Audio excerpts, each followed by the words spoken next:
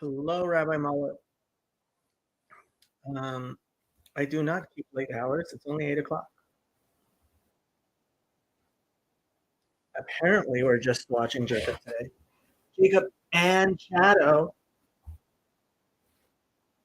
I considered talking about well, I'm listening to Father Eric. Um, I considered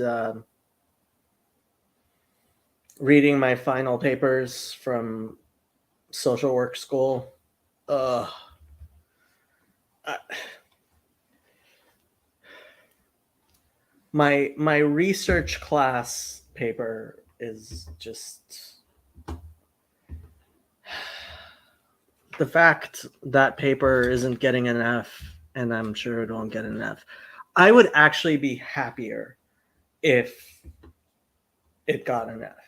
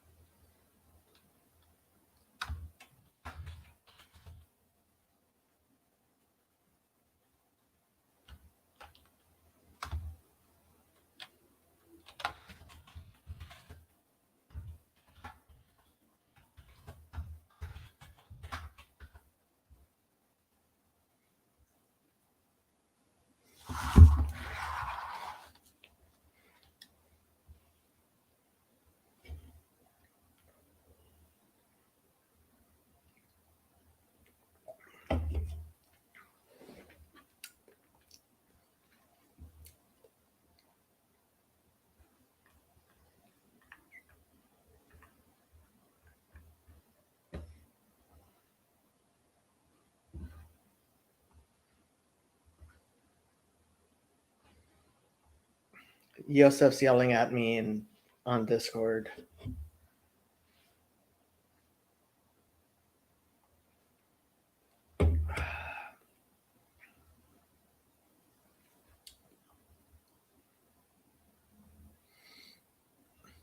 And I probably should be listening to Rabbi Mullet's stuff instead of Father Eric's, but Father Eric is coming to visit me in a couple of weeks, and Rabbi Mullet is not.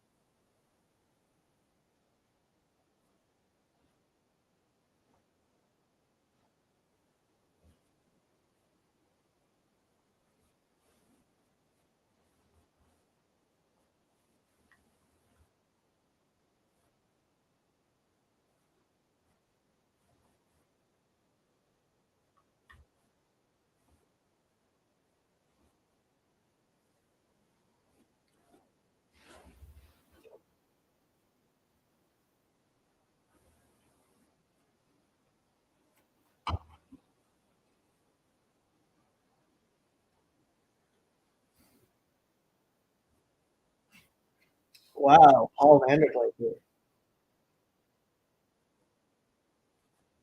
What's the latest and greatest? Um, no Zag Chidish. Chidish. Actually, I would be interested in hearing your response to my new disclaimer. All of the disclaimers. I decided to make a video about disclaimers, so Rabbi Mullet might find it interesting. I read something about ChatGPT picking stocks better than most fund managers this morning. It's not hard to believe.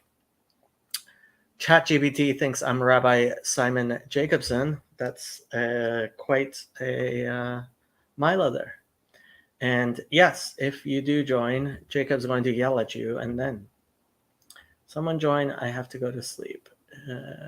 Okay.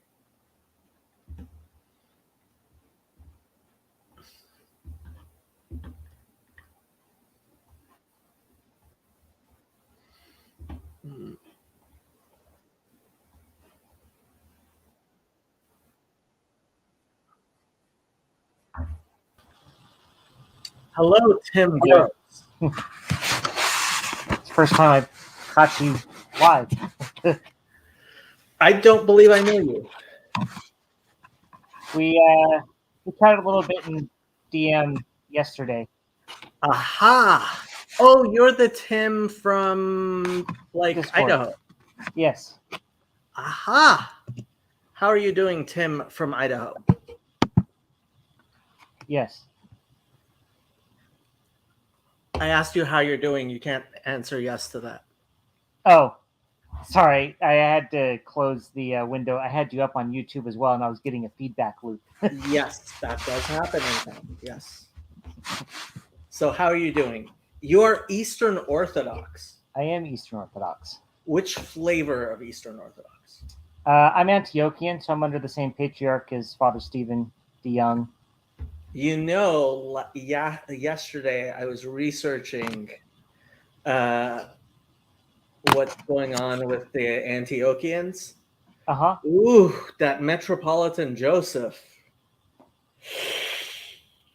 That's yeah. I was nonplussed to hear about this. To be honest, I know something went down, but I haven't kept up with it because I've been in the middle of a move to Idaho. He resigned. Okay. Which is good considering the charges. Okay. Yeah. He was not being very bishopish. Let's just put it that way. Disappointing because I met him a few times and he seemed like a really nice, down to earth guy. So. Yeah, and it's very unfortunate that he was a creep. Okay. Yeah. And now you have a new metropolitan, and I hear this new metropolitan is nothing like him. So yay, I guess. Yeah. Haven't met him yet, so I don't know. Yeah. So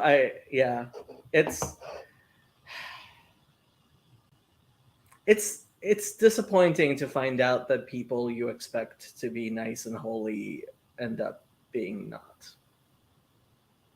Yeah. Hate to say it. Been there, done that. Got the T-shirt. Yeah, it's one of the things I say.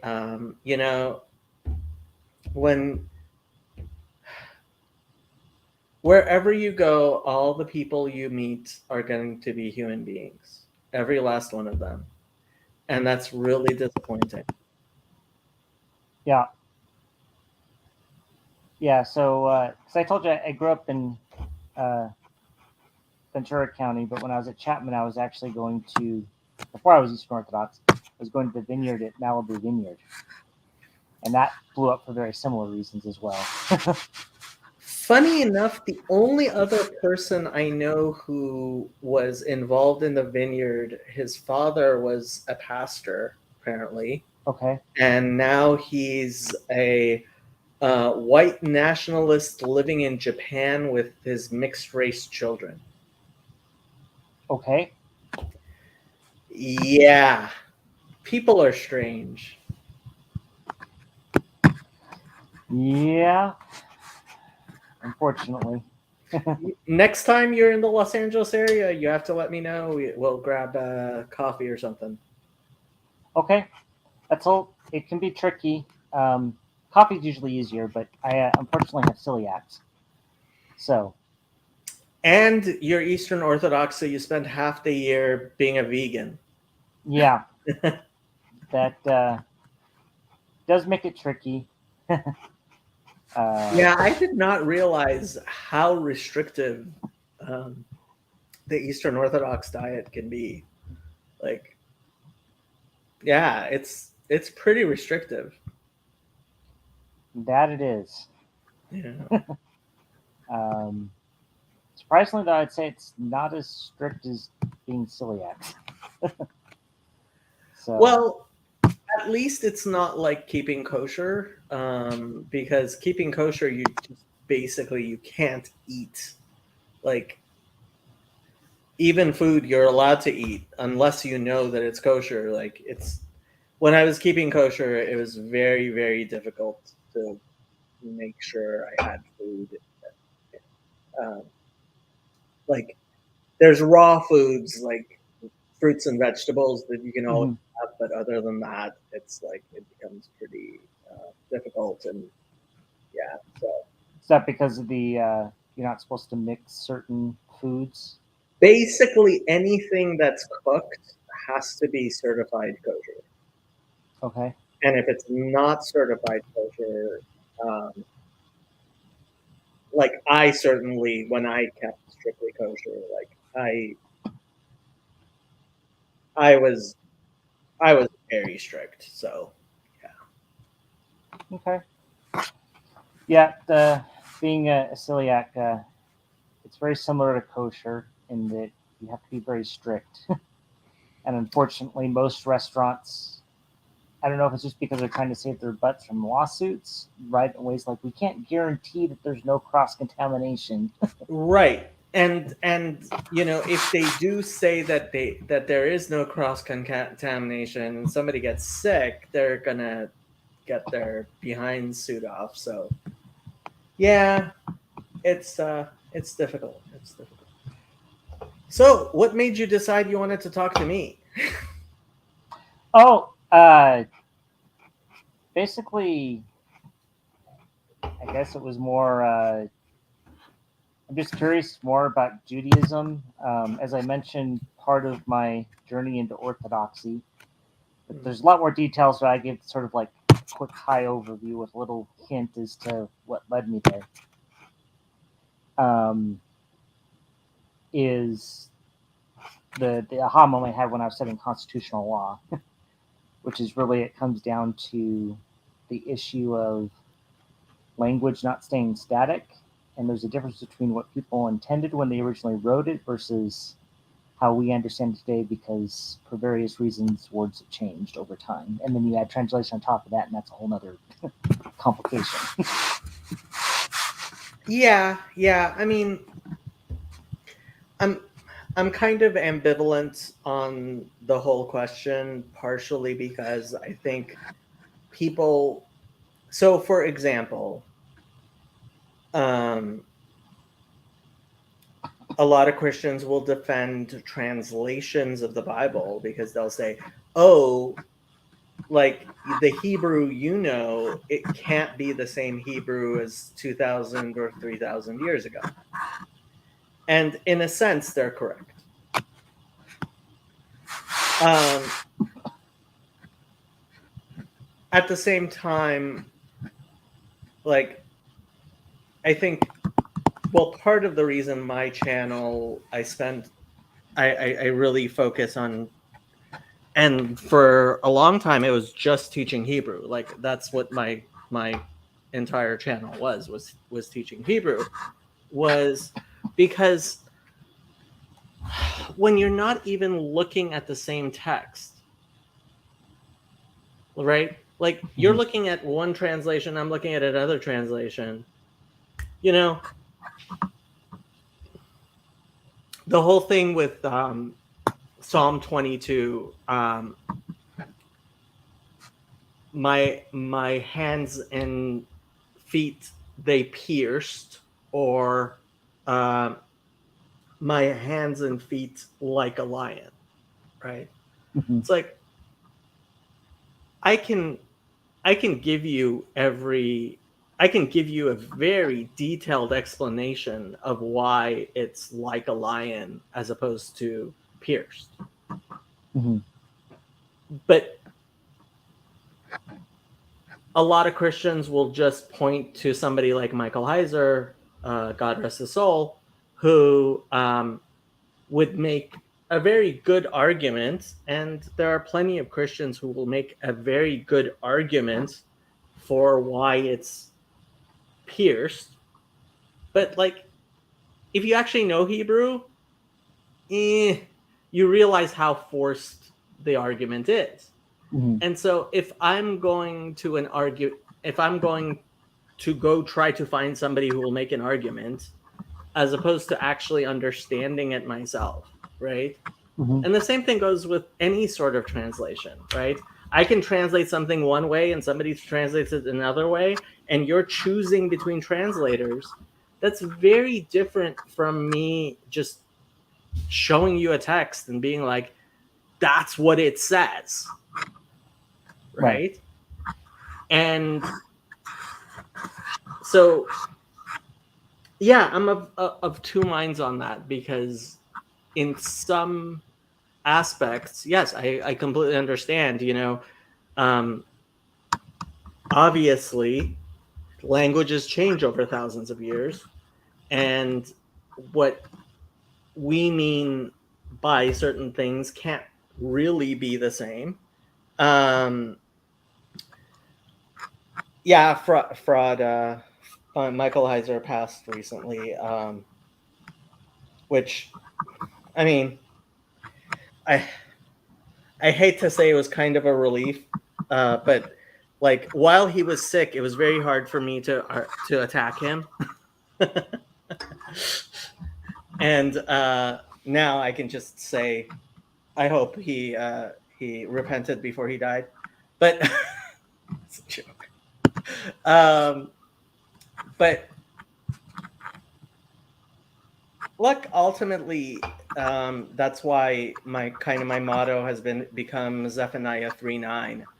Um, I, Therefore, um, I will overturn, I will renew upon the peoples a new language, because I think ultimately, in the future, when things are made clear, people will not be arguing over languages like they are. Mhm. And that's part of why I think it's so important to actually have a particular text, which is why I am such a defender of the Masoretic text, and why I think it's necessary to, in fact, um, like Masoretic text primacy is important to me. Mhm. Yep, and I would agree because I mean, like I said, for me, like with an area where I have more expertise, just because it's at least in English. 'Cause I don't know Hebrew and I don't know Greek. God help, I don't know Akkadian or Egyptian for some of the more obscure areas in the Hebrew Bible. I do have to say, Biblical Hebrew is one of the easiest languages to learn. It's pretty simple. What scares me is that when I did try taking Spanish, I actually failed it 3 times. Biblical Hebrew is definitely easier than Spanish. Okay. I speak both Spanish and I know Biblical Hebrew. I can tell you, Biblical Hebrew is much easier than Spanish. Okay. Although I learned Hebrew after I learned Spanish, and every once in a while I would find myself, I still find myself like taking a Hebrew verb and trying to conjugate it in Spanish. Like I will never forget. I was trying to conjugate what I thought was the verb to eat, ochlar, Okay. and then I realized, oh, ochel is a Hebrew verb. It's not a Spanish verb. There's no verb ochlar. That's funny. Uh, Charlie, go study for your final. If you fail your final, I will ban you from my channel permanently. He has a final tomorrow, and he's sitting here talking about cows, lady cows, and cows. oh my. What's he getting his degree in? Some sort of engineering. All the young men in this little corner are all like engineering types. Okay. Yeah. Which law school did you go to? I did not go to law school. That was something I did for fun. Oh, okay. As I mentioned, I was actually a film and television major with an emphasis in new media. Okay. And the key is emphasis in new media, so it was actually a way to get into programming through the arts direction as opposed to the math and science direction. I see. I see. This is my cat, Shadow of Death. Hello. And that's the Valley of the Shadow of Death. Get it? Yeah, I get it. Yeah, one of the people in this little corner so you teach at Chapman, you said? No, Or you went to Chapman? I went to Chapman, and I happened to You- go there and you'll probably recognize his name. I'm probably getting confused with the comic book writer because they had a very similar name, but his was Marv Myers, I think, not Marv Wolfman. Marv Myers was the head honcho over the Jesus Seminar and the main translator of the Nagi Hagi library for the Gnostic Gospels. So if you pick up a translation of the Gnostic Gospels, his name's on it. I see. Yeah. So one of the people who's involved in this little corner, Justin Wells, I think his last name is, teaches at the film school at Biola. Okay. Yeah. So he's going to be at Chino, which I'm guessing you're not coming to. No. Too far away. Yeah. Well, that's a 14-hour drive. Right. Yeah. What made you move to Idaho? You familiar with the law that got passed in California, AB 5? No. I should be, though. So it went into effect January of 2020, just before COVID shut everything down.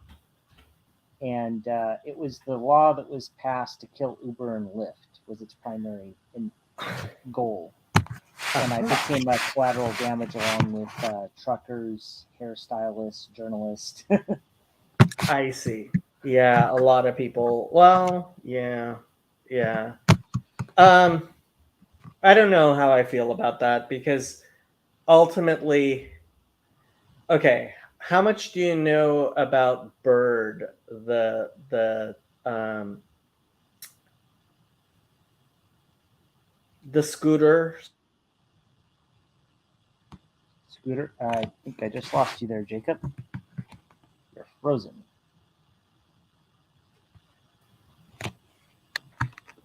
Can you see me?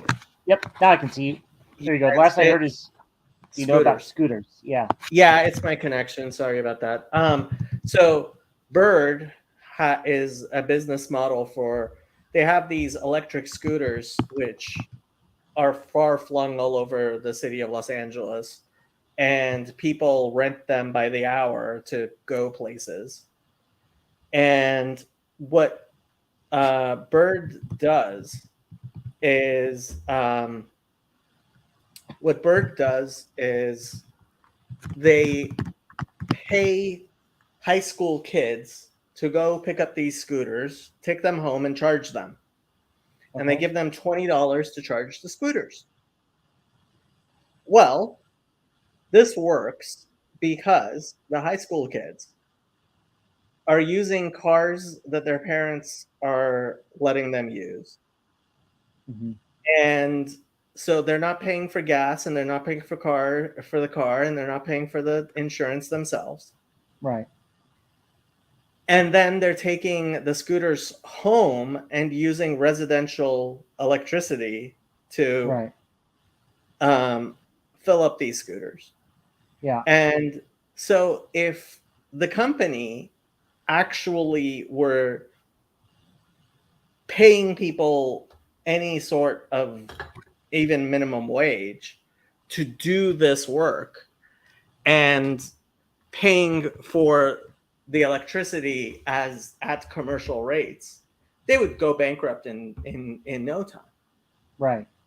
But what's become a California thing is to have tech companies with gig economies where you your income comes from your employees. And that's really what Uber was often doing. A majority of people who drove for Uber actually ended up losing money. Right. And so, yeah, Fraud says the bird scheme is genius and I hate it. So despite being a conservative and being a fiscal conservative, I would say more fiscally conservative than most people who think they are fiscally conservative, because I actually believe in economics and I would like to think I know more about economics than most of the people who talk about it. I really, really hate the skirting of minimum wage laws, and in fact, that's how I ended up suing Hasbro. Um, for anybody who recognizes this, um, I did end up suing Hasbro because I really, really hate when people work for less than zero. And Right. you would be amazed at the number of people who end up working for less than zero. And so I am a big fan of minimum wage laws. And so, yeah, I was aware of that law, Proposition 85, that passed. And honestly, ugh, I really hate what percentage of people, especially, I see it all the time with Hispanic immigrants to the United States. They literally end up working for less than a minimum wage as independent contractors, and it just kills me. Yeah, I get that. It's one of those things where an issue needed to be fixed, but I felt they used a nuclear bomb to fix it. Okay, the question becomes like, how do you, like, yeah, I mean, law is difficult. This is who was I listening to? I was listening to somebody who was talking about this. Oh, Steven Pinker today. So he was on that.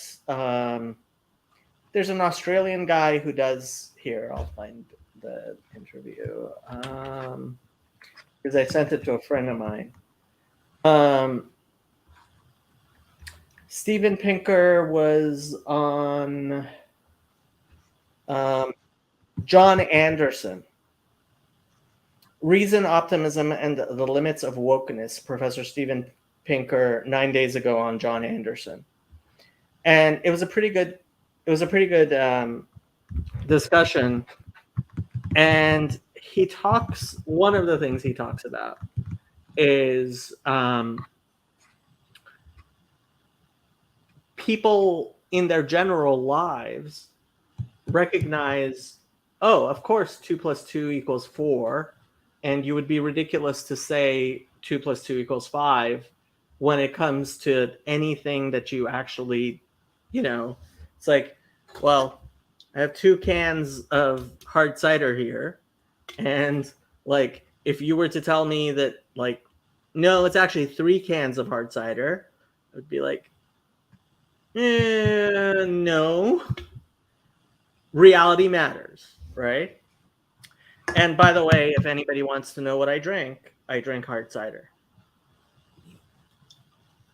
Um, that was for Teo because he's coming to visit, and if he's going to buy anything for my fridge, I'm just joking. I think it's me. I have a question for you then, because I used to be a big Strongbow drinker until Coors bought them out. Do you have a good suggestion? A big what drinker? I used to drink Strongbow a lot, which is a hard cider from England. But they got bought out by Coors, and they added a ton of sugar to it. Now it's nasty. And I was hoping maybe you used to drink it, and you'd have a suggestion for it. Honestly, the only hard cider that around here that's actually any good is Angry Orchard, and it's not. There aren't very many different. Okay. There aren't a lot of choices out here. Although, and Teo says Strongbow is fantastic, but that might be the British version. Anyway, back to 2 + 2 = 4. When it comes to law or politics or philosophy or theology, even with, and this is what kills me about, like, I'm getting a master's in social work right now. I'm taking classes. Like with psychology, people believe it doesn't matter. It's like there's no real answer, and it's like no, there are real answers with, and this is one of the things Eric Weinstein and I have spoken a few times, and one of the things that I constantly bring up with him is he thinks it doesn't matter if the justices on the Supreme Court are on the, he thinks Ginsburg, Ruth Bader Ginsburg was just as good a Supreme Court justice as Scalia or Thomas, and he thinks it doesn't matter that Sonia Sotomayor or Ketanji Brown Jackson, like, they're bad at the law. Now, Ruth Bader Ginsburg was just incredibly horrible. Like, quantitatively, you can see she was just absolutely incompetent as a judge. But like, people don't actually think that it's as important as, an engineer. And the fact is, if you have a bad psychologist, let's say you have a bad MFT, marital and family therapist, right? And in their career, they see 1,000 patients, right? Yeah. And let's say they're just a little bit worse than somebody else, and 100 more people that get divorced than if they were a better therapist, right? That's 100 divorces. Out of those 100 divorces, like, how many people have gotten hurt? As opposed to, like, almost any other job. 100 divorces, like, that's a real impact on society. Mm-hmm. But people think, oh, it doesn't matter if, psychologists, like, some are Freudian, some are Jungian, some are, whatever, cognitive behavioral therapists, and they genuinely don't think it matters if one of them ends up with fewer divorces or more divorces, fewer suicides or more suicides. Like, one suicide will destroy an entire family. Mm-hmm.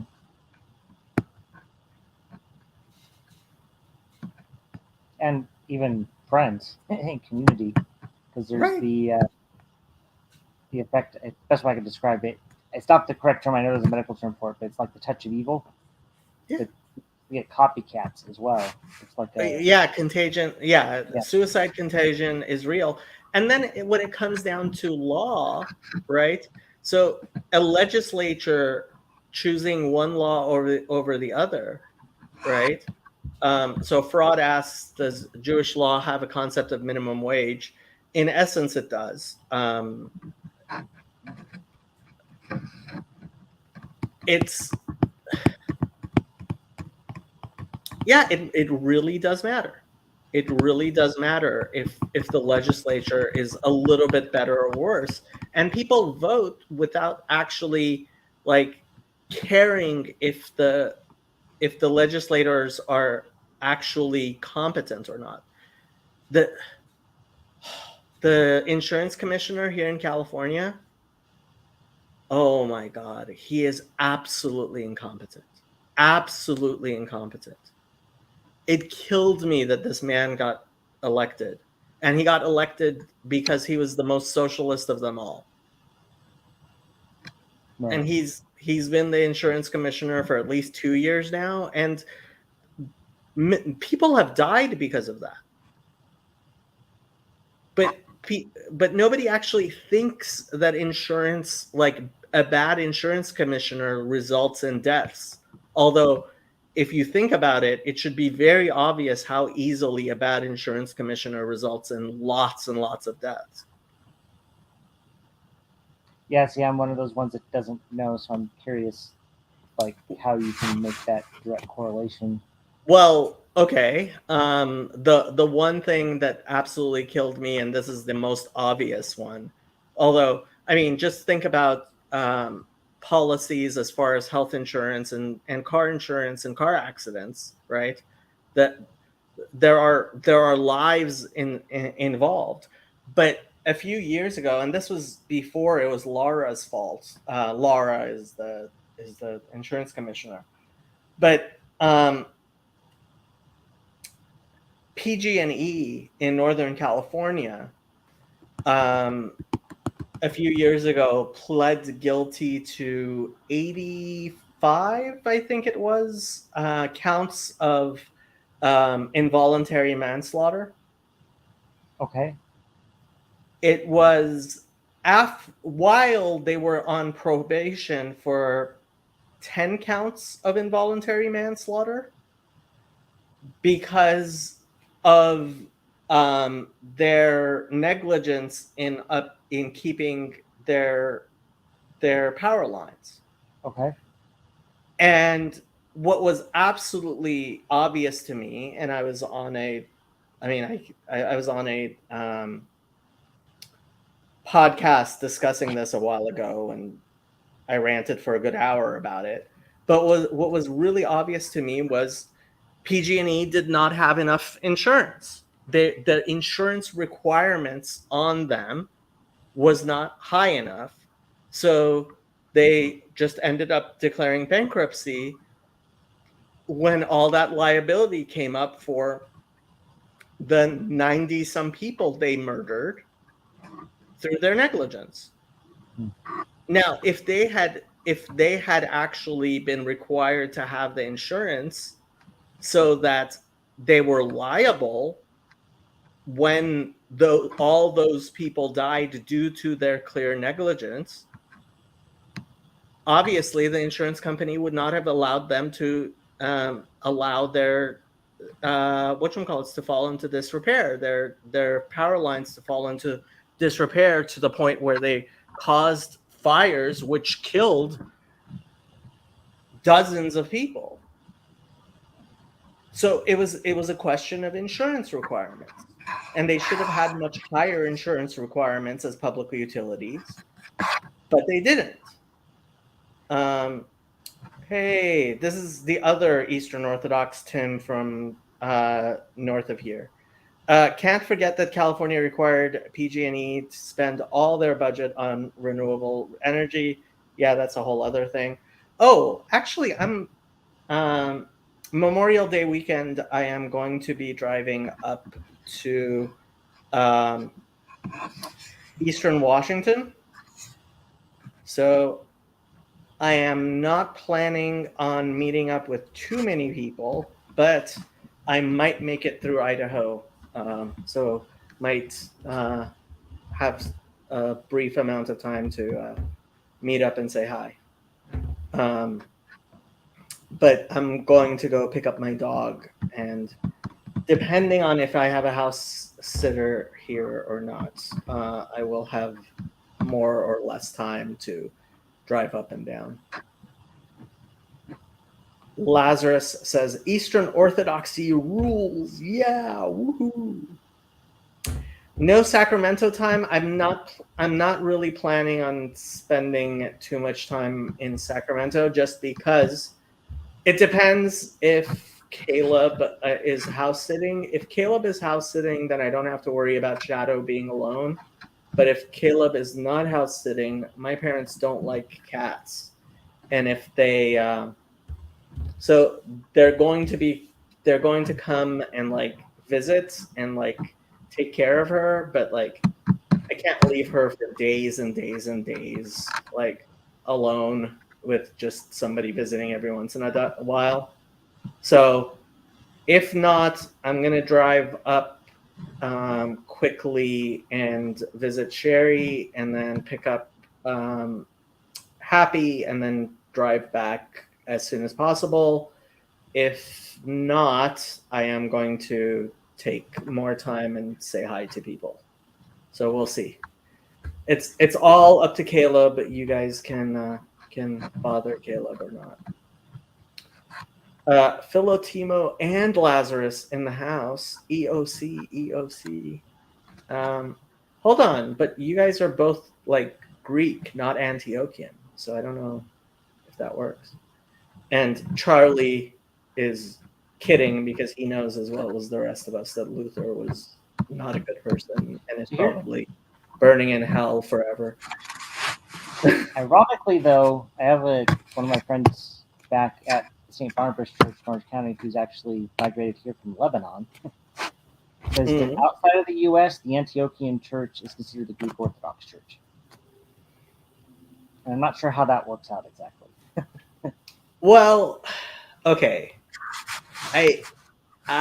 As I understand it, the patriarch, I believe it's John the 10th or something, of the Antiochians, is more widely respected as not being a pawn of any particular government, whereas Kirill II, I believe it is, or maybe it's Kirill III, of Moscow, is quite clearly was chosen by Putin for his position, and Bartholomew, who is also, I believe, the second of Greece. Many people would say he is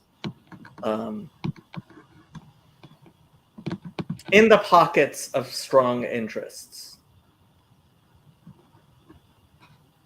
Yes, I believe so. I've heard things around the water cooler and sort of him and our State Department being hugely involved in Ukraine over the last 10 years. Well, that is certainly part of it. The OCA, there are a lot of people in the OCA who also don't like Bartholomew, but yeah. Charlie's joking because he knows sola fide, soli Christus, sola scriptura, sola, all the rest of the solae are all silly. Patriarch John is extremely likable compared to them, for sure. I don't know. I like Kirill, but I mostly like Kirill because he's become a total Judeophile in ways that that like really piss off a lot of the Eastern Orthodox, the Ortho bros. Like I end up like when I pull up Kirill quotes with Ortho bros, they don't believe that he actually said the things that he said. All right, so you got to explain to me, because I've heard the term Ortho bros. What exactly is that? An Ortho bro is a young man who on the internet has gotten into his head that Eastern Orthodoxy is really cool. Into his head. Lazarus, you need to turn off. Okay. Yay. Okay. Are we good? Okay. Yes, we are good. So bro culture online are young men who are extremely online and tend to spend way too much time on 4chan and other meme-scapes of the internet. And partially, I have to say, because Russia is in fact seeding a lot of the internet with all sorts of like some of the videos on YouTube are hilariously pro-Russia. Oh, And yeah. it is hilarious. Like, it is absolutely hilarious to watch some of these, or what I would call ortho bros, which are, okay, some 16-year-old boy from Georgia who is basically a Baptist, right? He's a Baptist, he's a fundamentalist Christian. He kind of sort of likes Donald Trump. He kind of sort of likes Putin. And therefore, he thinks, oh, like, Patriarch Kirill is based, right? And because Patriarch Kirill is based, then, like, oh, the new cathedral of the Russian military that Putin paid for is like the coolest thing ever. Have you seen pictures of this thing? No. Oh, we have to pull up the cathedral of the Russian military. Russian armed forces. There we go. It's even a lot of the Protestants are pushing it too now. You know? Oh, it's become. Are you kidding? This cathedral has become the new Hagia Sophia cum Vatican of the main cathedral of the Russian armed forces, and it's beautiful. It's absolutely beautiful. Look at that. It is right? pretty. I will It say. is very pretty. It is incredibly pretty. What are we looking at? We are looking at Putin's attempt to create something better than the Vatican. Oh, is this like the Navy chapel? It's the main cathedral of the Russian armed forces. And like, yeah. Like, they have drone footage on YouTube you can see of this thing. It's beautiful. It's like grand, and it's filled with like all these icons and stained glass, right? Yeah. And all that stuff. And like, there are these silly 16-year-old ortho bros all over the internet who are like in love with Eastern Orthodoxy, they think, even though they know less about Eastern Orthodox Christianity than like most people. Yeah. Well, I mean, they're just 16-year-olds, you know? Yeah. Well, they're looking for their purpose. They're looking for, they're looking for purpose, and they're not finding it in the American lifestyle. So, yeah. So those are ortho bros. Okay. Okay. I didn't ever thought of them as 16-year-olds. That's new to me. Okay, there are ortho bros up to age 40. Yeah, that's true. You can be Guilty. an ortho bro until you're age 40, but not if you're married. If you're married, you can only be 25. Yeah, there you go. So I'm not an orthobro then. There you go. Are you joking? You are nothing like an ortho bro, Tim. No, if you were I'm an the chief ortho among bro, ortho bros. You gotta add. if you were an ortho bro, I would not be encouraging you to start a channel, Tim. Yeah, you gotta add like the some of them, and you gotta add like the incel route and like the total hatred of women, and it's all Oh, come just, on, guys. Well, the funny ones Yeah. are the ones who look forward to moving to Siberia so they can become Oh. like a monk. oh yeah, Yeah, those are. I've known some people that did that. A couple of people, not Siberia specifically, but they moved to Russia. Right? They had a totally off base image of what it was going to be like. Really? What? They're like, oh, yeah, they're going to yeah, be so faithful and yeah. I actually had some people that tried to get me to go to Russia with them. Like they were like, "You should come join us, Lazarus." I'm like, "No, I'm not doing none of that." Same The goes for ortho- Greece, by the way. Yeah, Yeah, I but have this too. but to be a real ortho bro, you have to be a Putin pawn. Yeah, And- that's true. And that's why when I pull out the videos of Kirill, like, so Putin in his attempts to like undermine like all types of secularity and stuff, right? So he's become a huge fan of Chabad Hasidus. So Chabad, Really? yes. So Chabad, my Hasidic milieu that I hang around with, was originally a Russian Hasidic dynasty, and like actually the Rebbe and his father-in-law were very involved with refuseniks and bringing down communism and all that, right? So there was an underground. I actually have a book here about it. Hold on, let me go get the book.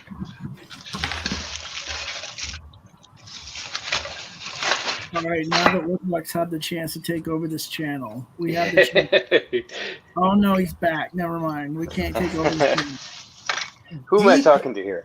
Deep in the Russian Night, Ah, an autobiography by Aaron Khazan. For hundreds of years, Russian Jewry suffered continual persecution and oppression. Under the Tsarist regime, the Jews were confined to the Pale of Settlement, subjected to brutal decrees and sporadic violence, impoverished and degraded. Yet amid all the adversity, Torah and Judaism flourished on the harsh Russian soil. Yeshivot and Hasidic centers sprung up wherever Jews lived, and for the most part, the Jews remained strong and steadfast in their faith. But with the communist takeover of Russia after the revolution of 1917, a deadly atheistic spirit swept over the vast Russian steppe that for the first time truly threatened to bring about the spiritual destruction of Russian Jewry. Deep in the Russian Night is the story of Aaron Khazan, an indomitable Jewish man who refused to surrender his faith in spite of the ruthless persecution of the new regime.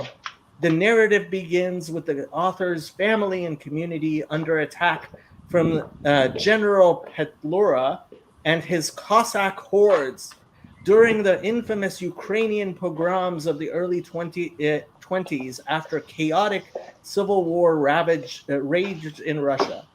After Fiddler the on the Roof communists... is Ukraine, right? What? Fiddler on the Roof is Ukraine, right? Yeah. After the communists consolidated their hold on the country, the physical danger abated somewhat, but the systematic attack on religion in general and Judaism in particular began. With the aid of the notorious Yevsektia, this was the anti-Jewish section of the KGB. The Jewish lackeys of the Communist Party, a relentless campaign of legal and economic pressure was mounted against the Jews, a campaign which only the most heroic and dedicated Jews were able to withstand. Aaron Khazan was one of these Jews, and he succeeded in bringing up a family in the hostile communist environment and instilling his own strong ideals in all of his children. So, like, Chabad and the refuseniks and the Jewish resistors of the communists, like, and frankly, I have to kind of be proud of it. Like, there was a genuine fight against communism by these religious Jews. Hey, Chezi.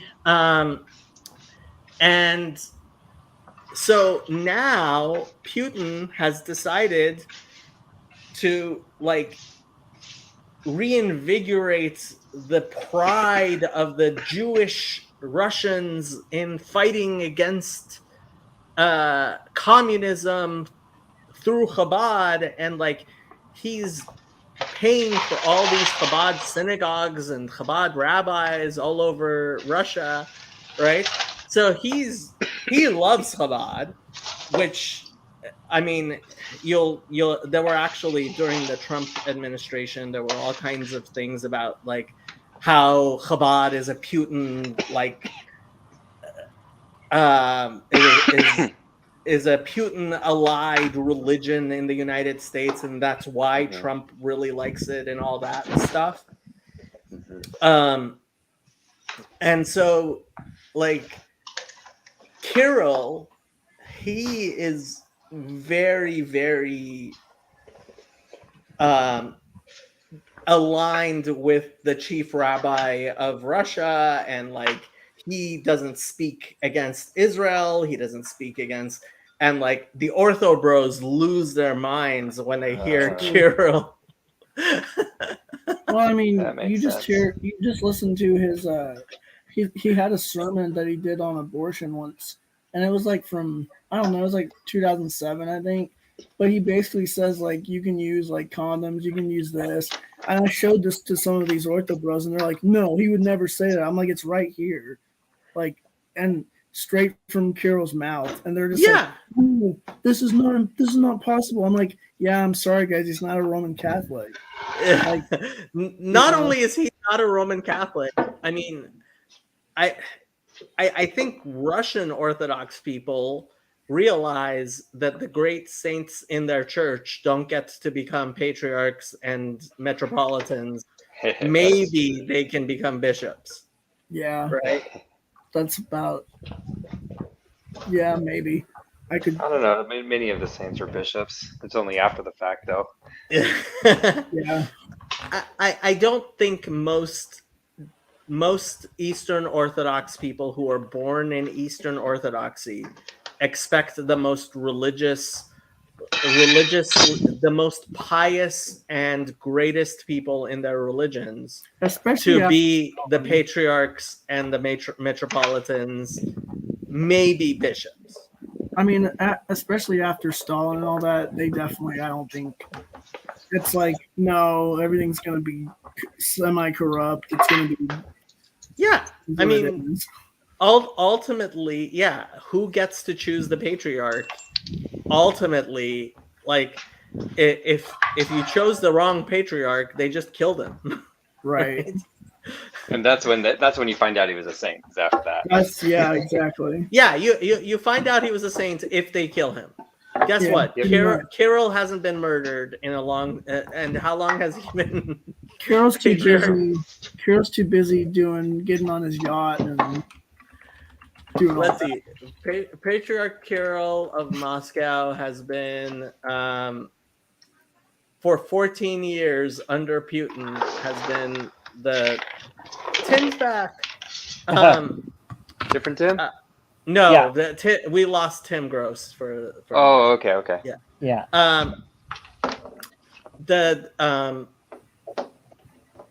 For 14 years he's been patriarch under Putin. And guess how many months he would have lasted if Putin disliked anything he had to say? 0. Yeah. So it's like Russians know this. They like expect the patriarch to be the most pious member of the Russian Orthodox Church, whereas Ortho Bros somehow find this surprising. Right. Well, at least the Americans do, because they're so into the faith that they think that, like, yeah, They're so into their conception of the faith, which has almost zero actual, and that's why, when Father Stephen says, like, it, somebody writes him an email and says, I've been listening to all this content and now I want to get baptized, he just deletes it. right. Because he's like, yeah, come to my church and then we'll talk. Right. I mean, I'd do the same thing if I was a priest. I'd be like, just come to church, come see me, or if there's a priest nearby, go see him. Like, Yeah. that's how I respond, because I'm like, no, you're not getting baptized just because you watched a freaking YouTube video or podcast. Like, that's ridiculous. So Lazarus, where do you live? I live in next to Waco. Ooh, you're a Texan. Yep, I am. Did you go to the Trump rally? No, I don't. No. What? How can you be Eastern Orthodox and not a Trump fan? Like, Yeah. I thought like Trump was included in the liturgies with the bishops. He is on the Yeah, Antiochians, as if far that as ever I know. happens, you'll see me going like Jesus and destroying stuff, like getting a whip, maybe just going smashing some idols. Tim, are you working on your church, or where are No, you? I found termite damage in my bathroom, so I ripped the whole thing apart. Like, this wall is all just chewed up. Wow, Tim No, I'm has ripping my bathroom apart. capacities. This is how you know Tim's not Jewish.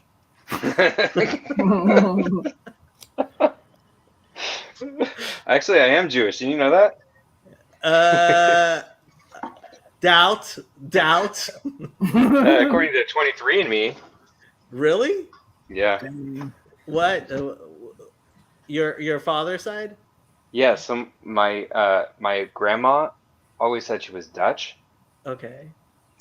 and she I don't know what the situation was, but something to do with something happened in the West, and I think she was an orphan, or her my great grandmother, so her mother, I think, was an orphan, Okay. and then was adopted by a I Dutch family. Yeah.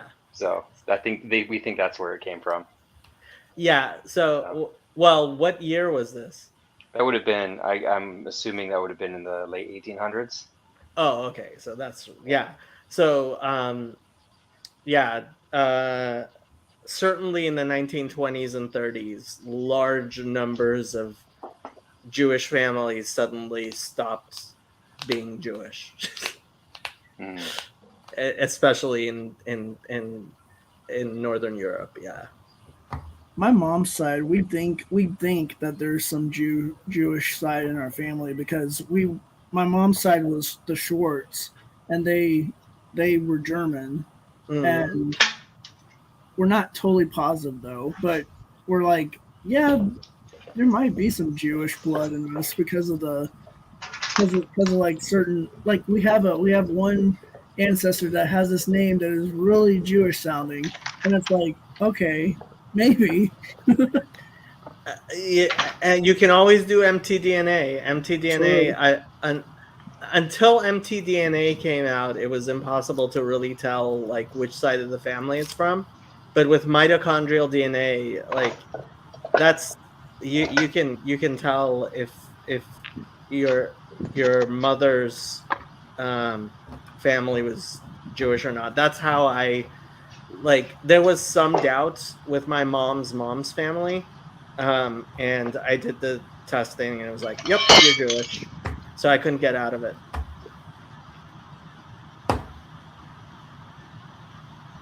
Interesting. I'm stuck. Oh well, that's what it is. So Jacob, you were talking about that. You're reading from that book, and my only context for that is basically Fiddler on the Roof. So I was wondering. So I was thinking about the guy. Are you familiar with the movie? Like with the plot? Fiddler on the Roof, Okay. yes. Yeah. Okay. So there's the guy that goes away to college or university or something, and he comes Yeah. back, and he's now like The communist, yeah. I think he was supposed to be a communist, right? right? Yes. And it also made me, as you're reading, I was thinking about like I have heard people saying things about how many of the like original revolutionaries were Jewish. Well, so there was definitely in the original, so in the 1900s, the original, so part of the fact that it was kind of impossible for Jews to convert to Christianity and be accepted as Christians, uh, you ended up like Karl Marx. Both of his parents converted to Christianity, and he was sent to Christian schools his whole life, and before he was born. So he was raised a Christian, and all through school he was called the Jew. Yeah. So he hated religion. He hated Judaism, because like when his parents converted, the rest of his family completely disowned him, and then supposedly they're Christians now, but in all the Christians called him the Jew, like that was his nickname in high school, and so he absolutely hated religion, and you see a lot of that in like his writing. what? You see it in his writing that he's like, God, this religion is it's the opiate of the masses. It's the Right. He completely hates religion, and it comes from this experience of like getting it from both sides, from what he considered all religion, which was Judaism and Christianity. Mhm. And I mean, also he was a pretty disgusting person just in general. I mean, if you learn much about his life, like he was a really horrible person, and without Engels, he probably would have amounted to absolutely nothing. It's funny how Engels was the one who enabled him to become Marx. Well, yeah, And- I was gonna say like Engels and Hegel. They're basically like they're like the ones that if I was going down the Marxist route, I'd be like, yeah, those are the ones that really kind of they make it sound much better than what Marx. If you read Marx, what he's going on, because Well, I mean, Engels. It's not clear that much of what Marx says wasn't all the product of Engels.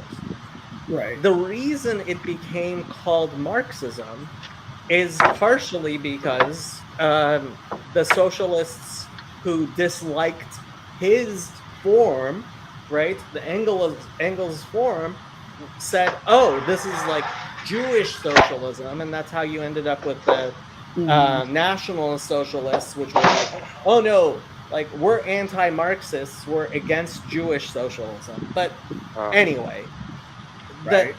so there were a lot of, so Trotsky was Jewish. There were certainly a lot of Jews who were involved in like the Russian Revolution. But when it became but ultimately it was always mostly the leaders were not Jewish. Lenin obviously wasn't Jewish. Stalin wasn't Jewish. And Stalin, Stalin so was with actually went to a seminary, Yeah. right. Orthodox seminary. And so Stalin, he had what's referred to as the doctor's plot, where he blamed all the troubles on a bunch of Jews and like killed, tried and killed a bunch of them. So like the communists, I mean, and within the Jewish community, there was always a big divide between the religious and the communists, right? The communists were anti-religious. And that's actually part of the whole fight as far as Israel and Zionism, right? The Zionists there were some religious Zionists, but they then tended to be the secularists and communists, and that's why Israel, when it was first established, was an anti-religious secularist state. And like, as I was pointing out on my Discord server, the Declaration of Independence deliberately does not, as he says, there is no other hand. What does that mean? Well, because he's a Zionist, God have mercy on his soul. And like the Declaration of Independence, the Israeli Declaration of Independence, mentions God maybe in one word, kind of, which was all that the anti-religious would allow. But because there were some religious Zionists, they demanded that there be some reference to God in the entire declaration. So towards the end, they kind of sort of almost mention God. You're just baiting Chezi right now, aren't you? No! Hope he's gonna hop on. What's he gonna say? Everything I am saying is absolutely the truth.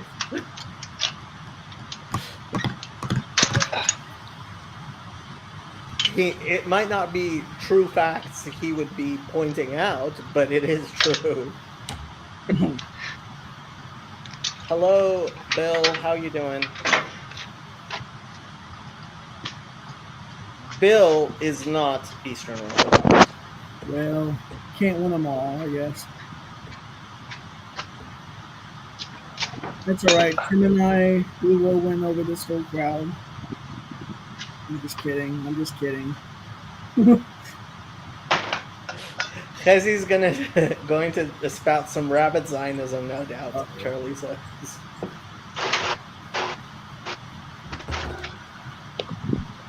Lazarus, how old are you? I'm 31. You are 31. Are you married? Not married. Why are you not married? Hasn't happened yet. I'm not sure I approve. Potentially in the future it will, but not yet. Got to get stuff worked out. So, with God's help. Yeah, with God's help, it'll happen. Sure. There we go. Ryan! Ryan is one of our Noachites, and he's Australian. And he knows Korean. Wow. Yep. I barely can speak Spanish, so. And sometimes my English is pretty Texan, so.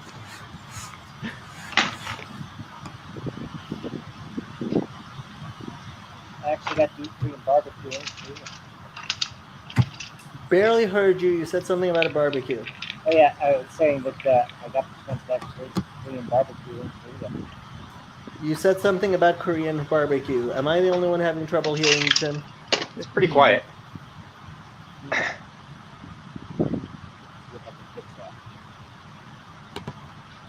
Charlie says, it's okay, Lazarus. I have a couple of 20-year-old friends who are married, and I'm 20 and not yet married. I'm sure we'll get there. I've got a girlfriend. We're talking about that, so, you know. Okay, so you have no excuse. Get married. Yeah, I'm going to have to still wait on that, but it's cool. Is she Orthodox? Oh, yeah. Yep. Tim, why are you messing with my screen? Oh, did I screw something up? Sorry about that. We will never forgive you. I'm on my phone here. It wasn't look right, so now it looks better for me. Does that help now?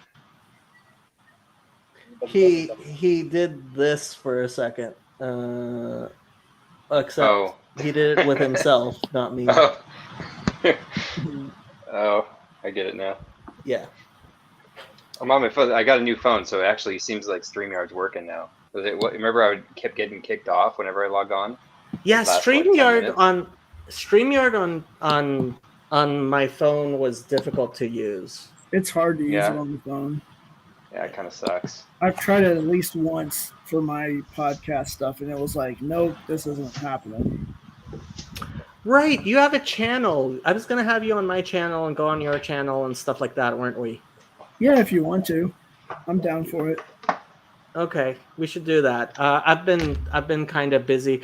I turned in my final projects for my master's classes, and I was absolutely disgusted with myself. And I decided, you know what? I am going to. No, Charlie, you can't. You may not join. Do you know why, Charlie? You may not join. I think you know, Charlie, why you may not join. Isn't he got a final? He has a final tomorrow. Dude, you got to get your final done. I'm just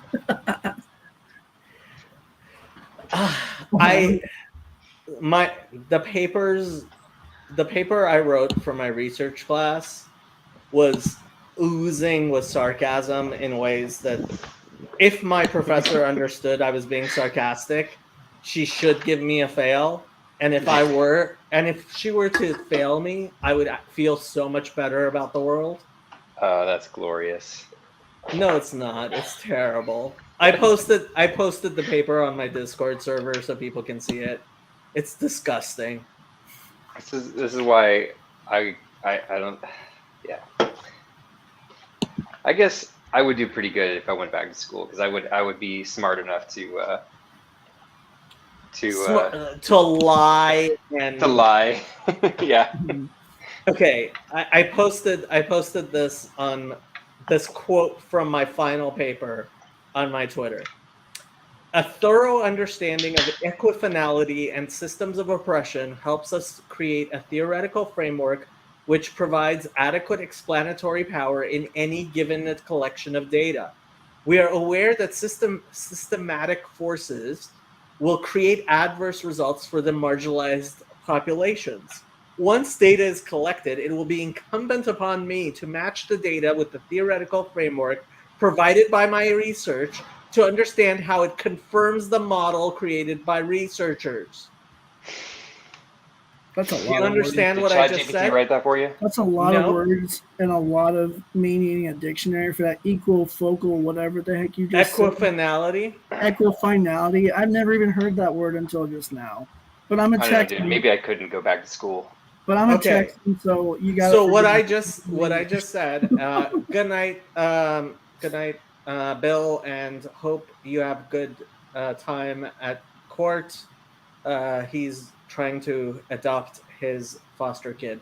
All right. Aw. Heck yeah. But what basically I said there, if you were paying attention, was regardless of what the data says,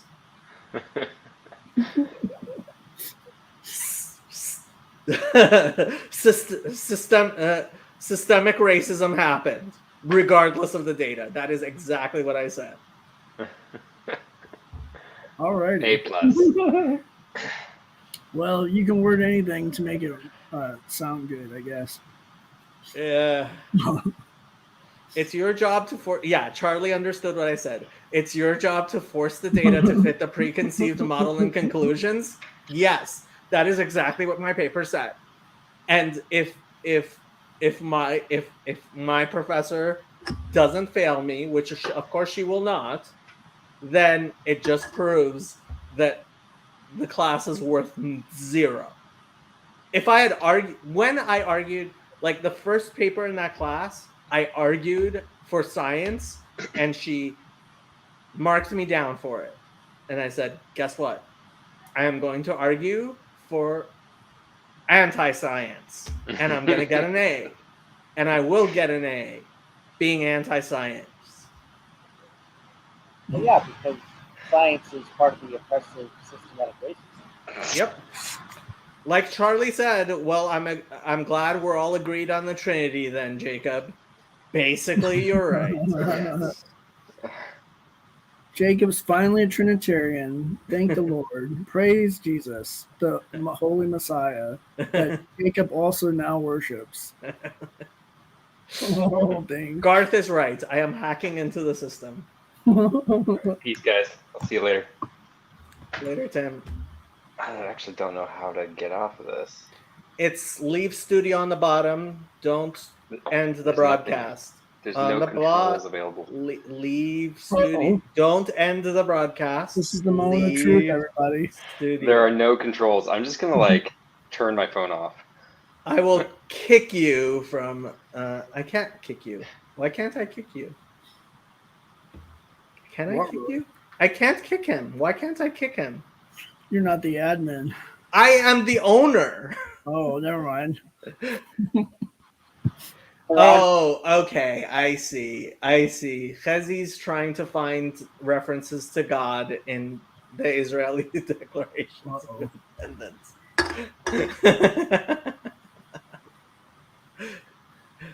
Yeah, the Rock is God. Yeah, sure, Chazi. The Rock is God. Yes.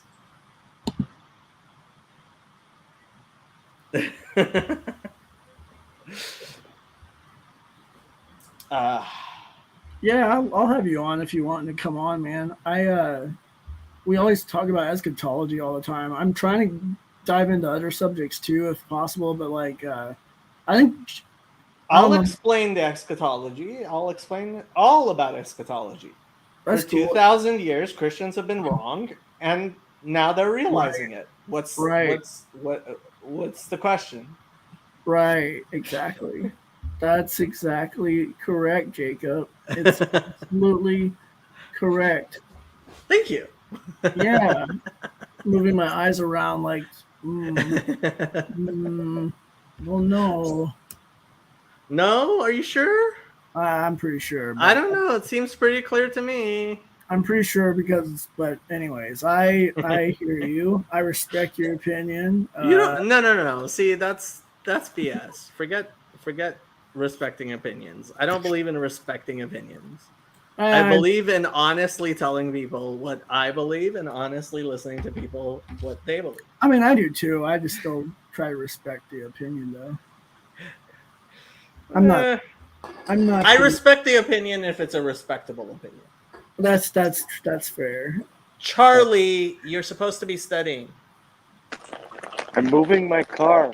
Why are you moving your car when you're supposed to be studying? Said I want a parking ticket in the morning. That's fair. What's more important, a parking ticket or your grade? Probably the parking ticket. But it could have negative effects on his grade anyway. So there you go.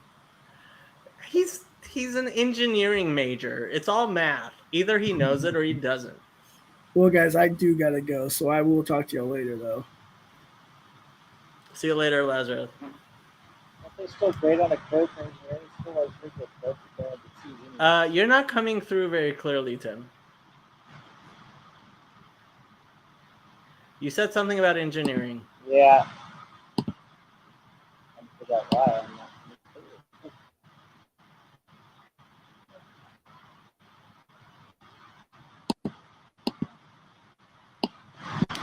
You know what? Better or worse? Your mic is, well, it's catching a lot of ambient sound. That's what's going on. Okay. Yeah. It's not a very good mic, Tim. Sorry. Is it your phone or your laptop? Laptop. And I'm supposedly using the ambient noise reduction. it's catching a lot of ambient noise. Yeah. Chazi, the reason they decided to use tsur is because you could also translate tsur as not rock. And frankly, you can also use tsur as a way of making fun of the God of Israel, which I am sure is particularly why Ben Gurion allowed it, because that was just the type of man he was. Oh, sorry, Begin. No, Ben Gurion. Yeah. What says he going on about? I missed that. So the Israeli Declaration of Independence, towards the end of it, refers to God as Tzur Israel, which you could translate, if you really wanted to be nice, as the Rock of Israel, which could be a reference to God. Or, if you're being Ben Gurion, You could translate it as the besieger of Israel. And I'm guessing that's why he agreed to use that one.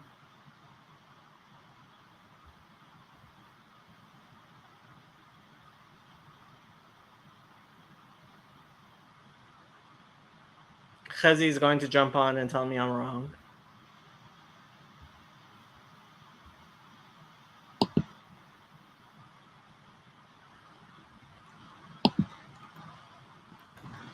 Yeah, we're hearing the buttons more than we're hearing your voice, Tim.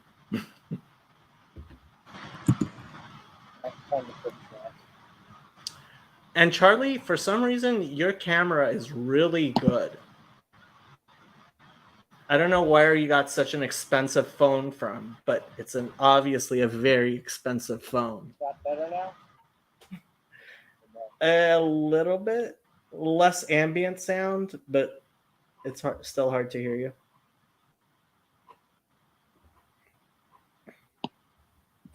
It's just my iPhone. Oh, you have an iPhone. Yep. I see. My iPhone. Charlie's car. wealthy. Well, my parents are kind to me. Charlie's parents are wealthy. Oh, I know what I'm saying. I got to my car, now I get to drive it 15-minute walk away so I can walk back to my dorm. Very exciting. And this was your excuse for finding a way to come on to the live stream, I see. Yeah, it's like $75 if I leave it here too long. So I'm So gonna for drive now. $25, you could have had your roommate move your car for you. He's out of town. Oh. So for $20, you could have some perfect stranger move it for you. Right. All right. I'm not gonna talk here because I'm a law-abiding citizen. So. You are not a law-abiding citizen. That's one thing we are sure of.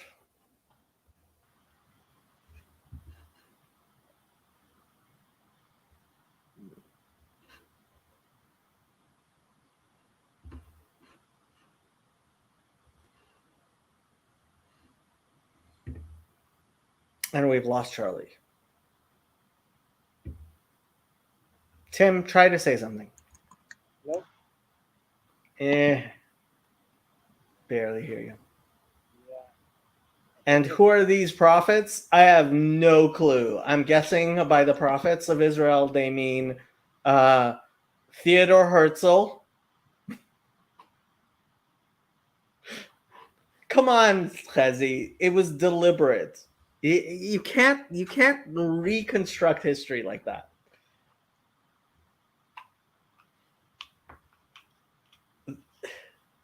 Prophets of Israel.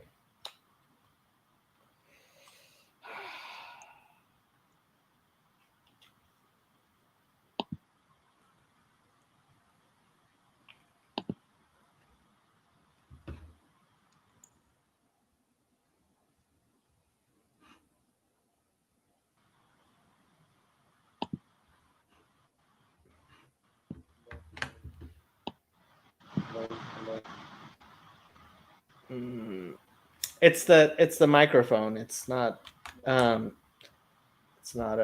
what you call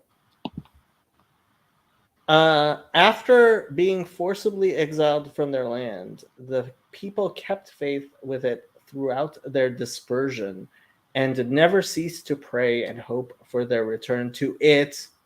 Yeah, it does sound very secular, Chazi. Because mipnei chatatenu galinu me'artzenu, Chazi. Some of us, at least, say that every once in a while. I don't know. Do you still say that, Chazi? Mipnei chatatenu galinu me'artzenu?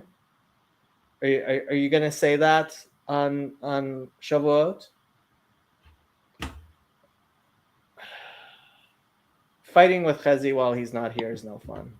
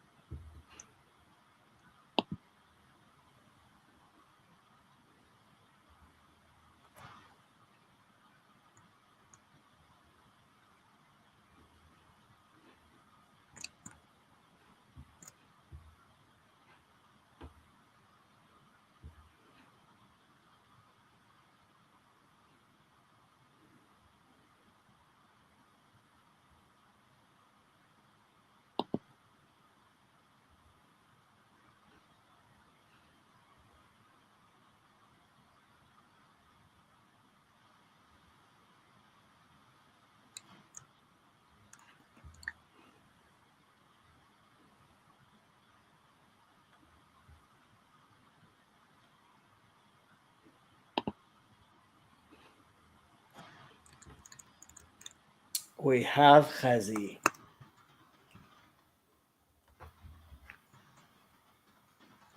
You managed to get me. What time is it? It's 8 o'clock. Oh, okay. Normal time. I'm running late today, so I'm running late. I'm doing. You're cutting in and out, Chazi.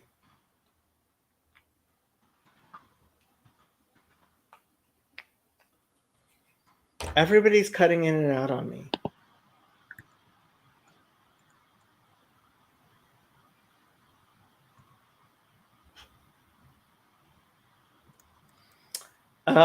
Any recommendations for external microphones? A lot of people get the Yeti, but I haven't found that it's actually that great. I think actually, like,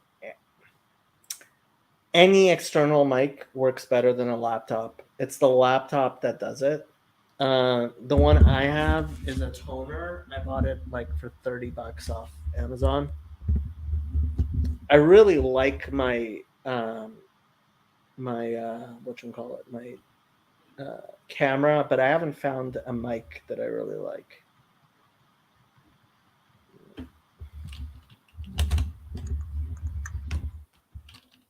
A lot of people get the Yeti though. How much is the Yeti? Yeah, it's $100. The problem is that for really good mics, you're gonna need something like the actual good ones. They cost hundreds of dollars and feed not in through USB but through higher things, and that's why the good sound comes from like mics that cost like $1,000.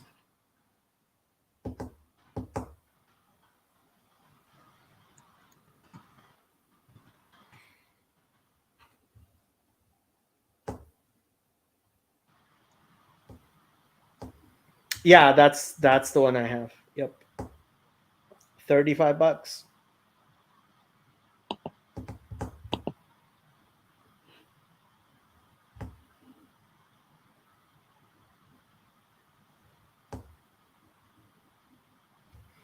And mine isn't great either, but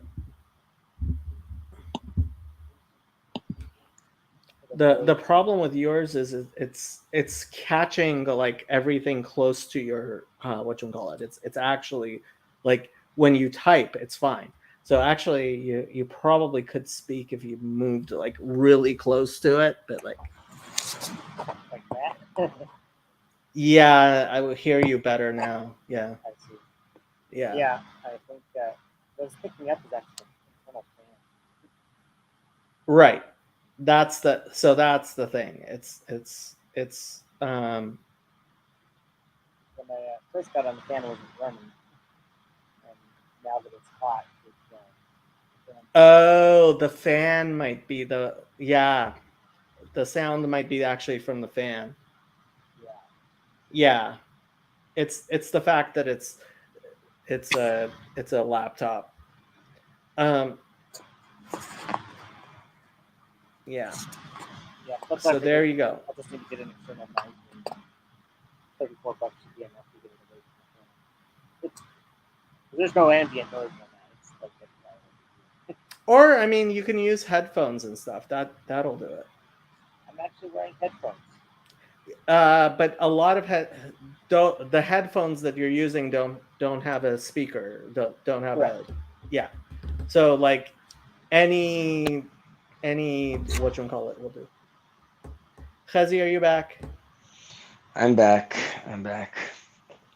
We have Yechezkel Shraga Halevi. Halevi. Oh, what was your father's name? I forgot your father's name already. Moshe? Halevi, Spiro. So Yechezkel Shraga ben Moshe Halevi. Nope. No? Yamod Yechezkel Shraga Halevi ben Moshe Halevi. Really? It's my third name and my dad's second name, and all my boys' third name. You and your grandfather was way too proud of being a Levi. I have a ring that has a Levi stone in it from the Choshen. Well, not really from the Choshen, but yes, our family takes it very seriously. Except for actually going and washing the hands of the Kohanim. No, because what? Yeah. It's just not the job. It's just not. It's just not the job of the Levite to be washing the priest's Yes, hands. it is. Do you know how many Levites have cups on their graves? Like that was the traditional I know it's sad. gravestone. Why is that sad? It's First called of all, being proud of your shirut, of being No. of serving. It's my called, service. Yeah. Our service is supposed to be just like where the name Levite comes from walking with and assisting Livui, while that's what his mother names him, and the job of the Levite, as described in much of the Bible, is to shepherd, guide, interact with the people, and teach the Torah. And some also helped with some washing of some hands in the temple. Tim, how are you? I'm doing good.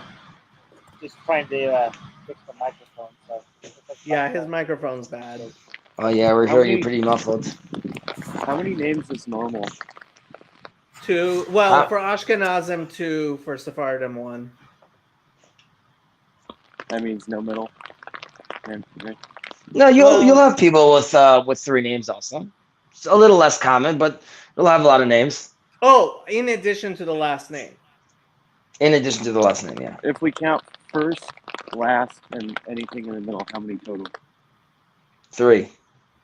Yeah. So the part of it. So I have 3 names, but that's because one of the names was the secular name, and for Ashkenazim, a lot of times the secular name was the translation of the Hebrew name. And so they included it. So, for example, there's a lot of Aryeh Lev, Menachem Mendel, Tzvi Hirsch, Dov Ber. Yechezkel Shraga. Really? Yechezkel and Shraga mean the same thing? No, those names go together very often. Oh, okay. But those other ones, the names actually mean the same thing. Yeah, correct. Dove Bear and like Riggs and like Vel Wolf. I mean, Yeah. my son, we call him Billy, but he has like 3. He has 3 different Hebrew names with the last name. Okay. And so I had a Persian name, which was a Zoroastrian name to be used commonly. And then my Hebrew name was Yaakov or Jacob. And so I still have the Persian name as my middle name here in the United States. I just switched the two. But when I get called up to the Torah, I just get called up Yaakov ben Chaviv. Whereas Ashkenazim like to add lots and lots of stuff. I never liked that converts are named when they go up to the Torah, they're son of Adam. Abraham. Abraham. Why? I don't know. I just think we don't have to erase their parents. That's the whole point of Abraham being of Hamon Goyim. No, I understand why they're doing it. I'm just saying I don't love it. But more specifically, Jacob, about the Declaration of Independence in Israel. Yes. Hashem Yerachem Aleinu. It's so funny because actually during during Independence Day, I was just reading it again and I got emotional, reading those lines about the prophets. And as I was getting emotional, I was like, you know what? I should really send this to Jacob and have him read it out loud on his channel because. But ironically, here you are saying it's all nonsense. I look at it in my framing that, like you said, it's all deliberately anti-religious, secularist, atheist, It's always a good move for an atheist and a secularist to bring in the word like prophet, prayer, the Rock of Israel. It's always a great move. Very, very smart. Okay, you know what? Let me go ahead and read you the Wikipedia article on the Israeli Declaration of Independence. You don't have to. Apparently, you haven't. You don't have to do any of that, Jacob. You just have to realize that after 2,000 years, it doesn't. I don't care if all of them are secular, which they weren't, and many of the people signing it were Orthodox rabbis. The point is, after 2,000 years, you have a people coming together using that original language that the prophets spoke about, referencing those prophets, referencing coming back to the state of Israel. The fact that you would have people, and by the way, this happened obviously in the establishment of the United States in a certain sense, but No, you did not have people deliberately trying to avoid the use of the name of God because they hated God.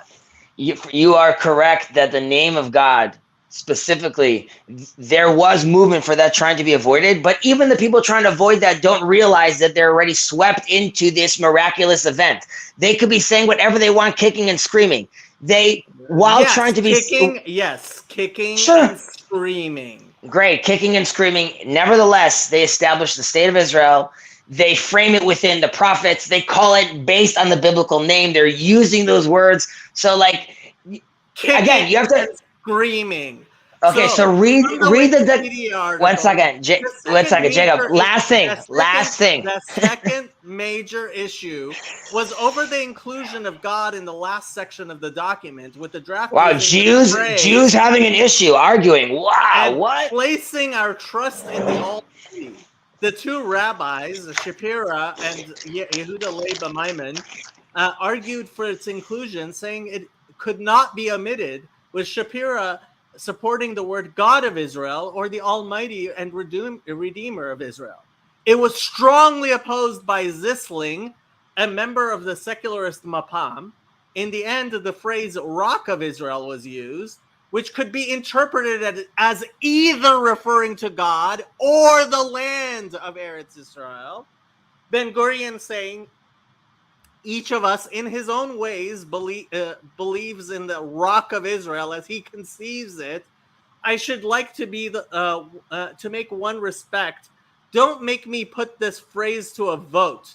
Although its use was still opposed by Zisling, the phrase was accepted without a vote. I know, it's so miraculous. And yes, also, it is very miraculous that these Marushayim were forced to admit that God exists. I'm so happy that like Tim and Charlie are both. I see them both crying for how excited they are for the Declaration of Independence and how they clearly see. Excited. So again, if you read that Declaration of Independence to any Jew, like 200 years ago and on back, they would just immediately fall down the floor, start crying, thinking that the Messiah has come. It's just Jacob right now sitting in his home in LA thinking like, no, this is not really written the way I would have imagined it be written. It's beautiful. It's prophetic. You're talking to Jacob and two Christians who also agree with you that the Messiah has come, and all three of you are wrong.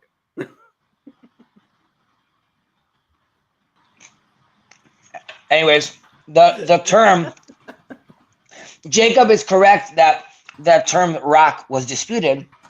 However, in all our prayer books here, we now reference and purposely put in the word the rock so it could be culturally appropriated to definitely mean God.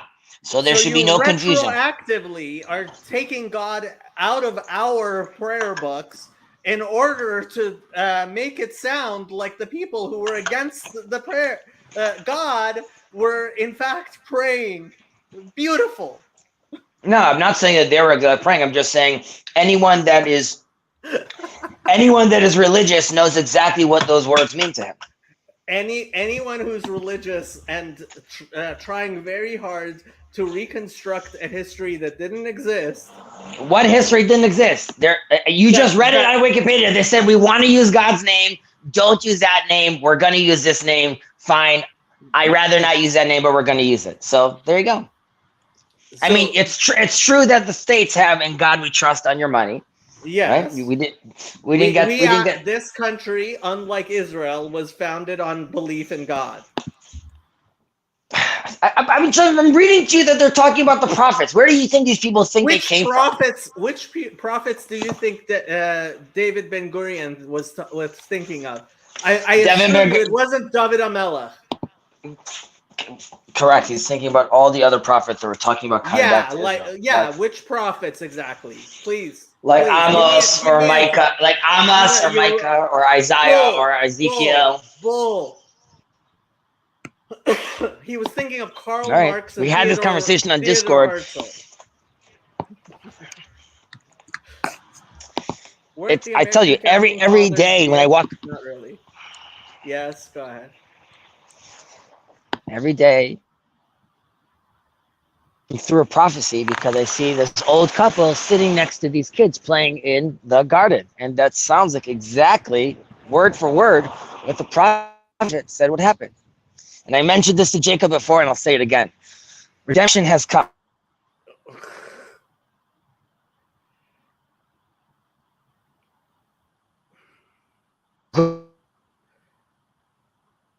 That's God From how to survive. Down. Yes, that's God preventing him from speaking further heresy. Am I with you?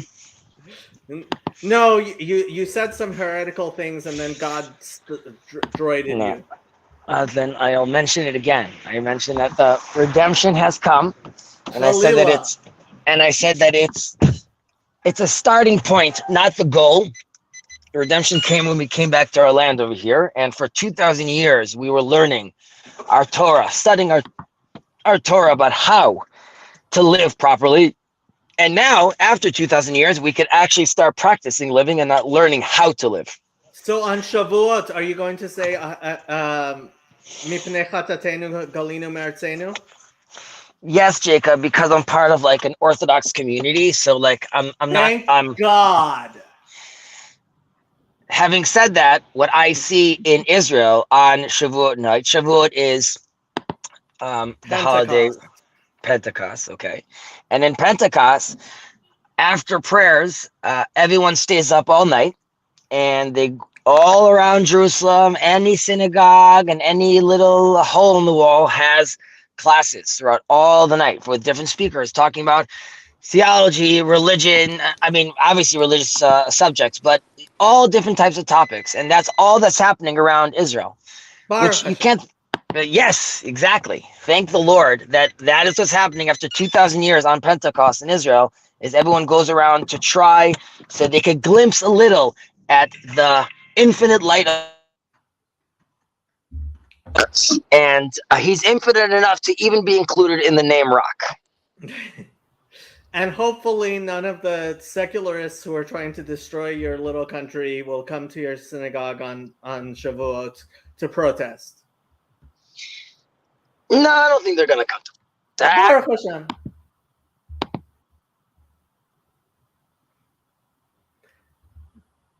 How's it going, Charlie? I'm supposed to be kicking Charlie off, and Andrew comes on. Good. Andrew, am I supposed to be kicking you off? Are your parents going to get mad at me too? They'll be fine. Oh, yeah. They'll be fine. Do you have a final tomorrow too? No, I have nothing. My midterm's just finished, now. So. His midterm's finished. Okay. Yeah.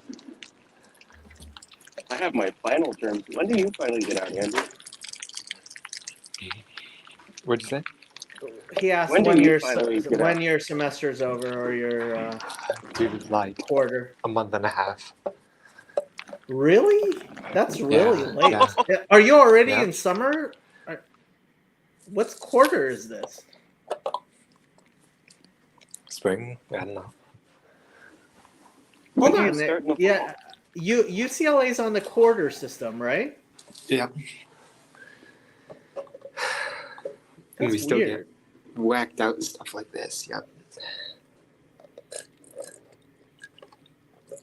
Yeah.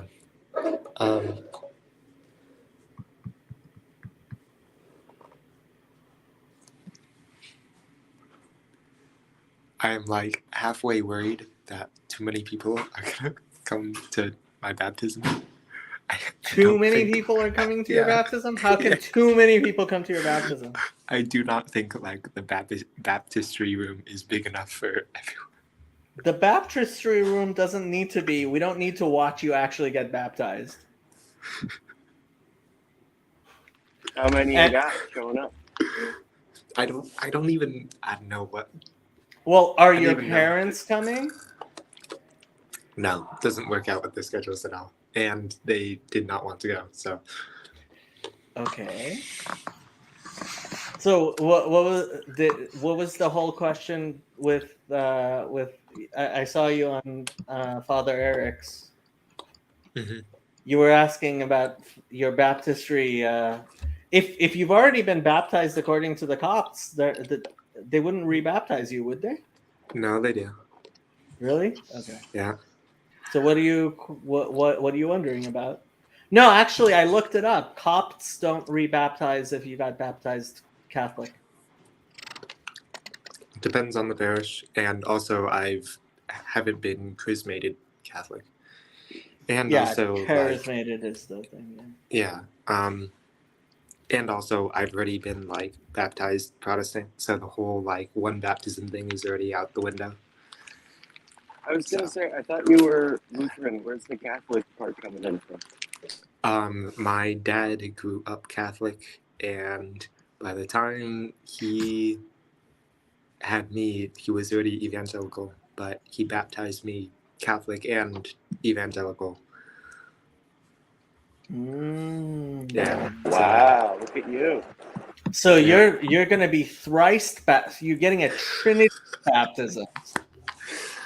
I'm impressed. I'm impressed. Yeah, I think my dad thinks I'm just like catching Pokemon or something. Yeah, maybe a little bit. I don't know.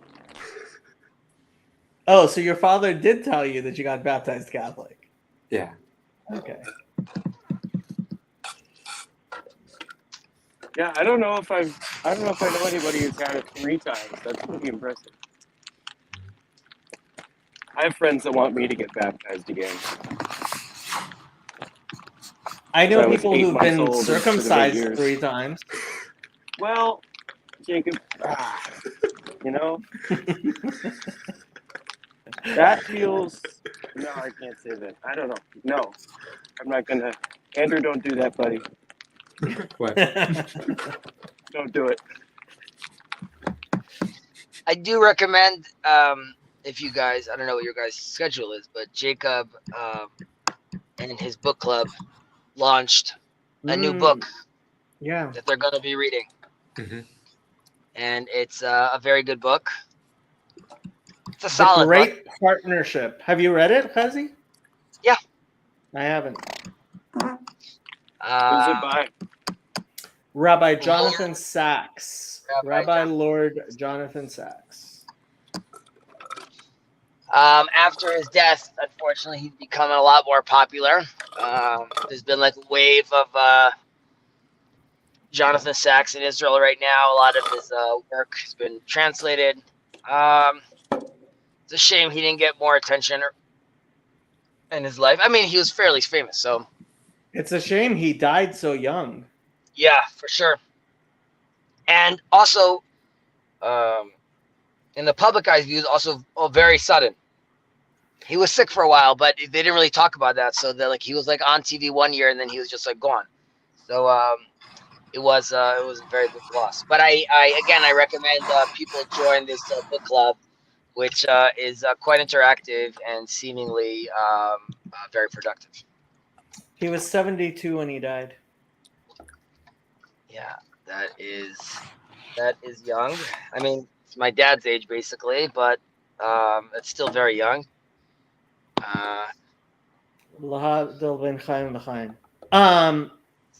You know, he didn't want to become a rabbi. The Rebbe told him to become a rabbi. All right, John, a fine gentleman. After I proved to Jacob that God is with us at all times and in the state of Israel, I bid you guys adieu, and We'll be in touch. Keep it real. Later, Hazy. Have a good one. Adieu. Bless you. All right. It was nice meeting y'all. I've got to sign off because I've got to get up for work in 6 hours. So Good night, Tim. It was Good nice one, talking to you. Jacob, I joined your book club, but I'm pretty bad at finishing books right now. I don't know if that's a good idea. Charlie, first of all, the first thing of the book club is in a month. Well, in 3 weeks. So not this Thursday. Next Thursday is going to be just like a meeting. And then we're going to have the first reading 2 weeks after that. So like in 3 weeks. But you should be studying for your school or for your final. So get off my channel.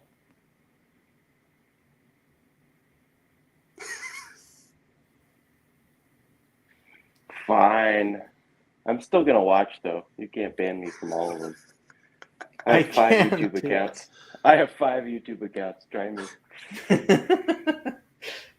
if you School, don't other do well, school, if you don't do personal. well on your, if you get anything less than a B on any of your grades, I'm going to ban you from my channel for the next semester. Well, You it might hear be me? too late, but What? Alright. Charlie, huh? Charlie, come on. You can't get What? less than a B. I know. We'll talk later. Apparently. Bye, Charlie. I'll eat my cookies in peace. You two have fun. Good night. Good night. Now I'm stuck with this guy. Jeez. So what's the plan? I'm not making any plans for your baptism. Yeah, You're yeah, gonna have yeah. to make all the plans. Yeah. Do you want to get lunch somewhere? Sounds good. Okay. Yeah. I have no idea if I'm gonna be up at 7:30 in the morning. Yep. Oh God. A bit much.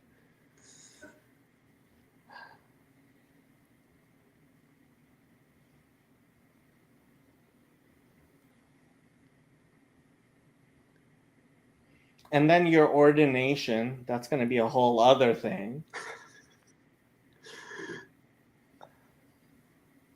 Dude, everyone's talking about my ordination already. Like, what? Yeah, everybody's Hold like, on, hey, weren't you hold on. ordained yet? Hold off a little bit here. Come on. I've only been here a year. Okay, Pope Shenouda IV. Dude. Now Charlie's finding an excuse to walk all the way back to his car. As if his car doesn't automatically lock when he moves the fob far away from it. Andrew was already reading. He wasn't even freaking baptized, and he's reading in church. That's not allowed in the Eastern Orthodoxy.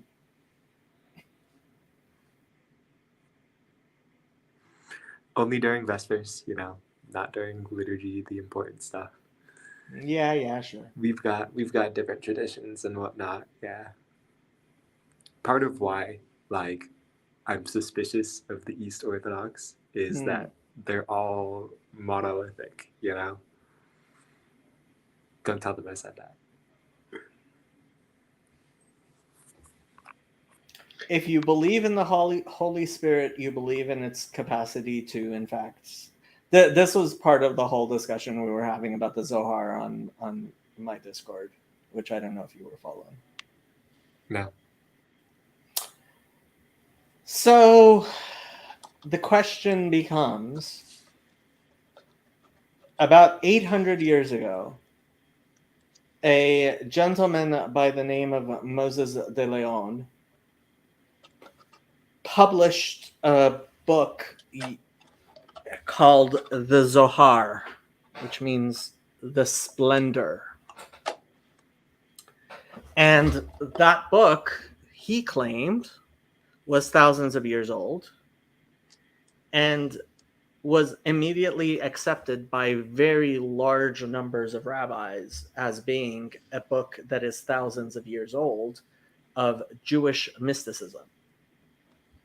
Some rabbis did not accept that, but all of those rabbis ended up not becoming the majority opinion in any way, shape, or form, to the point that about 500 years ago, when the Code of Jewish Law was written, it was basically accepted by everyone that the Zohar was, in fact, this ancient book of Jewish mysticism. To the point that about 200 years ago, there were barely, and there still continue to be barely, any Jewish communities, almost none, which descend from a community which did not accept the Zohar itself. And while academics were like, this isn't thousands of years old, that guy just wrote it himself, right? Moses de Leon. Well, until we found the Dead Sea Scrolls. And then, once we saw the Dead Sea Scrolls, it became very, very obvious that Moses de Leon did not just come up with this by himself. If anything, he must have compiled it from ancient texts that he had, in fact,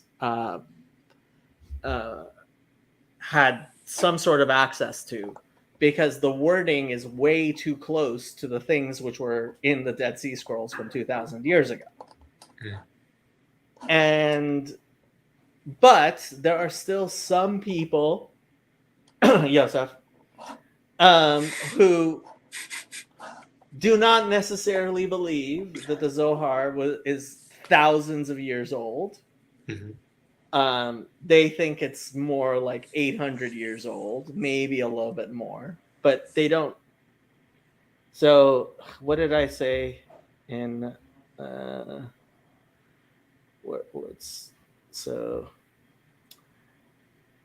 okay, so we were talking about the guide for perplexed, and which was written by Maimonides. Mm-hmm. Everyone seems to be perplexed about that, you know? Like, some say you shouldn't read it, some say you should read it. The question isn't whether or not you should read it. The question is, I mean, sure, read it. Why not? The question is whether or not it is to be considered authoritative in terms of Jewish teachings, and what parts of it and in what manner it is authoritative. Mm. So what I wrote is, it's not like I dismiss the guide. Who am I to dismiss the guide? But the Mishnah Torah, which is his accepted magnum opus of Maimonides, is a work of halacha, Jewish law. It has actual authority in Judaism, and that comes not only from the personal authority of Maimonides. Maimonides was just one person, even though an important Jewish leader. Turning him into some sort of founder of a new religion, which too many people do, is something I think Maimonides himself would have been horrified at. And Yosef responded, the guide is in theory a defense of traditional Judaism against the influence of other religions and philosophy. But it certainly is not a new religion any more than the Zohar. And then he put a smiley face with a tongue stuck out after that. And I responded, just the comparison is silly. The guide is one man's understanding of something at one time. The Zohar is a revelation of Torah to Moses on Sinai that was hidden for thousands of years because the world could not withstand its divine light. And Yosef's response was, that's one understanding of the Zohar, but you know it's not mine. And my response to that was, it is the universally accepted understanding of the Zohar by the vast majority of Israel, to the degree where it is questionable if someone with a different understanding can be included in a minyan, that means basically whether they can be considered part of the congregation. And to explain what I mean by why it is doubtful is, so there are some very small number of people who come from communities which never accepted the Zohar. And so it's impossible for me to say of those people who come from those communities that it is somehow incumbent upon them to accept the Zohar. I can't say that. Mhm. But the vast majority of people like Yosef, who like to depend on that, don't come from those communities. They come from communities which did accept the Zohar. And so for him to reject the very basis of his own Jewish standing as a Jew is a completely different thing than somebody from, for example, some of these Yemenite communities who they've been Jewish and they are Jewish and they never accepted the Zohar. But like, we're talking about 50 people in the whole world who can actually genuinely say that. And like, many people like Yosef who point to these 50 people and they're like, see, they don't accept the Zohar. And it's like, yeah, but they're not rejecting their own link to Israel by doing that. And Charlie believes in the Zohar, so there you go. The debate's settled. Debate is in fact settled because Charlie. And you know what? I am even going to play this. I saw this today. It's actually only from today. So this is Rabbi Breitowitz, Shlita, speaking, being asked about this because it's become a big thing. So those claims are validated in any way, does that really have any ramifications in the Yeah, the issue of the Zohar, Moshe de Leon, this comes up a lot. And again, my correspondents have strong views about all sides of this question. Here's what I would say, though. I would say that, number one, the Vilna Gaon, the Ramchal, the Ari, and I should add the Shalah HaKadosh, all say the Zohar is Rav Shimon Bar Yochai, and therefore, that is what we accept. But I think your second point is also a valid point, and that is, at this point, even if we were to assume a Rav Moshe de Leon origin, let's assume that, you're still dealing with a book that has been learned and studied and commented upon for more than 800 years. You're not talking about, oh, yesterday I found the Zohar in my basement. You're talking about a book that has been studied by thousands, if not hundreds of thousands, of great tzaddikim. So as a result, the ideas in the Zohar are said to represent spiritual truths, irrespective of the way those truths came into the world. So as a result, therefore, I think the issue of authorship is a less significant issue than people make it. People seem to assume, oh, once you make it Moshe de Leon, then the Zohar is worthless. No. What about the fact that 800 years of great tzaddikim have used the Zohar as the basis for their thought? Right? So in a sense, therefore, I think the validity of the Zohar is a standalone validity that may not be totally connected to authorship. But yeah. and that is Rabbi Yitzchak Breitowitz, Shlita. But what if it's like a cognito hazard, right? Like these people, they read the Zohar and then it influences their thinking into thinking that the Zohar is great. But what if they were wrong the first time, right? And like they never should have read the Zohar in the first place. We're talking about the leaders of the Jewish people for the past 1,000 years, basically. Yeah. Yep.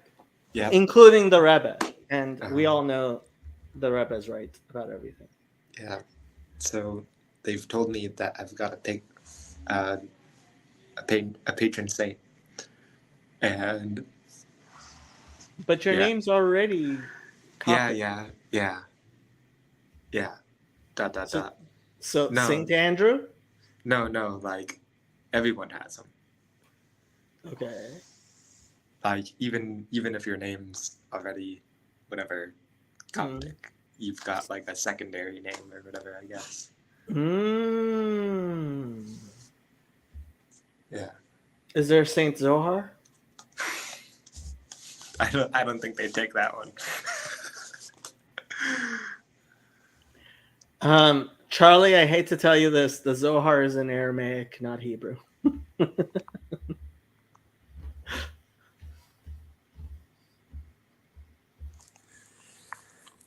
Yes. So, I've got a week.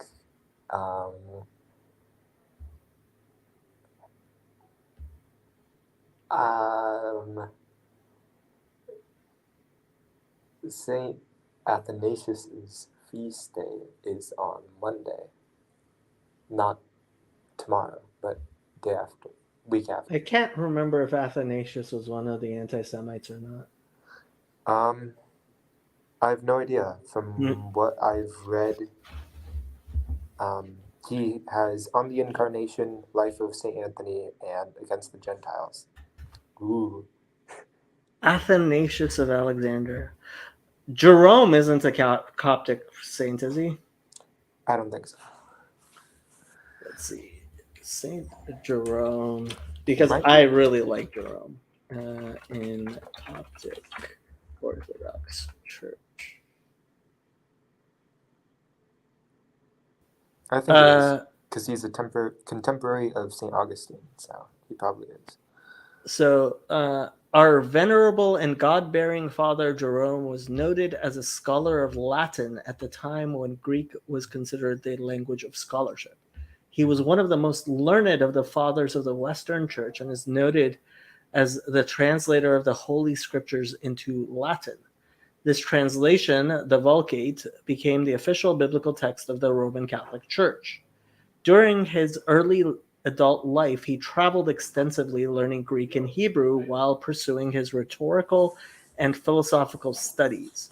Among the many treatises, commentaries, translations, and exegetical works that he undertook was the revision of the Latin Bible using the more recent versions of the Hebrew Old Testament, and ascetic and harsh critic of secular excesses.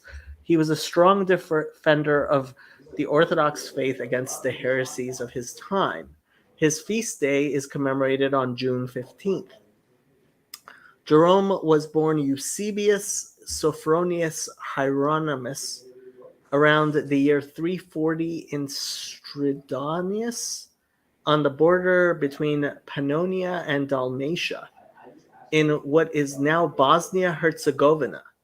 While he was born into a Christian family, he was not baptized until 360 when he journeyed to Rome. Under his father's direction, he was well instructed at home before being sent to Rome to further study. While in Rome, Jerome studied under Aelius Donatus, as well as learning Koine Greek. From Rome, he traveled to Gaul and on to Trier, where he apparently began his theological studies. Then, around 373, he traveled east through Thrace and into Asia Minor. He stayed for a period in Antioch, where, through visions, when he was seriously ill, he resolved to lay aside secular studies and plunge into study of the Bible. Looking to a life of asceticism, he went to the desert of Chalcis. In this environment, he began a study of Hebrew and found time for writing. Around about 378, on returning to Antioch, he was ordained a priest by Bishop Paulinus. Then, shortly afterwards, he traveled to Constantinople and continued his study of the scripture under the guidance of Saint Gregory the Theologian. Invited to attend the Synod of 382, he returned to Rome to be indispensable to Pope Damasus in the resolution of the schism of Antioch. At this time, he undertook the updating of the Latin Bible on the basic of the Greek New Testament and the Septuagint in an attempt to end the differences that had entered into the Western texts. Having maintained a monastic lifestyle, his criticisms of the secular clergy led to increased hostility from the clergy and their supporters. With the death of Pope Damasus on December 10th, 384, he lost his protection and so returned to Antioch in 385. There he found life in the secular world burdensome. He moved to Palestine to settle down to a life in a hermit's cell. In this settled environment, he began his most important works. During the last 34 years of his life, he produced his best commentaries, his dialogue against Pelagians, his most passionate polemics, and his revised translation of the Old Testament based upon earlier texts. He died on September 30th, 420, near Bethlehem, where he was originally buried. His body is said to have been translated to the Church of Saint Maria Maggiore in Rome, although there are various claims that some relics are possessed elsewhere. He's a post-Nicene father. Doesn't say if he's a pre-Chalcedonian father, though.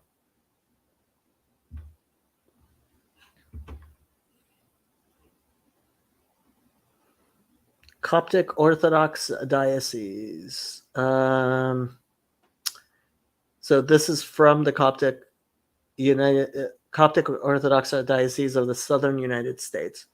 In his commentary on the fall of Adam and Eve, St. Jerome said that the serpent was not really the devil himself, but was some cunning creature that God created. Is this so? And would your grace recommend this interpretation? The Holy Book of Genesis, chapter 3, addresses the fall of man. In this chapter, the devil or the name of Satan is not mentioned. Tayo, how you doing? Yo, what's good? We are trying to find a good saint for thing. So with regard to Saint Jerome, there are many controversies concerning him and his writings. It is true that he was among the most learned Christian scholars of his day. He was among those who ardently insisted upon the importance of the classical culture and education for Christianity. Among those agreeing with him were other apologists such as Saint Clement of Alexandria, Origen, and Saint Augustine. Most of St. Jerome's adult life was the focus of controversy. He was either loved or admired, or suspected and rejected. History records him to be of very colorful character. His sojourn into desert life was but a short-lived one. He was known to have talked more than thought at times, and his humbleness much questioned. Jerome's scholarly knowledge, though, is indisputable. I suggest reading the book Jerome, His Life, Works, and Controversies, as I think you will find it very interesting reading. Well, that's less than a complete acceptance of Jerome.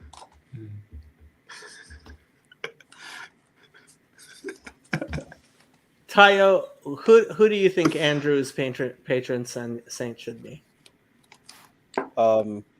I don't know a lot of saints, but I'll go for George. I like George. A lot of people like George, and He's from England. There is a relic of Saint George. Actually, he's not. There's a relic of Saint George at Andrew's church. Yeah. Oh, is there? Yeah, it's awesome. So, yep, there's a piece of him there, supposedly. Mm-hmm. Which part? I don't know. Good question. It's all wrapped up and preserved. Servetus. Severus. No, Servetus. Who is Severus? I don't know Severus. The spirit bearer. So after the Council of Chalcedon, it was the Copts, and the Copts against the world. And Saint Severus was like, "Let me actually go into the tradition and see what everyone's saying." I can't believe there isn't a wizard online. Pick a saint, patron saint. There must be. We should have Chat GPT. I'm gonna ask Chat GPT. Oh gosh, here we go. Between this and Jesus, ChatGPT, Jesus, that I think it's Gavin that's working on the AI.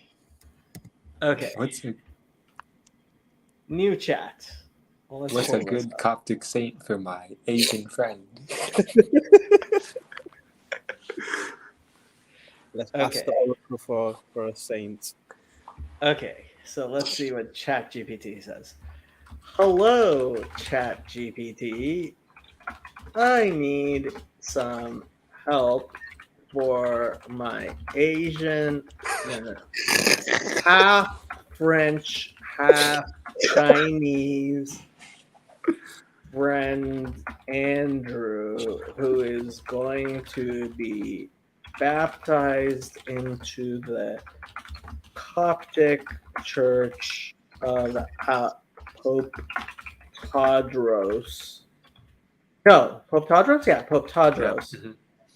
Yeah. Next Sunday. Hello, I'm here to assist you. How can I help you with Andrew's baptism? He needs a patron saint that is beloved and revered by the Coptic Orthodox Monophysite Church.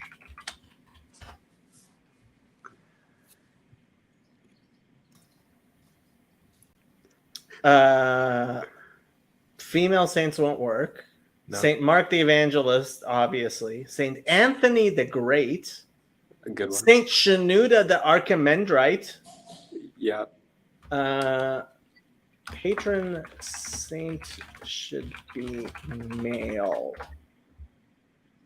Certainly, some male patron saints. The Saint Dragon George Slayer. the Martyr. Saint Abanub the Martyr. Yep. Saint Mina the Wonder Worker. Yep. Saint Athanasius the Apostolic.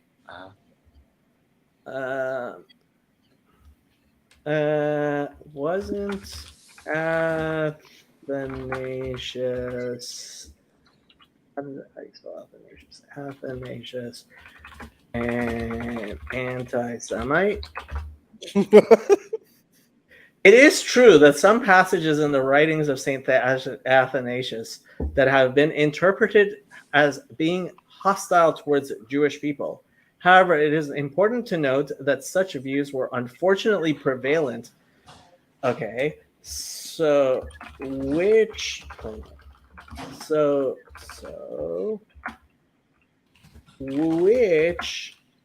Coptic saints didn't hate the Jews?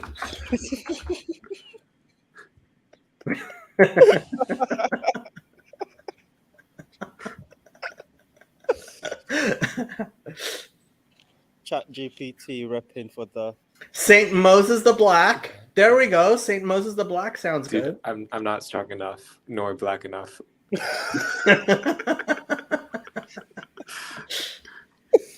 Who's Saint Moses? Was a former slave who became a leader in the monastic movement in Egypt. He is known for his humility and compassion towards others, regardless of their background.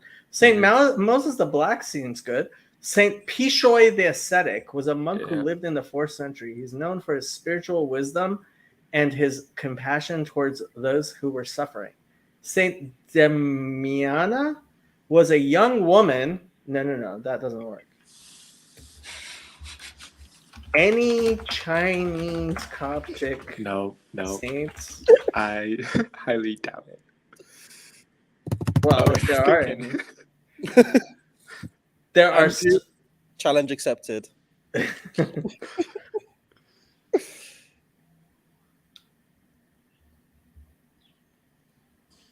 there are many Coptic Orthodox saints who have been venerated in China, particularly in Hong Kong and Macau, where there are significant Coptic communities. These include Saint Mark the Evangelist, Saint Athanasius the Apostolic, and Saint Cyril of Alexandria, among others. Who's Saint Cyril? Third Council Saint, Divinity and Humanity of Christ, Miaphysis. So there you go. He's a Miaphysite. Yep. Yeah, we hate Nestorians.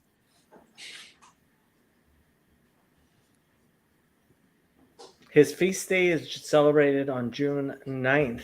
Oh, well, why don't we ask whose saint day is on May 14th? Yeah, I looked them up. They're all Cool. martyrs. Nothing wrong with the murders. Which Coptic saints have saints day on May?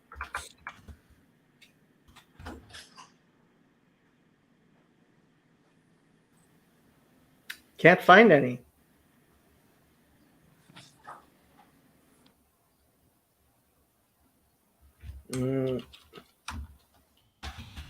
What do Copts celebrate?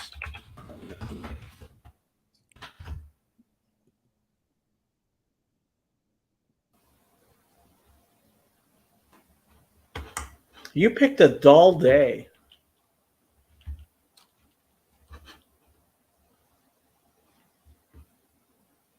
And we lost Andrew. Well, he can't have a female patron saint, can you?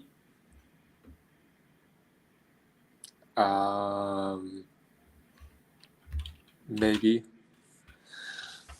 I don't know.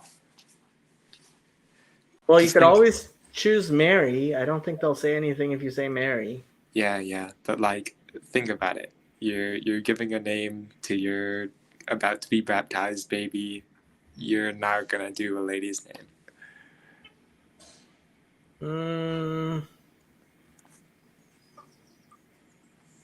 When you get baptized and you have to pick a saint, do you then take on I'm not Orthodox, so why does the saint come into the baptism? What's the role? It's just like a patron saint or whatever. Like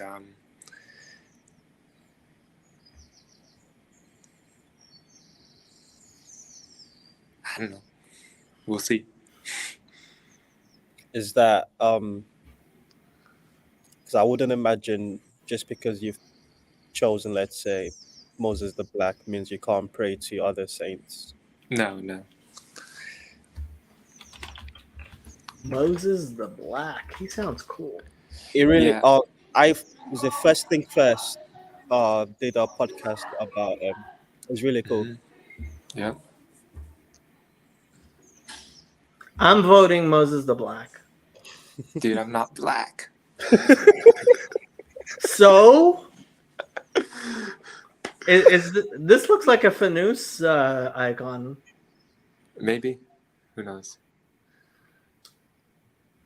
Also known as Moses the Strong, Moses the Abyssinian, Moses the Robber, and Moses the Ethiopian, was an ascetic monk and priest in Egypt in the 4th century AD, and a notable desert father.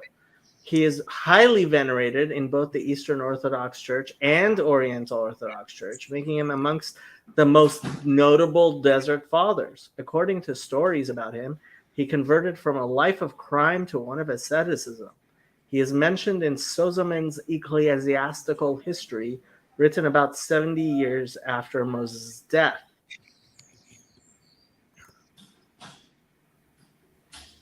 I'm voting Moses.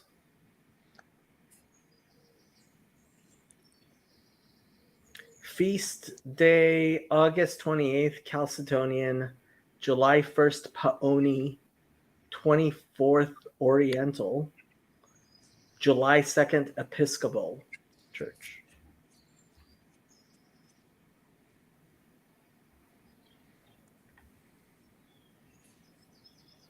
Moses had a rather difficult time adjusting to regular monastic discipline. His flair for adventure remained with him. This guy sounds perfect. Attacked by a group of robbers in his desert cell, Moses fought back, overpowered the intruders, and dragged them to the chapel where the other monks were at prayer. He told the brothers that he did not think it was Christian to hurt the robbers and asked what he should do with them. The robbers themselves repented and joined the community as brothers afterwards. Moses was zealous in all he did, but became discouraged when he concluded he was not perfect enough. See, I like this guy. Feeling overcome by despair and once again tempted by his former passions, early one morning, Isidore, abbot of the monastery, took Moses to the roof. Together they watched the first rays of dawn come over the horizon, and Isidore said to Moses, "Only slowly do the rays of the sun drive away the night and usher in a new day, and thus only slowly does one become a perfect contemplative." Moses proved to be effective as a prophetic spiritual leader. The abbot ordered the brothers to fast during a particular week. Some brothers came to Moses, and he prepared a meal for them. Neighboring monks reported to the abbot that Moses was breaking the fast. When they came to confront Moses, they changed their minds, saying, "You did not keep a human commandment, but it was so that you might keep the divine commandment of hospitality." Some see in this account one of the earliest allusions to the Paschal fast, which developed at this time. When a brother committed a fault and Moses was invited to a meeting to discuss an appropriate penance, Moses refused to attend. When he was again called to the meeting, Moses took a leaking jug filled with water and carried it on his shoulder. Another version of the story has him carrying a basket filled with sand. When he arrived at the meeting place, the others asked why he was carrying the jug. He replied, "My sins run out behind me, and I do not see them. But today I am coming to judge the errors of others." On hearing this, the assembled brothers forgave the erring monk. Moses became the spiritual leader of a colony of hermits in the western desert. Later, he was ordained a priest. At about age 75, about the year 405, word came about that the Mazisis, a group of Berbers, planned to attack the monastery. The brothers wanted to defend themselves, but Moses forbade it. He told them to retreat rather than take up weapons. Citing that a violent death was the appropriate death for a former robber, all who take the sword will perish by the sword, he opted to remain behind. He was joined by 7 others, and they were together martyred by the bandits on 24 Paoni, July 1st. A different story of Abba Moses' death is related in the Paradise of the Holy Fathers. Abba Pomen said, Abba Moses asked Abba Zechariah a question when he was about to die, and said unto him, "Father, is it good that we should hold our peace?" And Zechariah said unto him, "Yea, my son, hold thy peace." And at the time of his death, while Abba Isidore was sitting with him, Abba Moses looked up to heaven and said, "Rejoice and be glad, O my son Zechariah, for the gates of heaven have been opened." Moses was highly praised by his contemporaries. In the 5th century AD ecclesiastical history, written about 70 years after Moses' death, Hermias Sozomen sums up Moses' legacy as follows: "So sudden a conversion from vice to virtue was never before witnessed, nor such rapid attainment of monastic philosophy. Hence God rendered him an object of dread to the demons, and he was ordained presbyter over the monks at Scetis. After a life spent in this manner, he died at the age of 75, leaving behind him numerous eminent disciples."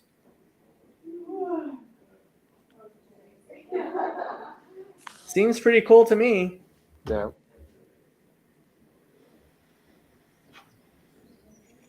Coptic saints. Although I have to say, I do like Obadiah and Jonah. I'm a fan of Jonas. Yeah. When do you have to I don't know. make a decision by, Andrew? Sunday. Yeah. Should I just like not think about it and then the first name that comes to me on Sunday? No, that's dumb. No, give it quite a bit of thought and prayer. Prayer's good. You could pick one of the archangels. Could you? Yeah. Oh, Chastiel is nice. I like Chastiel. I would say Chastiel over Tzadkiel. No. What? You don't want to be Andrew Chastiel? Oh, you guys aren't even looking at the same page I am. I was looking at this page. Okay. So these are the 7. So there's Michael, obviously. Yep. Gabriel, obviously. Raphael, obviously. Suriel, which not sure. Sariel, maybe. Tzidkiel, also known as Chastiel, I would go Chastiel. Sarathiel, I don't even know what that would mean. And Ananiel, okay, was the 14th Watcher.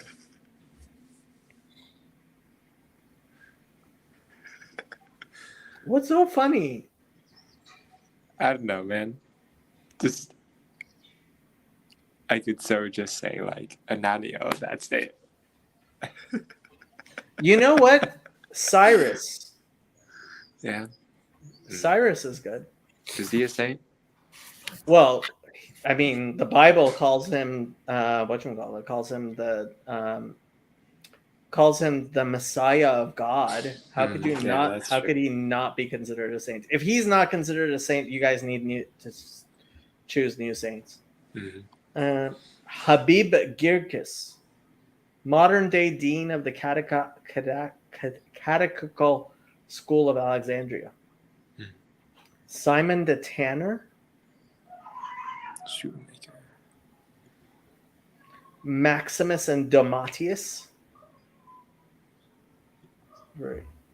Should we ask ChatGPT again? No, I think we've got enough. Okay. Now let's go back Hospitius. to ChatGPT. What? On ChatGPT, there was a pickup lines on the left from March. And I think Charlie said it. Charlie thankfully pickup built. lines. Yeah. What? Yeah. You want to see the pickup lines? What did ChatGPT have to say about pickup lines? Let's go to the very beginning. I don't even remember how this discussion started. Give me pickup lines. Sure, here are a few pickup lines. Are you a magician? Because every time I look at you, everyone else disappears. Give me bad pickup lines. Are you a magician? Because whenever I look at you, everyone else disappears, and I'm left wondering what just happened.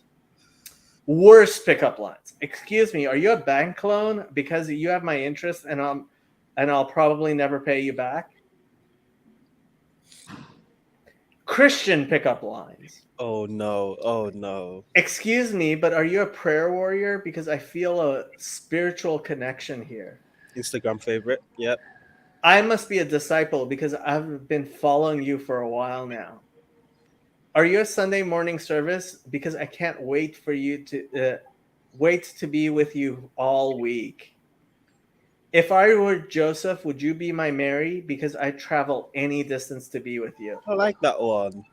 Are you kidding? If I were Joseph, would you be my Mary? And then I would never have to have sex with you? What the?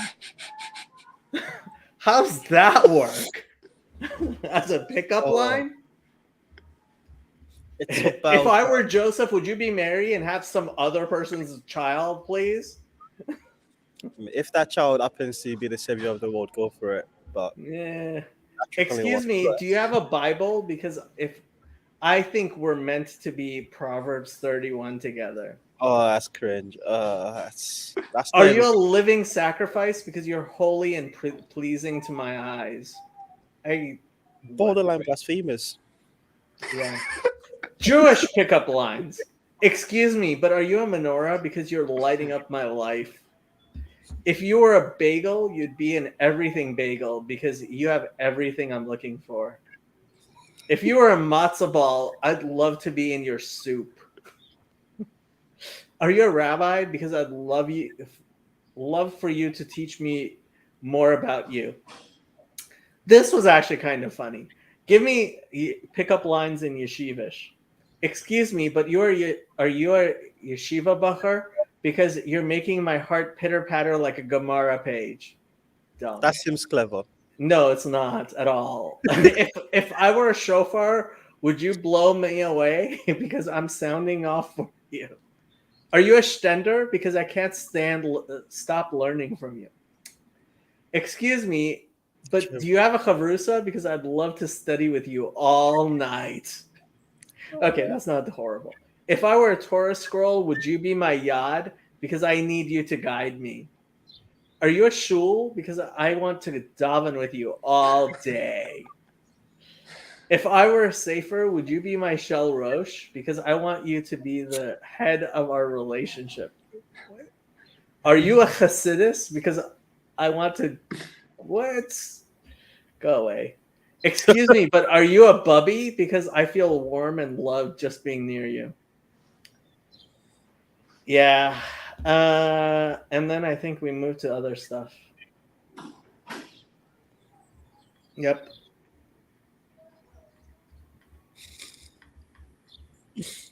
And then I have no idea why I started asking if Christians are homophobic. Because you're woke, Jacob. That's why. I am very woke. Oh my God. If you read the papers that I wrote today and submitted, oh God. What's Shanuda all about? I'm interested. What is Shanuda all about? No idea. Archimandrite. They go off into caves and live solitary lives. Dude, I'm tired of not having the Book of Enoch in my Bible. Suffer.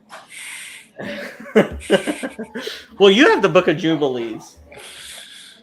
I think it's funny. I'm reading this this book on Kyrillos the Sixth. Who's Kyrillos the Sixth? He was a solitary monk. He had to fight to be a solitary monk, and then who was unwantedly, forcefully made the Pope. So, yeah, he's a saint. So that's who you're gonna pick? Yeah. But the funny thing about this is that the question came up of like reforming the Ethiopian Orthodox Church, because back in the day it was just one church, and he was like, "Oh, they can be autocephalous." Okay. Yeah. So the reason why I stick up, because the Book of Enoch and Jubilees is not in the Coptic Bible, the Coptic Bible, but this is a 20th century saint. Like the Ethiopians becoming their own church is new news, not old news. So I do like sticking my neck out for him every once in a while. Yeah. I don't know. Maybe I'll. Yeah, I'm thinking Moses the Black. I don't know, man. You talked a lot about Jerome. Jerome sounds cool. Jerome is cool, but it doesn't appear like what's his name seemed to like him. I don't. Ask your priest. Ask your priest what he thinks of Jerome. Yeah. Yep. He's definitely a saint.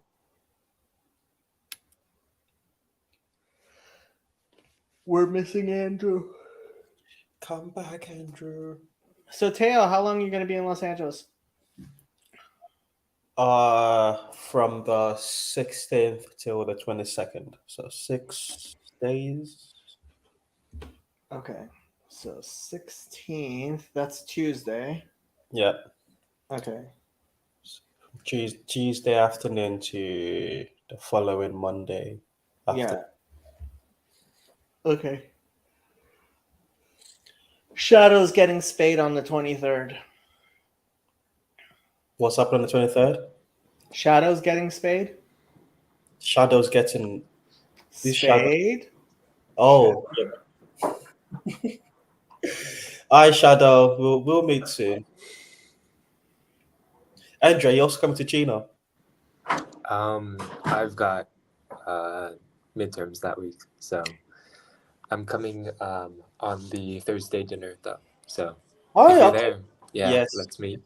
Yes. After I'm that. considering inviting my father because he asked me about my channel. Do it. Oh my god, it will be I'll such a disaster. You don't even understand. If you've given Ezzy about his own father's involvement in the TLC. Yeah, but like his father's somebody you're going to want to be involved in TLC. Your Not father my wants to be involved. No, he doesn't. You don't understand. My dad thinks anybody who's he thinks all psychologists and all religious people are crazy. How much do you think like him coming to the Chino conference is like it's recipe for disaster. No, I think it's good unwrapping for the TLC. Yeah, everybody can set my father on me.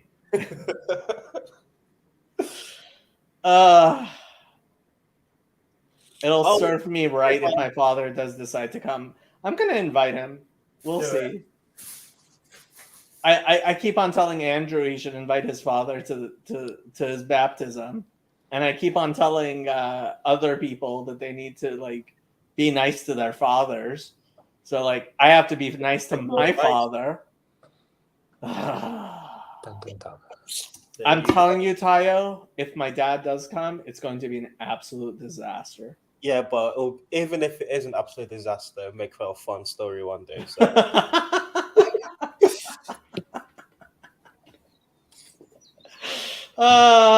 My dad. How does this? That's good. My dad is even more difficult to get along with than I am. I don't think you're difficult to get along with. You pretend to be, but you're not. Really? Yeah. Yeah. You're like a big teddy bear. Okay. Yep, that's right, Jacob. We've all cracked through your shell. The facade doesn't work anymore.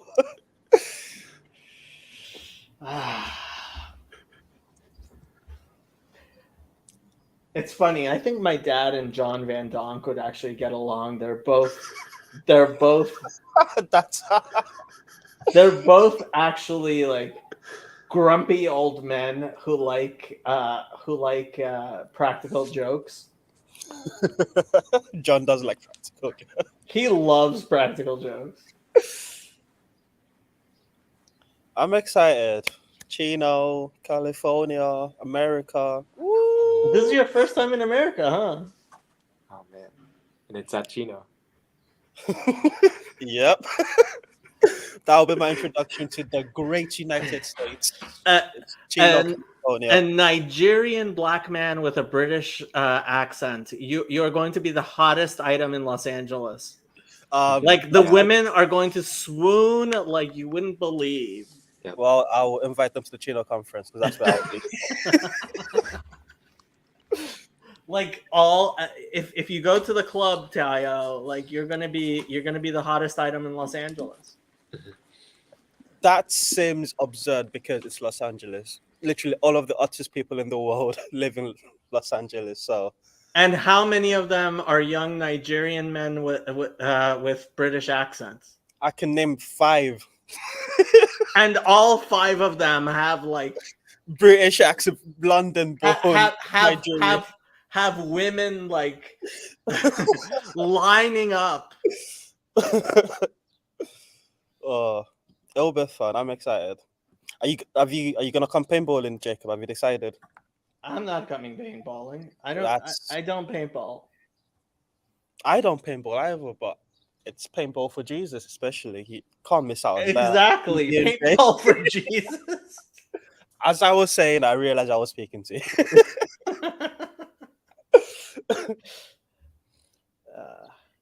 I think Shadow's out of water. I'm gonna get her some water. I'll be back. Go for it. Andrew and I can all down the fort.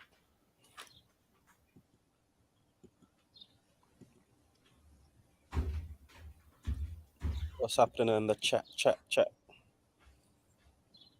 The paint isn't kosher. Which paint?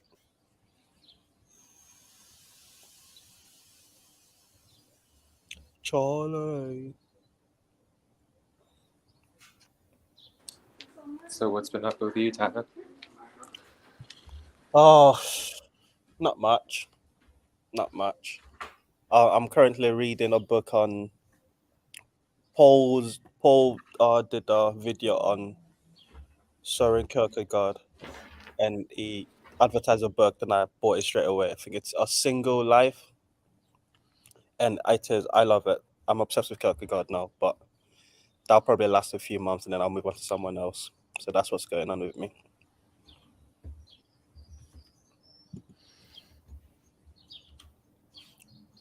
I didn't hear a word you said.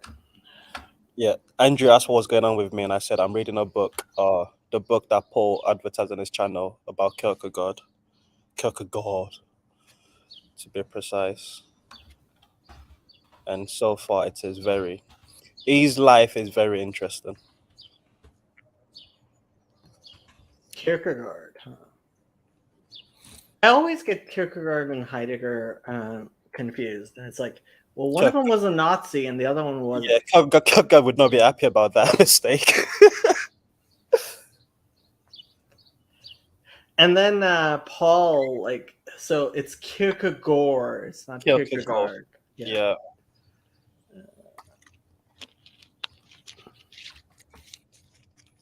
His relationship and his love life is very, very interesting.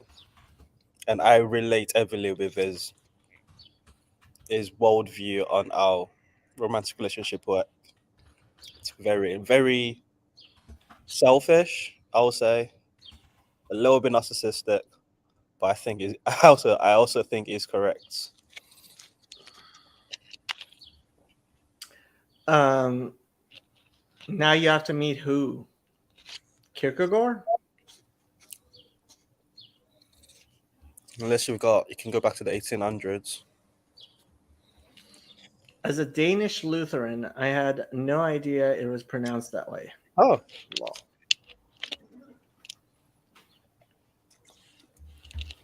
Yeah, he resigned his Danish Lutheranism before his death because he was sick of Christendom. So if Caleb, this is Caleb, by the way, if Caleb is going to house sit my apartment, then I'll be able to take my time going up to pick up Happy. But if not, then I have to rush back because I don't want to leave Shadow alone. Do I get to meet Happy as well? Nope. Happy is in Eastern Washington. That's not near Ticino, is it? So I'm guessing. I'm guessing Happy is as far away from here as Nigeria is from London. So a little bit down the road. Yeah. Yeah. Let me see. How many miles? Just pull an all-nighter. It'll be fine. Nigeria. Just walk straight that way for 20 days. Uh, 4,000 miles from Nigeria to London. No, it's not 4,000 miles from here to Washington State. How many miles from Los Angeles to Canadian border? Yeah, it's halfway, less than halfway. All right. Yeah. So not close. So Caleb wants to meet my father. Well, you'll probably meet my father anyway. If you're house sitting, when you're in Los Angeles, you'll probably meet my father. Oh, are your family Caleb's all in coming on? Los Angeles? Yeah, my family's all in Los Angeles. Yeah. Oh, Caleb's coming to Chino. Okay. Nice. Yeah, Caleb's coming to Chino, and he's also promised to do some maintenance work on my apartment. Oh, nice. Will Chad be fixing your very awkwardly spaced bathroom? Chad's going to be telling me what to do, but if anybody does it, it'll probably be Caleb, not Chad. Yeah. Nice. Good night, Charlie. Night, Charlie. Charlie was one of the first famous names on the internet. Charlie? Oh, Charlie bit my finger. Yeah.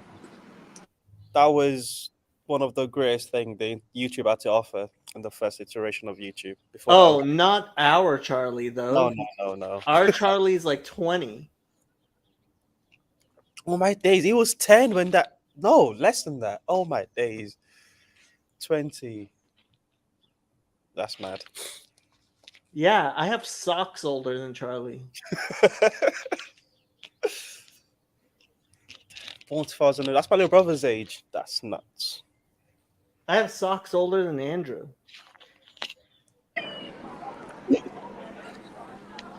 Yeah, I'm almost in my 20s. Gotta have a, existential crisis. I have magic cards older than both Charlie and Andrew.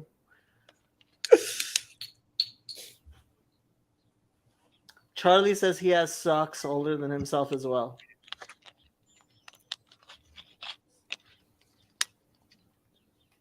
Andrew's nearly 20, he says. Yes.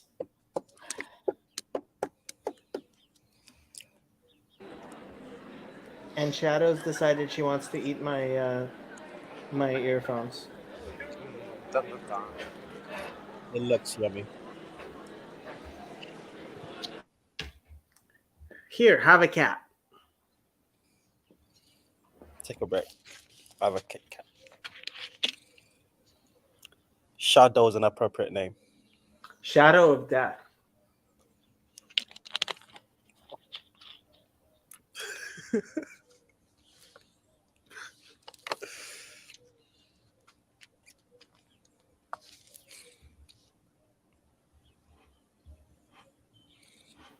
What would I need, Jacob, to be able to host one of this just chatting? Well, I need honestly, if you could open up a new account, because Mo should be set. Well, Mo is going to be there. Andrew's not 20 yet, Charlie, and you said you were going to go to bed. So Mo should be setting things up for just chatting, but he hasn't been. But he's coming to Chino, and the Also account that I have now, I'm paying like I think $80 a month, something like that for. And it has 15 admin seats, and they want $4,000 a year for for any more admin seats. I'm sorry, what? They want $4,000 a year for any additional admin seats. Right.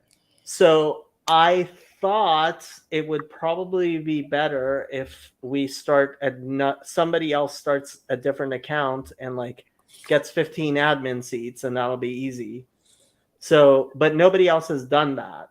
So if you were to start a different account with admin seats and stuff, you could probably, we could try to figure out making it work. Thinking that with the randos and all of that, is that straightforward or Um, would yeah, I mean, so anybody who is an admin on an account can add any like YouTube account or got you. whatever. So if you were to create an account and make me an admin on your account, then I could go and add my channels to your account. Understood. Yeah. I think the first YouTube account I'm gonna create will be a Manchester one. We've been recording a few things that needs a place to be posted, so probably that.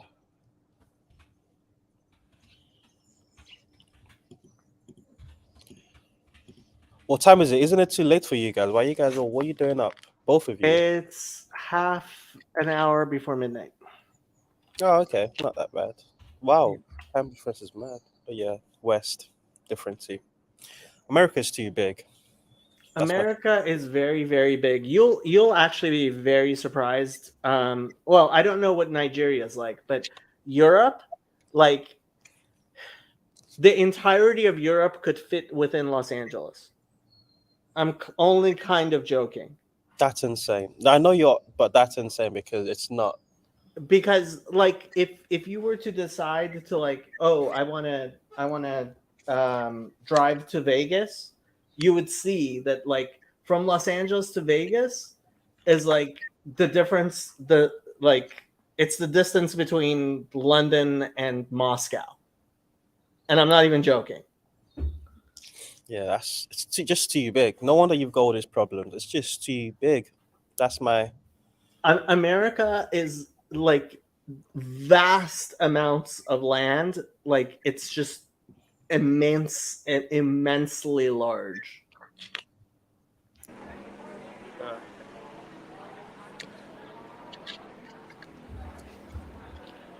Man, I should have had coffee.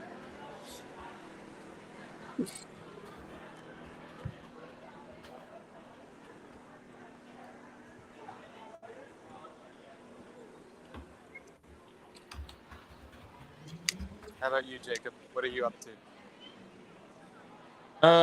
I'm just, I mean, I turned in my 3 final papers, so. Okay. All right. Kind of. We'll see. I'm almost hoping they'll fail me, but they won't. Are you now done for the term? Are you? Is there a bit Kind of rest? of, mostly, yeah.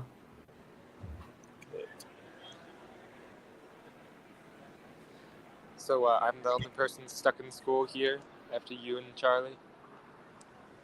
Well, Charlie has he has finals all week apparently.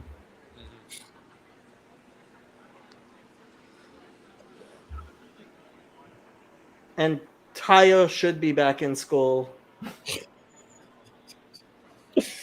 Oh, soon. I do What miss. time- I do miss. It's What time is it there?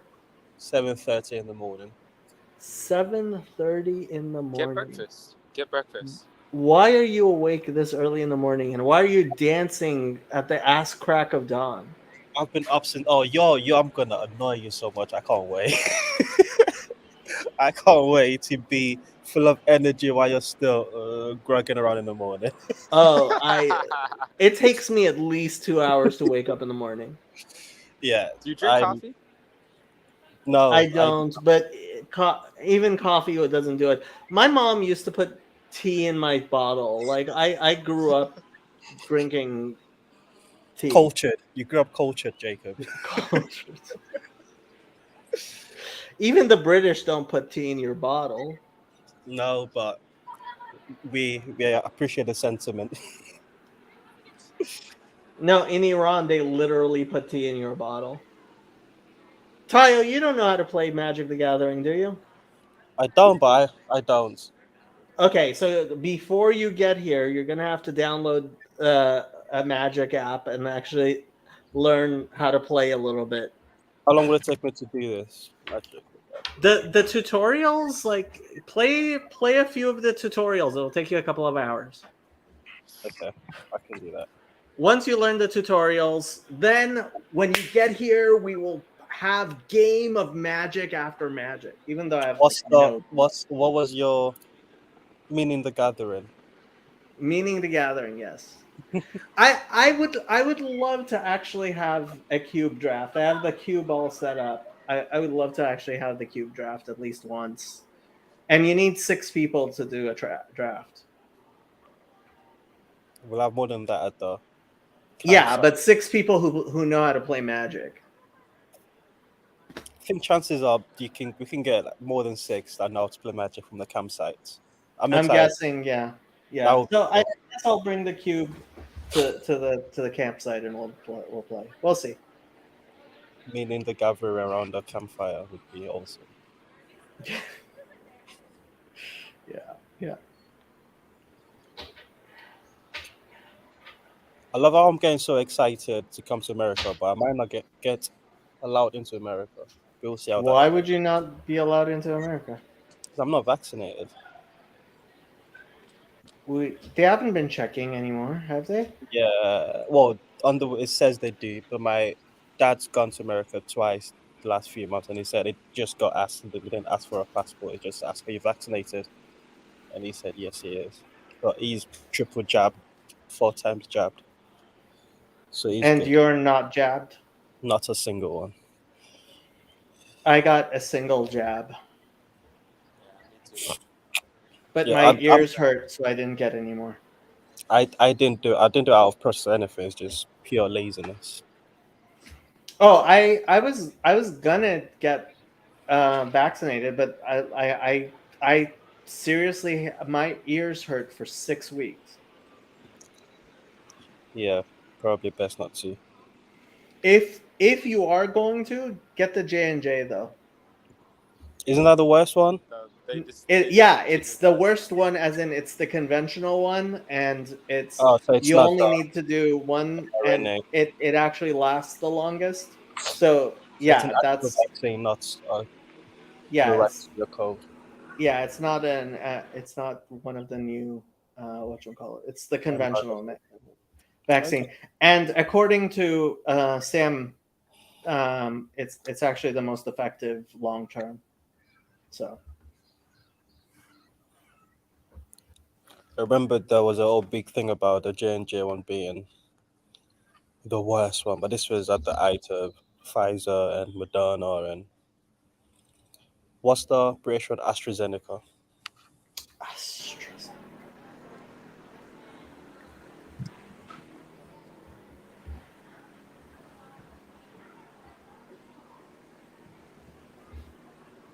AstraZeneca.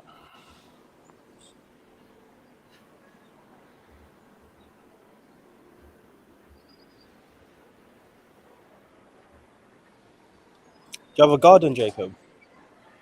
I do not have a garden. I live on the 2nd floor. I have a balcony, and the apartment building has a pool that's not heated, and there's the rec room, but there's nothing in there. And I'm not far from a park. That's all I need. I just need a park somewhere to go running. There's plenty of places to go running around here. And I'm not very far from the beach. You could actually run to the beach and back.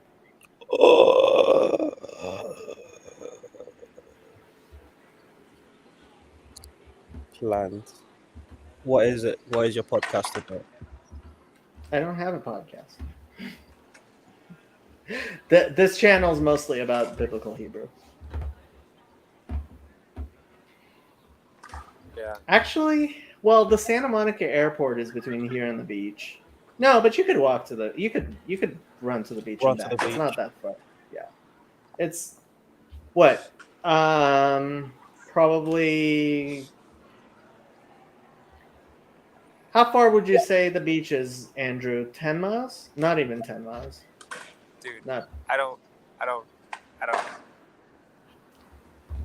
Let Like, me I don't- see how far the beach is from here. I don't like let's see. sand. If you MMA on the beach, Anthony is an MMA trainer, and he does MMA without Australian group. That would It's be- 5 miles from here to the beach. Oh, come on, easy. Light jog.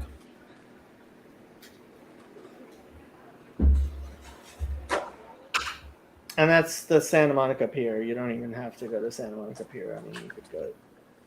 Which, yeah, I mean, 4 miles probably. Yeah.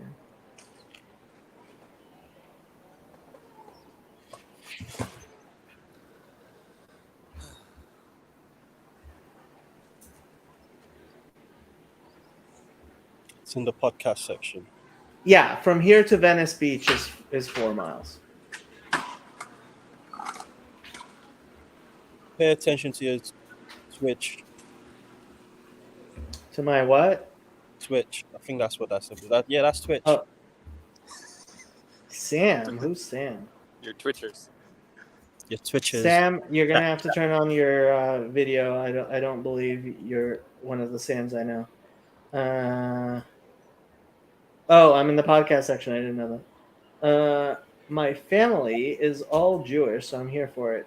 Can Does you that make tell you Jewish? me something new about Judaism? Do you have a question about Judaism? That's what I would say. Do you have a question about Judaism? Why? Because there's nothing new in Judaism.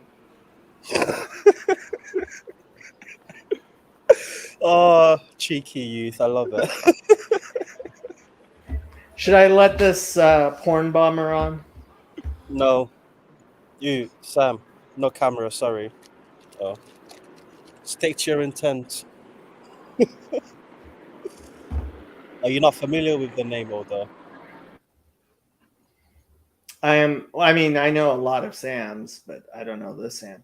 What is the thing that keeps you faithful? I don't know that anything keeps me faithful. I'm actually quite faithless. No, that's not true. That is What very keeps me faithful is, honestly, I think you have to be an idiot not to believe in God. I'm sorry, but like the idea that this world has no creator, just like absolutely, like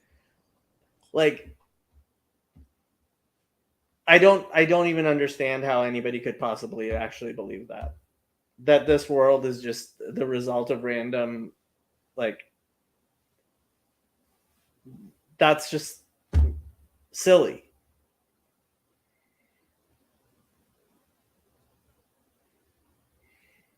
I mean, okay, look. Let's say we're walking down the street and you see my cell phone, this cell phone, right? And I tell you that it was the result of trillions of years of random, like, randomness, right?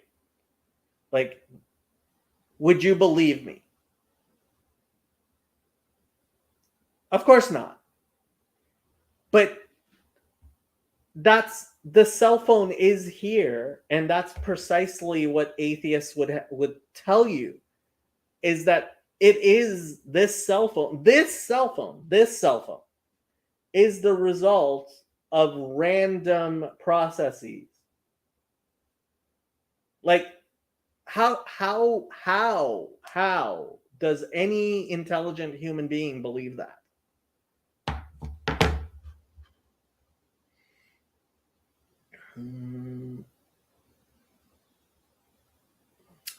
Okay, I think I'm gonna let the porn bomber on.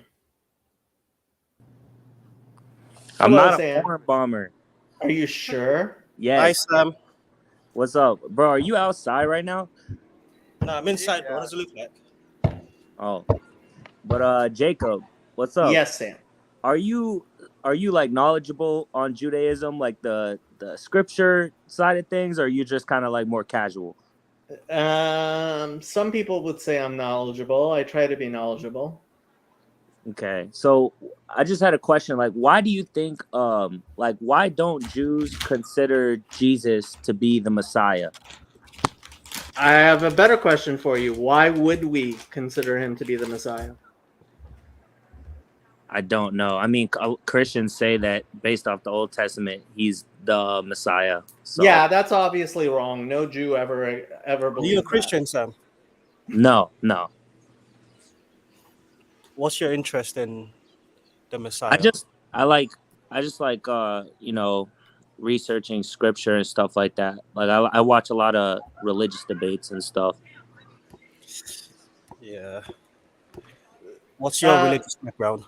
The fact is that for 2,000 years, a bunch of Gentiles have been running around telling us that Jesus is the Messiah, is the Jewish Messiah, and they have failed to convince any Jews. Any Jews, Jacob? Any? Really? Any? Not a single? Okay, which Jews did they convince? How about Paul? I don't think he was Jewish. Prove to me that Paul was Jewish.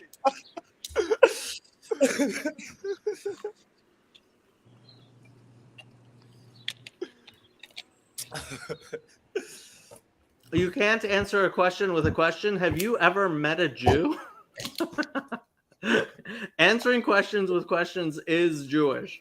Yeah, like that's like lawyer talk. But no, but seriously, I mean as far as even Christians don't believe Jesus is the Messiah. They believe Jesus will be the Messiah.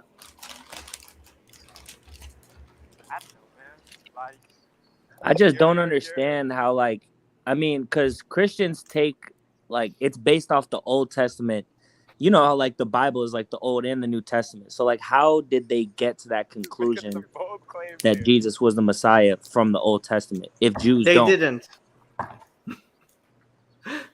So I have what I call my $5,000 challenge. And I can only give my $5,000 challenge because other people have given the $5,000 challenge and nobody's ever claimed it. My $5,000 challenge. Show me even one, any prophecy of the Messiah in the Hebrew Bible, the Old Testament, that Jesus uniquely fulfilled. $5,000. And when some people tried to, in fact, meet my challenge, Father Stephen DeYoung, who's an internet celebrity, you can look him up. He's an Eastern Orthodox priest, came on my channel to tell them, stop trying to meet his challenge. You're never going to do it. Jacob, you're the one What? that's out here saying, prophecy isn't fortune telling, you know? You're right. Prophecy isn't fortune telling.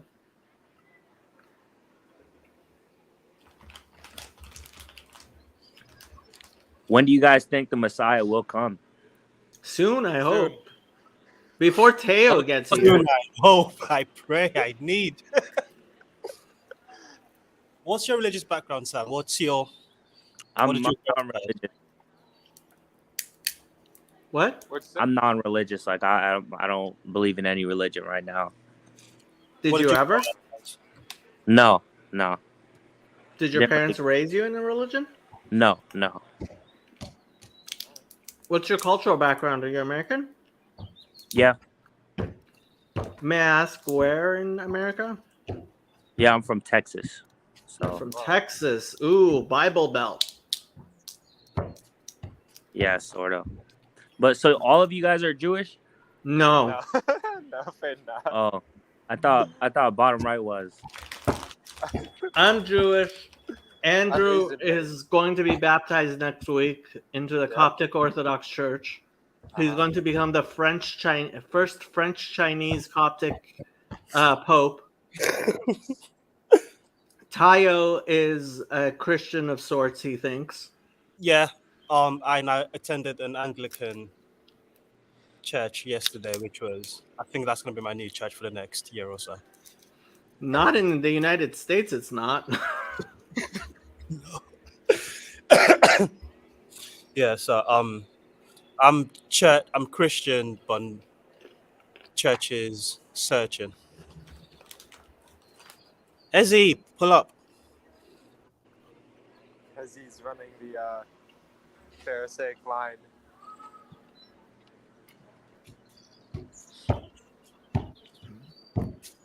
Chazi is Jewish. Chazi lives in Israel.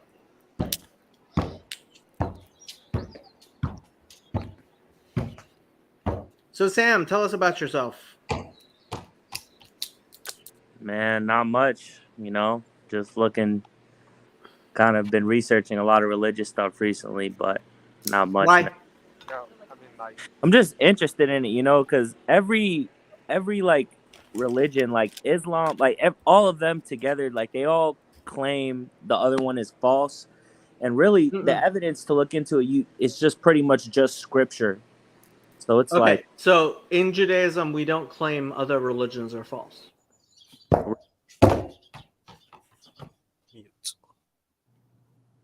We don't claim other religions are false. We believe that there's one God, and that one God reveals himself to the entire world and each individual person to the capacity of that person to, in fact, withstand revelations of God. And so it's very, very different how we view other religions than general monotheist, most versions of monotheism, including, although I have to say some Muslims in fact have a very similar view as Judaism does, but Christianity's view that if you're not Christian, which for the vast majority of Christian history, Christians asserted that if you were not Christian, you were going to hell. That, thank God, most of them don't say that anymore. That was unique to Christianity. What? They do still think that, don't they? Like they think Jesus is the only way to heaven. Well, that's what a lot of Christians believe. I would say probably a majority of Christians believe, but that's not what a majority of Christian denominations teach.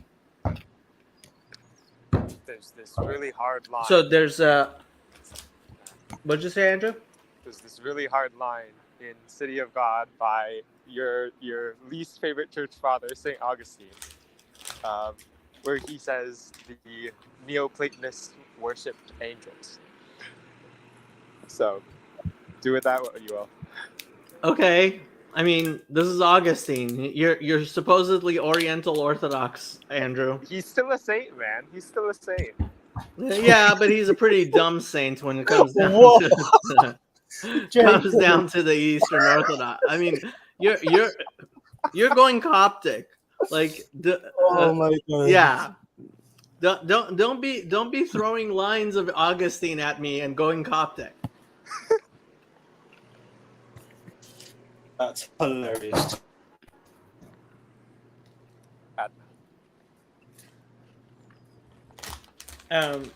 What's been the most interesting thing you found, Sam, in your religious research?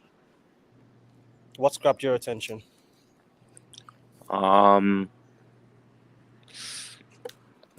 don't know, I just kind of I don't know what the most interesting thing is, honestly. Muslims say the Quran is preserved, and it hasn't been changed, and USP. Christians, huh? That's a good USP. And Christians, what do you think we've got to offer? Well, in terms of scripture, I think the earliest scripture, I mean, you guys have scripture, I'm pretty sure, from the time that Jesus was alive, like back in the 1st century.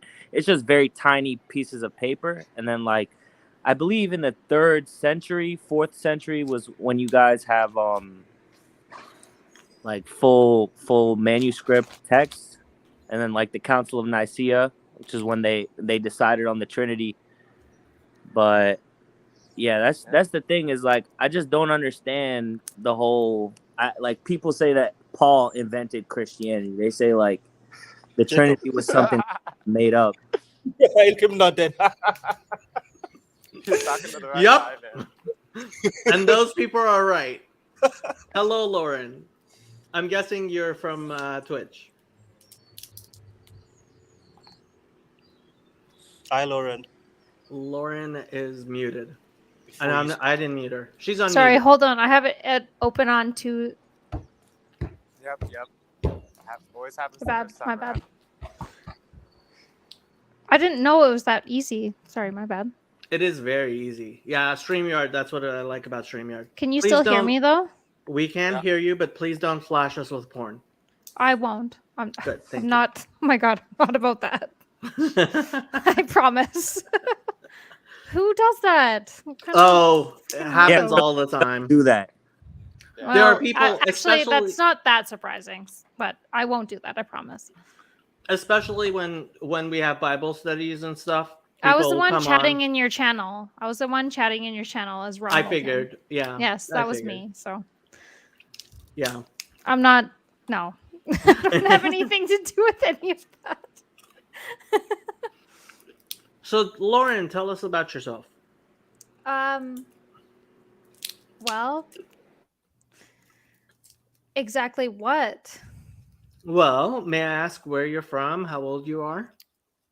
Sure. I'm from Canada. I won't say the province because you might not know, but I'm from Canada. I'm 33. Mhm.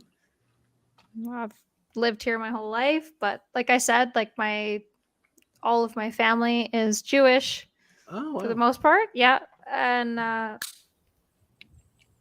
except for I mean, I would say like my aunt, she married into the faith, but Mhm. I don't have any other family other than her. And all I have to say is that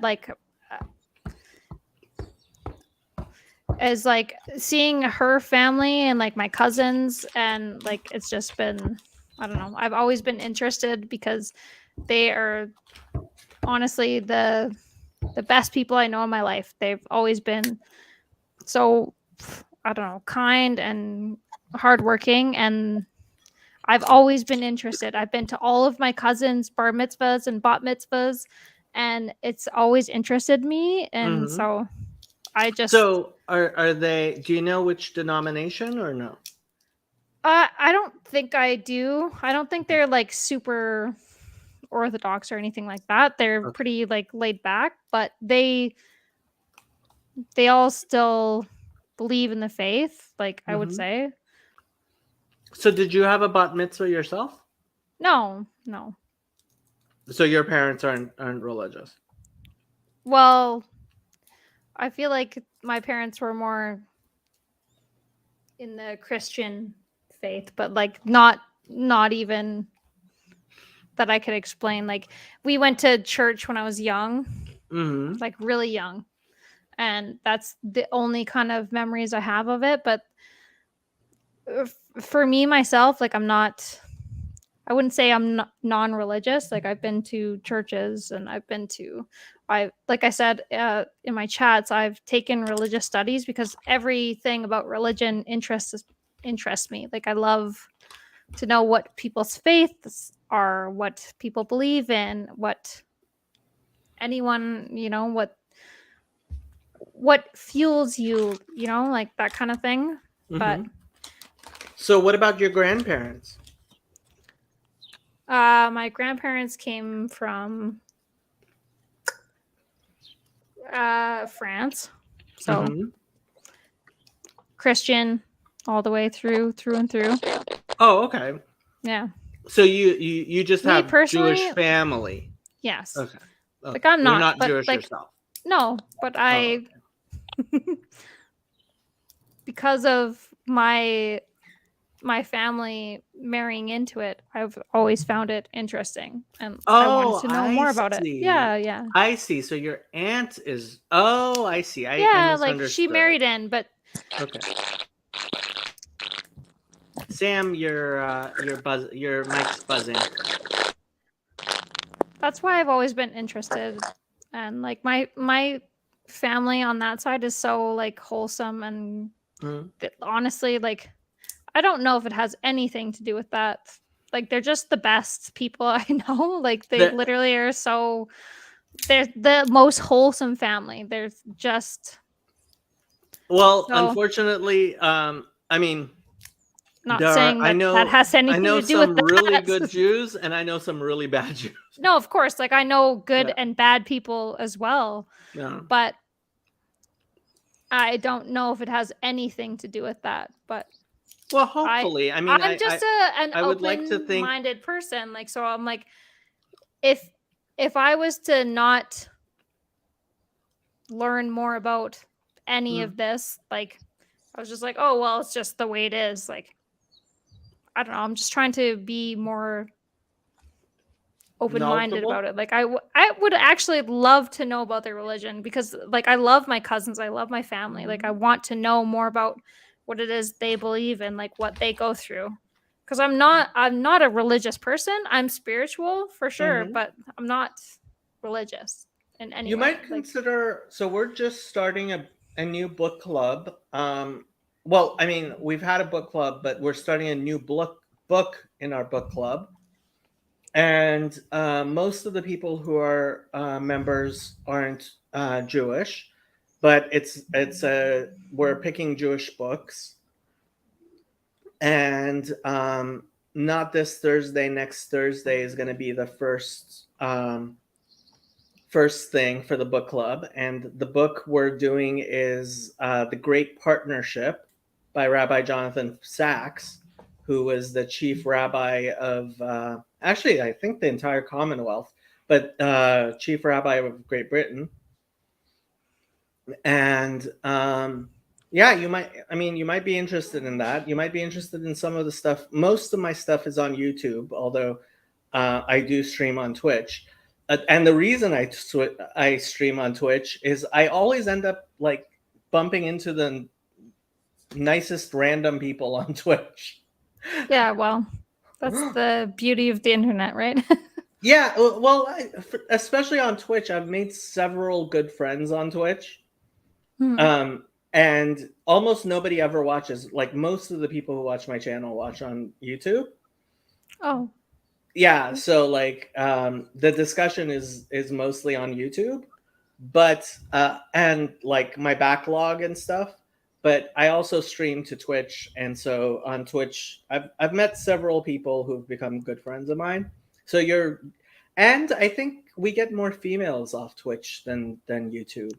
Well, it's just like I really wasn't sure what I was looking for, but I just have always been I don't know, I was just like I was feeling like I don't know, kind of inspired, and I don't know, like I can't describe how I was feeling, but like I usually watch Twitch for like video games, but I was looking for something else.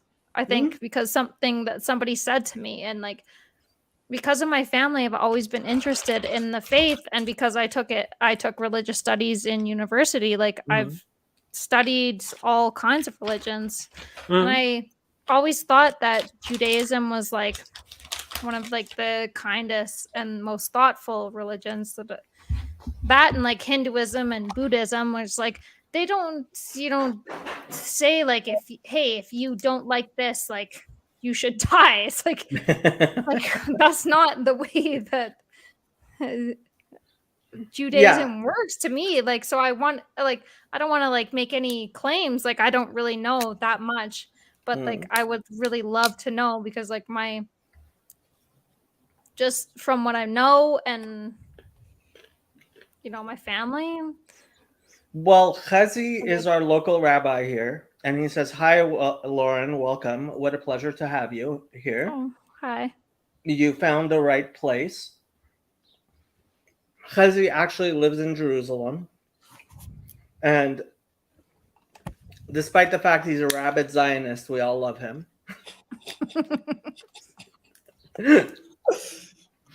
On to defend himself soon.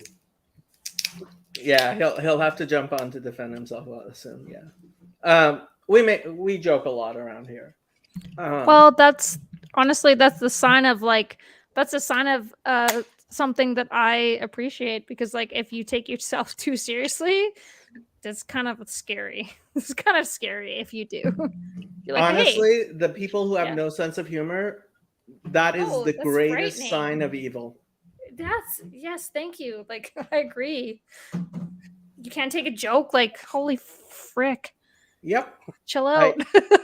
Yeah. No. Honestly, a person who like it's funny on Twitter today.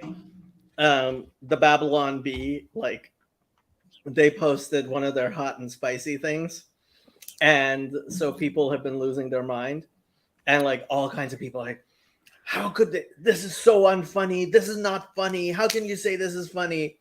And I was like, okay, like the best part is the people who are losing their mind at it and saying how this makes it 10 times funnier when people don't have a joke in their mind. Yeah. Yep. Up.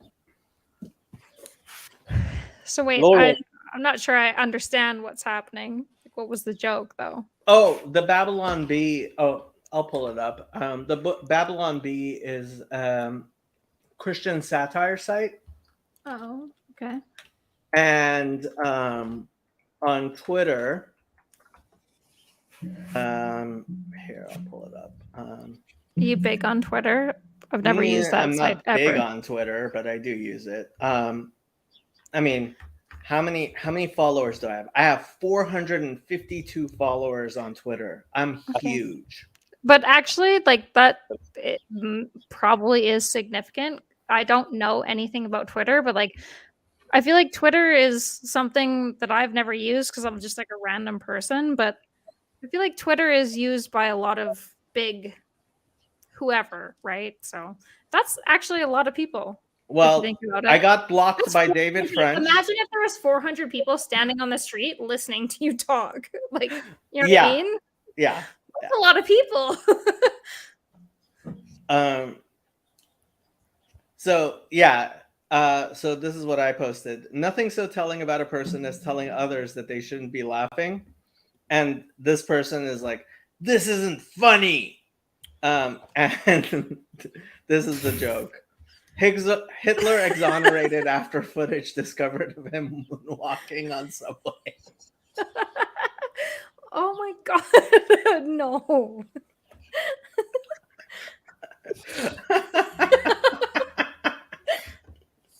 That's terrible. Why does he look so happy? Like, he's moonwalking. He's just having the best time. Just, you know, living his best life. That's terrible. Yes. I'm sorry, but you can't join without logging in just because too many porn bombers. Sorry about that, Lincoln. Khezi says, Lauren, talk to us about how you experience spirituality these days, if you don't mind, that is. Yeah, sure. Well, that's the thing is like I'm very open. Like I loved taking religious studies when I was in university. It was my favorite class. I went to university for psychology because that's what my uncle does, and I always have admired him. But I feel like I just went in too young and I didn't know what I was doing. So I just went into school and was like, yeah, this is so fun. But I took all the good classes that I wanted to. And yeah, religious studies was my favorite, I think. It was the one that didn't make me fall asleep, at least. Because I was just like, I love the way that people experience faith and like what makes them feel good and what makes them do good. And how everyone, I feel like when I learned about all like East and Western, I was like, I feel like we're so close. We're so close to like getting to a thing that resembles one thing that we all believe in. You know what I mean? Like, not that all of those religions have one, you know, God or anything like that, but it's just like we all believe in so many similar things. You know, like there's so much that ties us together. There's so much that we don't like, even if we have different religions, it's like we have so much that brings us together. We can kind of like forget that for a second and be like, gosh, we all believe in like such similar things. Like we want to be good to each other. We want everyone to feel happy and like safe and to feel like compassion, kindness.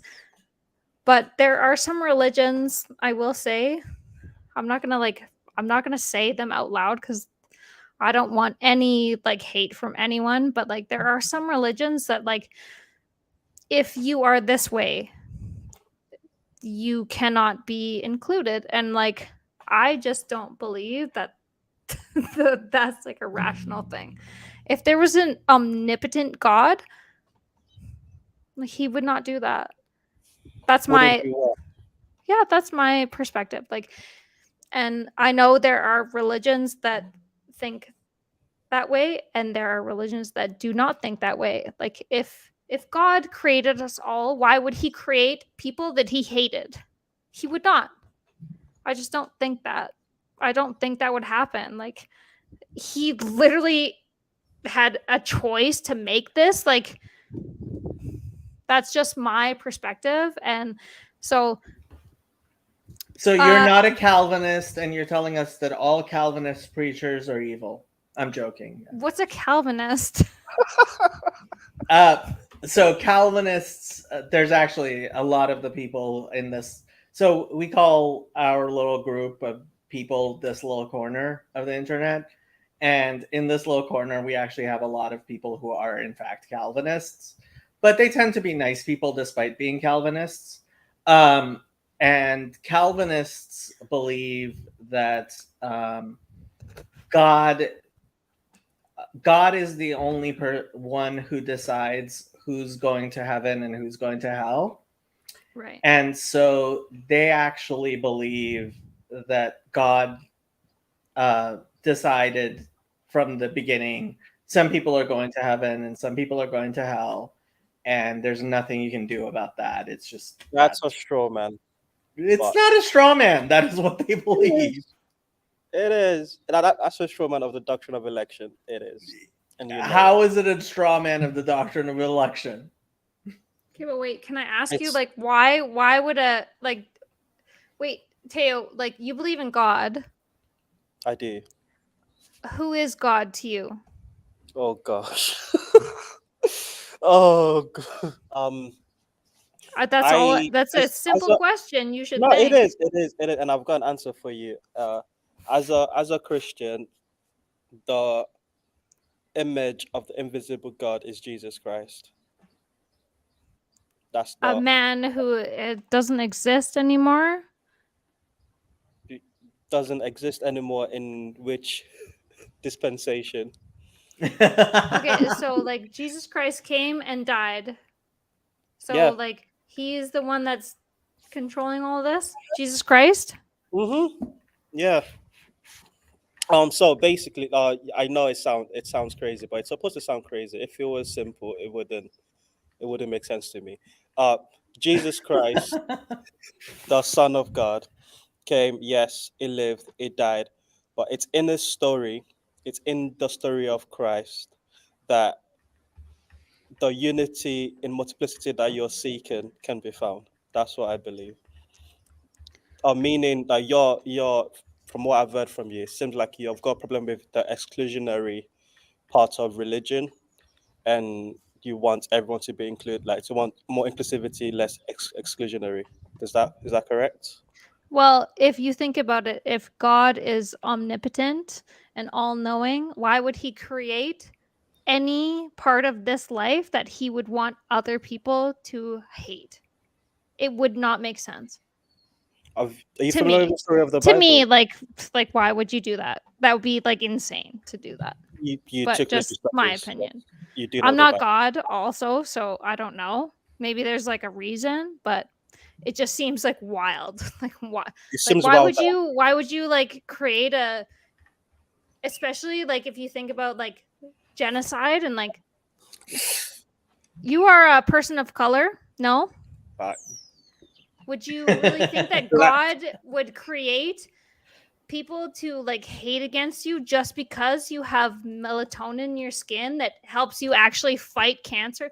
I Your think your skin blaming tone actually helps you fight cancer better than white people. Like white people get skin cancer more easily than black people because your skin is literal sunscreen. Lauren. So Teo and I had a It very is. interesting Lauren. So Teo Yes. and I had a very interesting conversation on my channel, which I would kind of recommend to you because Sandy is also a Canadian. Because it sounds like you have been engaging with conversations which Teo and I are somewhat familiar with, which are very common in, especially I would say, university circles. But I would say, and I think Teo would agree with me, they come from a very particular view that has not experienced the same things that like Teo and I have. Change my view then, because I literally am open. Lauren, I'm not I don't, a university student. I will be open. I will shut the fuck up. I will listen. Change my view. I actually, Literally change my view. I will. actually don't want you to shut the fuck up, Lauren. I genuinely don't, because I think I like the spirits in which you're engaging in conversation. You've got good questions to ask. I am not going to be able to answer the questions that you've got. I don't intend to. It's not. I've got more questions than you probably have about Christianity. But my faith isn't dependent on the things that I know or the things that I No, but I'm things that I so can curious, and I literally am yes, so. well, we can have the conversation. What I will say is I want you to spend a lot of time in this little corner, so to speak, because it's filled with people like you that are searching, they've got questions, and they're engaging with it in the right spirit. Now, as it comes to the problem of evil, which is what I hear you describing, Jacob's got a saying which I really like, which is theodicy is the answer. You have to wrestle through it. It's a lifelong. Sometimes you feel like you've got better answers than other days, but most of the days it's just wrestling through it. And I don't think my faith, but my Christianity. Are you telling me to go away? No, though? no, not at all. That's what I'm trying to say. I want you to engage more often. Oh. What's your get? Ask a question. I'll see if I can answer you. What's the one thing you want to ask about my faith? I was so scared because like I was like I really thought you were telling me to go away. No. I was Lauren, actually like literally gonna cry. I was like, no, please. Lauren, I'm actually so invested. Like, please. I'm okay. so much invested. So Lauren, let me just explain about this little corner, so what we bad. call this little corner. This little corner is filled with a lot of people who had who I think have a very similar questions to a lot of things that it sounds like you have. And what we've been able to do through talking with each other is, I think, progress in our conversations beyond what we generally see the conversations being around us. Yeah. So, for example, I'm in college right now. I decided to go back to college. And there's a lot of things that my professors expect me to say. And if I were to disagree with them, they would become very angry and, in fact, tell me to go away and, in fact, probably fail me and remove me from where I am. And one of the things that this little corner has started doing is having incredibly open and honest conversations Yeah. that can sometimes be actually quite uncomfortable, but it's in a welcoming spirit where you have to be incredibly obnoxious in ways that you obviously never would be. You seem like an incredibly nice person. And frankly, some of us are incredibly obnoxious, I have to say, including me. I can be very obnoxious sometimes. And sometimes you have to feel okay to tell me, Jacob, shut up, because I'll talk forever. No, but I want to hear what you have to say though. then I highly welcome you to spend more time in this slow corner. My channel on YouTube, I have hours and hours and hours of video. And on Discord. And we're on Discord. I don't know. Have you used Discord, Lauren? Yes, I'm a giant nerd. Okay, so there are several. Yes, Discord is my life. So okay, so there are several. Thank you, though. Discord Thank you for thinking that I servers. wasn't. I love that. Thank you. Sandy, shouldn't you be sleeping, Sandy? Hi, Sandy. That's why I'm sitting here in the dark with the shawl wrapped around me because I couldn't figure out how to jump onto the phone and say hi to Lauren for a minute. Oh wait, hi. Hey, yeah, it's 3 a.m. So I just popped in for a minute to say hi, and Jacob was talking to you about the book club, which I was part of, and about, no, I forget what he was saying just before I got up to the computer. Oh. This is a very nice place. I'm also in Canada. Oh, are you? Yep. Ontario. Oh my gosh. That's why it's 3 a.m. Well, I don't. I hope you didn't do that. Like, well, obviously you're awake, but thank you. I really appreciate that. Like, so my Discord server, I believe there is a link to my Discord server. There is a link to my Discord server in the YouTube of this video. Okay. You're welcome to join my Discord server. There are several other Discord servers as well. There are several other channels as well in this little corner. And I think what you'll find is we're generally really nice, even though we'll talk about a lot of stuff that sometimes is not. Oh, and Teo just included the Discord. no, I already know. on his- I already know yeah. it's going to be a very welcoming and wholesome place. Like Wholesome? No. No. We don't do wholesome. No, I'm No, sorry. very welcoming. Okay, let me just retract my statement real quick. Whatever, okay? Whatever. Just a very place, a very place. It is. Yeah, this little corner. So this little corner. Some people abbreviated TLC as in tender loving care, and there sometimes people can be really really nice in this little corner. Not me, other people. Sometimes they're yelling, and that's how they show each other love. You know what? I totally understand that, though. It's okay. It's okay. I get it. I get it. Teo is First having time way anybody too much fun. It's 8 a.m. How do you run around at 8 a.m. like It's actually because I didn't go for my morning run, so I've got a lot of energy to spare. morning run? Like, how do you go running in the morning? To catch the sunrise, obviously. Oh, I'm proud of myself. I started walking to work again. I wouldn't be running anywhere. Okay, but like we're not at the same place that like right now if I went to run to work, it would be like I'd be freezing, it's raining on me, like you know what I mean? Like it's not the same. Okay, really? Well, Sam is in Texas. I'm in Los Angeles. Teo is in London. and Sandy's in Toronto, and you're in Are you somewhere kidding me? Canada, Yeah. Yeah, and not Chezi literal is in Toronto, Jerusalem. just in that tiny corner of Canada that's kind of tucked in under between the The I am tiny- outside. I was born in Toronto, if that counts, but no. Really? Yeah, I went to school there. Yep.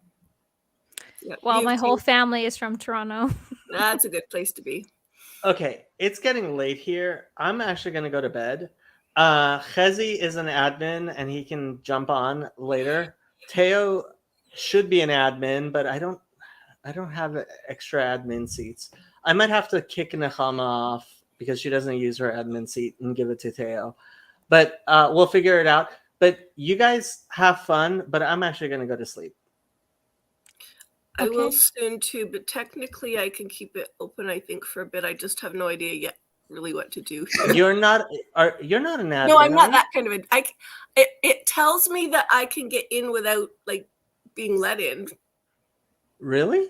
Yeah. I'm not sure what happened there.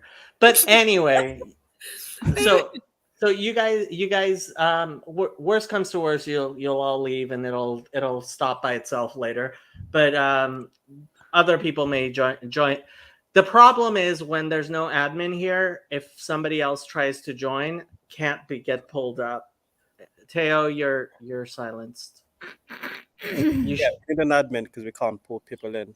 Yeah, but you guys can sit here and talk as long as you like. Anyway, I'm going to bed because it's almost 1 o'clock here and I need to Okay, go well, sleep. I appreciate you. Thank you for talking to me. Thank you for talking to me. You're always welcome here until I decide you're not, because Well, I promise I won't do any weird porn shit. okay, You're worried no about? flashing people with porn, especially the Catholic priests and stuff. They really don't appreciate it. Yeah. Well, you don't have to worry about that. Okay, I'll see you. Not guys. Catholic, and I'm not a priest. I'm also not a fucking weirdo. There's a few of those. Just to put that I out there. didn't even know people did that until I heard them saying that one day, and they what?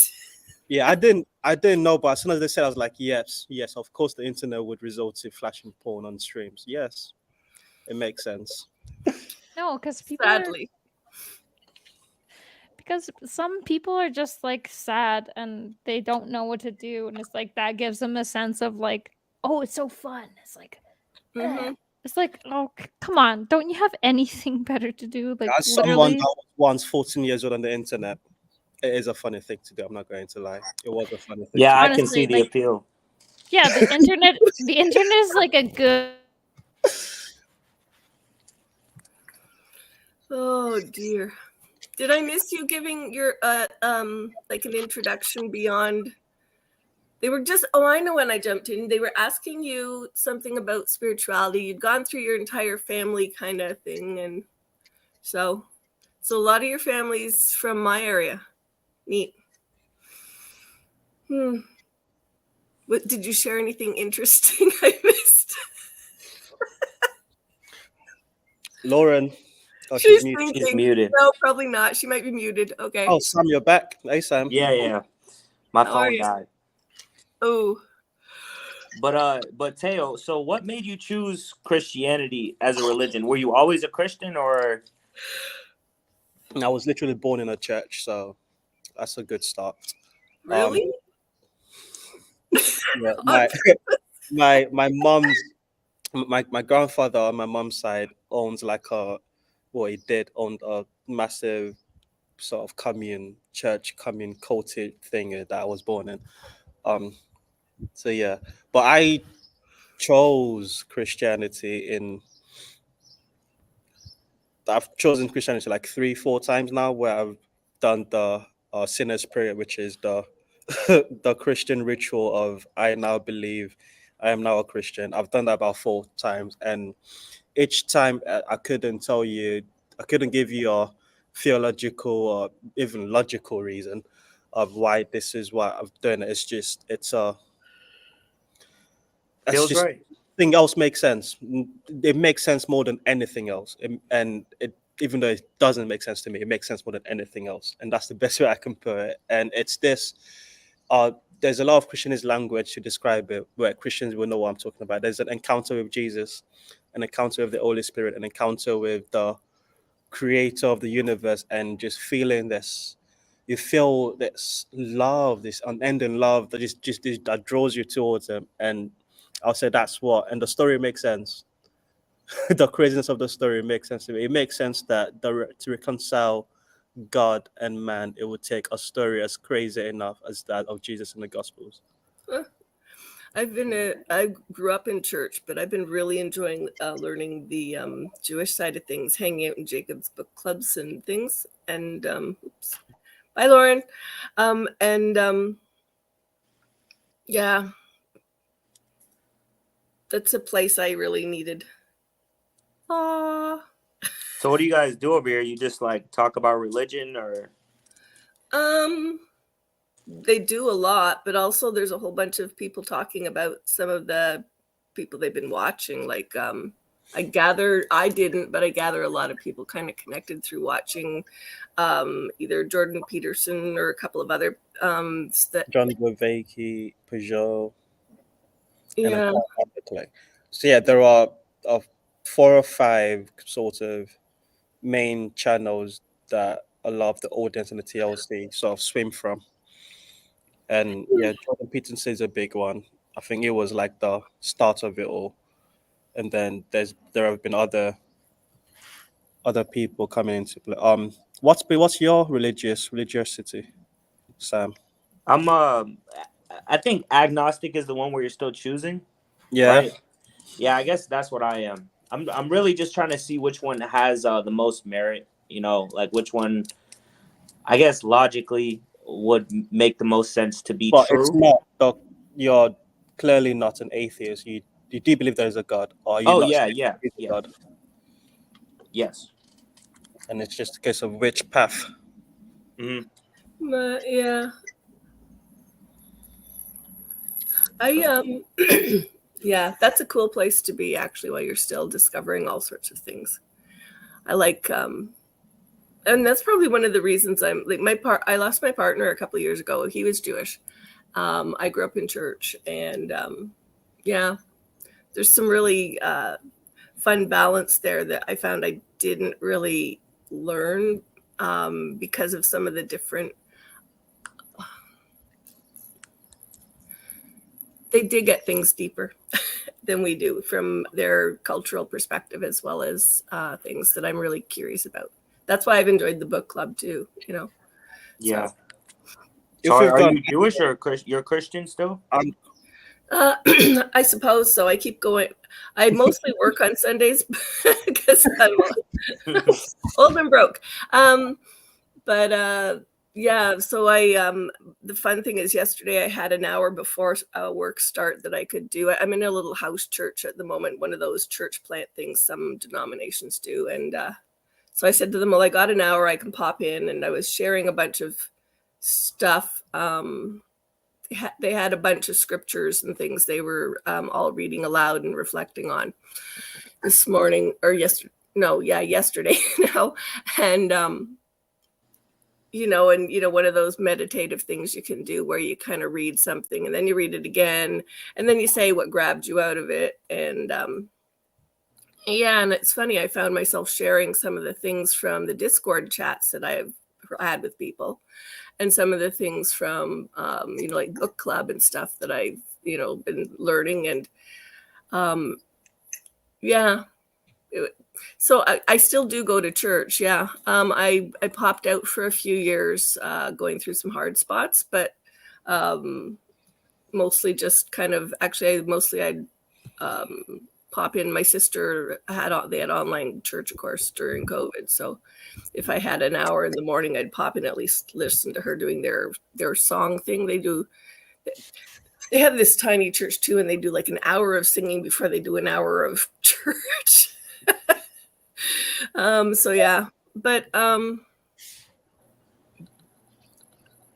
yeah, but I know like where I'm from, there's a lot of angst at the moment going on in the the denominational tradition I'm from the last 25 years or so. So I've been kind of hanging out on Jacob's channel. It's a lot more calm and What's a lot less, yeah. What's the denomination you're from, Sandy? I'm not Same familiar. as Paul. CRC and your Yeah, that was my ex. He was CRC. Yeah, and they're all kind of having massive meltdowns over there. So I'm kind of hanging out here. I mean, I'm Anglican and we're having a very similar. Well, I'm now Anglican, recently Anglican, and the mess is just as bad as the CRC, probably worse than the CRC. So I was Anglican, but I bypassed 25 years and picked a new mess. Yep. Laughter's very important. Some people forget that, It's and essential. laughter's so important. If we can figure an admin in the chat, can you come on and let Lauren in, please? Let me see. So how do I do that? Where's the chat? On the StreamYard. I'm not sure if he's in the backyard. I think he said that Jacob needed to be here. somebody Sandy with might the ability to let's see. Mute stop cam settings present. Let me see who's present. Let's present. No, that's present. I don't want to present. Maybe Hezzy's around.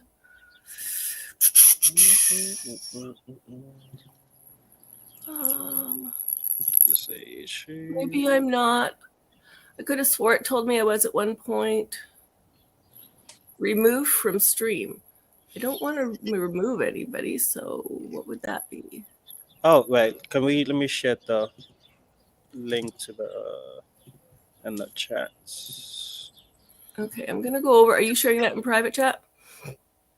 No, I'm sharing that on Twitch for Lawrence. Oh, I can. Oh yeah. Okay. Comments. One. Go to the bottom. So I see StreamYard in the bottom. Don't know what that is. What happened? I misclicked. Can I come back? Shoot. Okay, hang on a tick. StreamYard. Let me Google. Whilst you do that, Sam, you got any more questions about religiosity, traditions? StreamYard, how to let people in the StreamYard's help center getting started, blah, blah. I mean, it depends on kind of how much you know, like how much have you researched about like Christianity and stuff like that? You probably know more than me. I'm not going to lie to you. I mean, I don't know much personally. I really don't. So I've lived more than I've learned Christianity more than I've learned Christianity. Although I did also spend time debating. Resolution standard. No, that's me. I've been debate with atheists back in the day, and but all that seems futile to me because it didn't really help my faith and it didn't convince anyone. Oh no, we've lost Sunday. No. How's she gonna get back in? Oh gosh. All right, we need an Ezzy or Neama, someone with a. So are you admin now? I don't believe so. I don't have the admin privileges. I need an admin watching to pop up. I can't believe we just lost Sandy. She was the last admin we had. Yeah, I think she left on accident, honestly. Yeah, probably. When was the last time have you been to a church? Have you attended church before? I've been I've been one time. One time? Yeah. What was it? For a wedding? No, it was just a friend of mine. I just went with him on a Sunday. Do you know what denomination it was? What happened? I believe it was Protestant. I don't know if that's a denomination, but it's that there's about 3 million denominations in Protestantism, but that counts. Can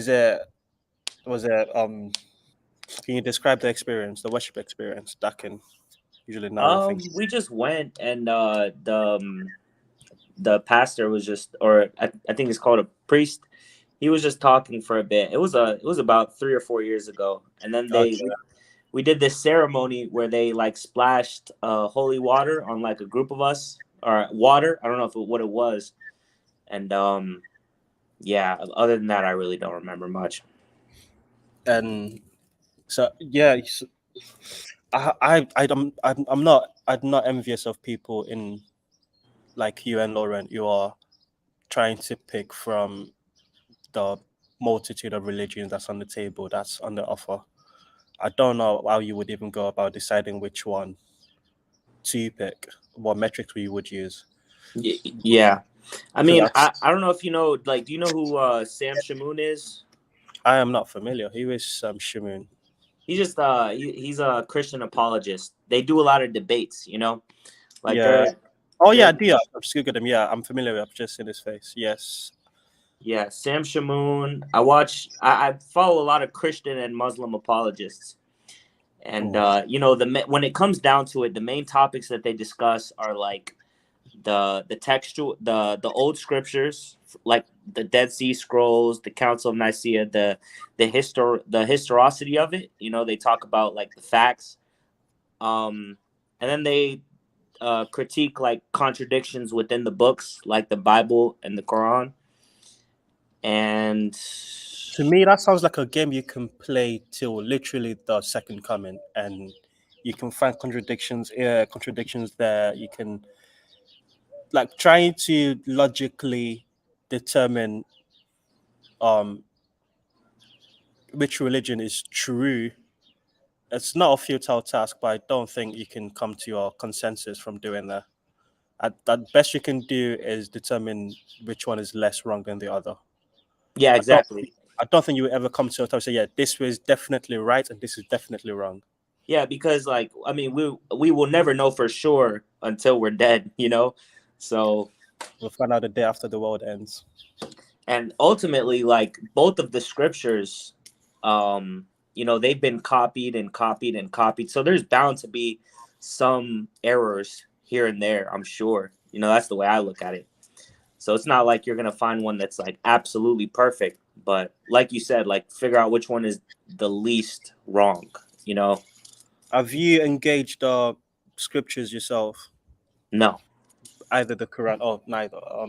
Yeah, I'll say that's the Bible's a lot. It's even for people you know about it, it's still surprising. So I can only imagine how surprising it would be for someone who's never read it, because it's a strange library of books. Yeah, it's like how many pages? It's like 1,200, I think. 66 books. That's far. Yeah.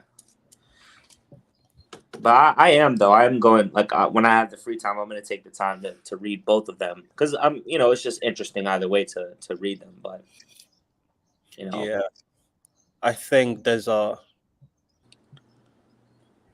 religion is interesting if you're approaching it from a sort of philosophical mythics, just, you know, trying to figure out, these are cool stories that's existed.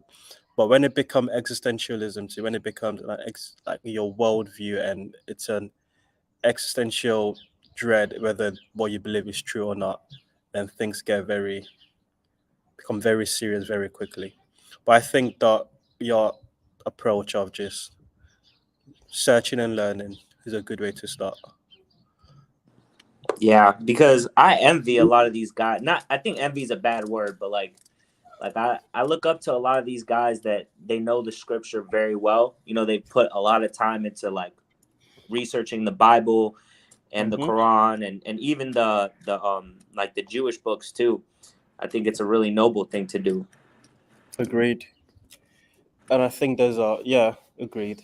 100, definitely, it's a noble thing to do, and something I wish I did more. I need to spend more time in the Word. It's never too late, no. Oh no, that's for sure. It's never too late, and I've been spending the last 4 or 5 weeks trying to find a church too, because I moved recently from north of England to further down south. I'm trying to establish myself again, find a church that I can attend regularly, and it's not an easy it's not as easy as it used to be, because now that I know more about churches and traditions, I have to be very careful about which one I choose to submit to, and that plays a it's all very interesting. And I think I've got one now that I feel more comfortable with, and with that, my spiritual discipline will be better, hopefully. Yeah, that's good, man. That's good. How did you find Jacob's channel? Is it just from apologetics and? Yeah, I was just kind of looking around on YouTube. I saw like the Hebrew writing in the background. I wanted to ask him a couple questions. Jacob is quite knowledgeable about Judaism, but I think more interestingly is Jacob's story and his relationship with Judaism is more interesting than what he knows about Judaism. Yeah, I think. I'm gonna pop into a couple more streams. You know, when he's on, I want to ask him a couple questions about the Torah and stuff. He's got now I'm just doing promo for Jacob. He's got Greek Bible study. If you check his channel, you see all of the upcoming live streams, and you can pop into them. Sounds good.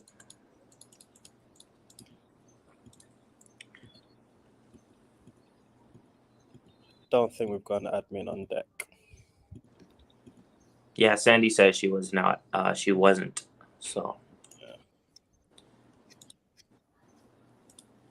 His is not in the chat. Nor is. To be fair, it's like no, it's 9 a.m. nearly here. It's 1 a.m. for Jacob, so I can imagine it's 3 a.m. for people not on the West. Yeah. Where are you, Sam? I'm in Texas right now. I'm in the U.S. Oh, Texas. What time is it over there?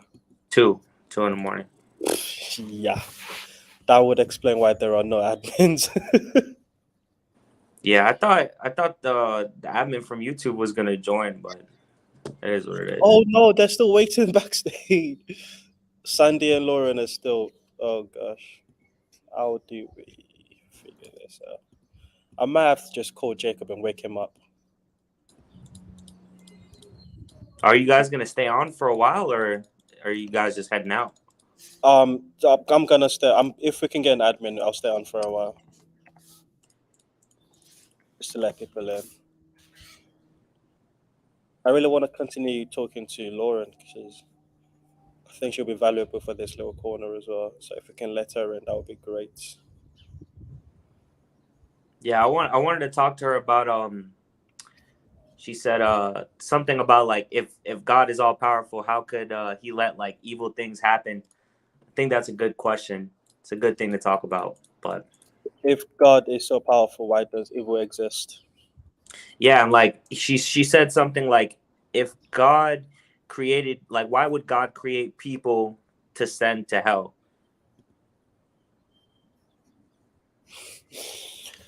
Yeah, and Jacob, being Jacob, rightly used that opportunity to poke at Calvinist. There was a conversation on. Are you familiar with Paul van der Klee? No. I would search him up on YouTube. He's a big pillar of this little corner. He had a conversation with 2 other TLC participants about this question of hell, and it's not as there isn't a consensus on it the way non-Christians think there is, because you've got people that are universalists who do believe in hell but don't believe it's permanent and forever or eternal. And then you've got people fundamentalists who believe yes, there is a permanent eternal torment that's for people that God decides will go there. Personally, I do think I do believe in hell. I don't know if it's eternal or not. But there is judgment. I believe there has to be a separation of, okay, let's find out who's really good and who's not. From my point of view, I'm good and everyone else is bad, and that's true for everyone else in their point of view. And I think there needs to be a an authoritative figure outside of ourselves that gets to decide, okay, this is what good is, this is what bad is. And I think that judgment does need to happen. Now, what form that judgment takes, I do not know, and I'm not going to pretend to know. So, if the question is, why would God create a permanent, eternal, torturous place? I don't know how to engage with that question. I don't even know if I believe in it or what that looks like. But if the question is, why would God exert judgment on people? That I can have a conversation about, because somebody needs to have a judgment about people. We've done a very, very not good job of judging what is or isn't good. Does that make sense? Yeah. And I think, you know, I think in a lot of ways, this life is a test almost. And I know, I don't think Jewish people believe in hell, do they? Do you know? I don't think they do. Yeah. So Jacob it's would just, ask. It's a different thing. Sheol. yeah, like I've heard different things where like Jews, I think I heard that Jews think that hell is, it happens here on earth, like during our lifetime. And then some believe that it's just nothing, like there is no hell. So I don't really know. But I think, I don't know. I think because God is all powerful, He created us. He knows the past, present, and the future. So obviously He's aware of all this. But I think that He chose to give us free will. Yes. It Like chose I don't think more. it's outside of His bounds to do that. You know, I don't think that He created people specifically like this person's gonna go to hell, this person's gonna go to heaven. But I think He already pretty much knows what's gonna happen, but He just lets things And play out. that's what you just brilliantly explained is how I understand the Calvinist doctrine of election that Jacob was sort of mocking earlier, which is it's not God decides you hell, you heaven. It's more like you said, he's omnipresent and all knowing, and he's also given us agency, given us choice, but he's also aware of where those choices would lead.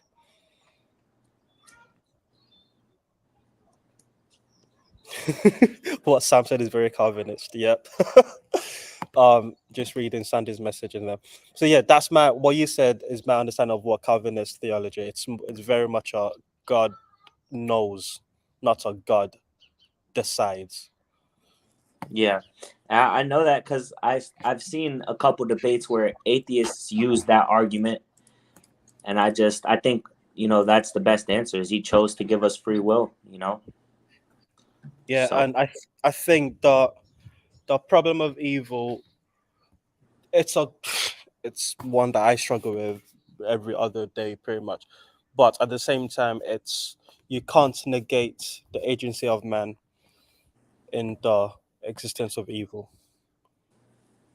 We've got a role to play in that as well. We can't just say God created evil. We are constantly engaged in evil acts using our own agency. So yeah, we have to take some kind of responsibility for that as well. Us being. Yeah.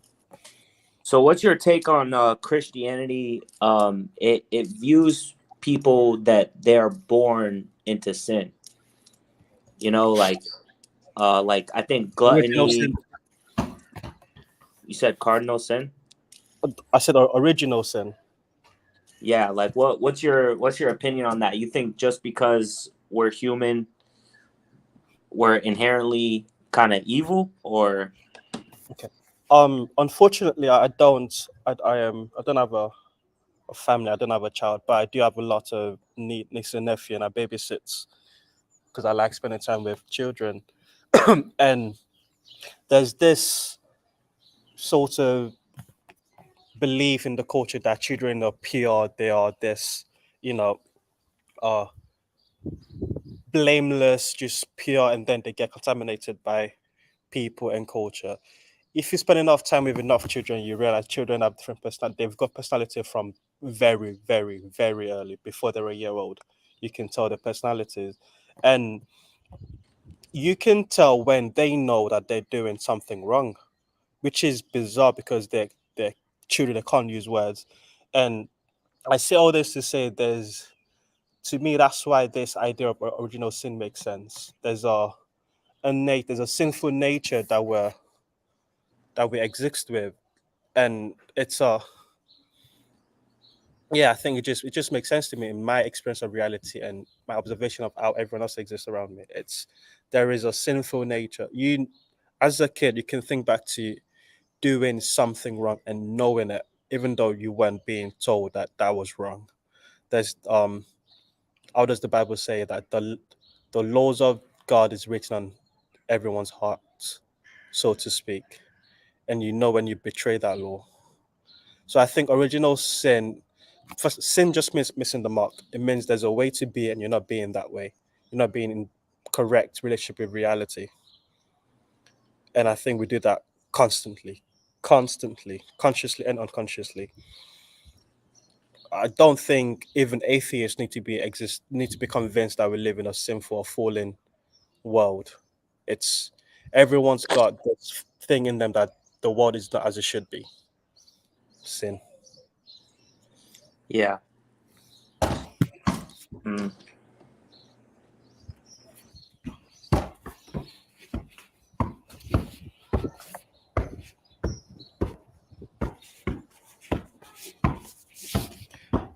This is actually pretty. Oh, do you have access to the private chat? Because Sandy's. Oh yeah, I'm gonna read it. Yeah, I think she's putting some good stuff there. If you can just get on admin.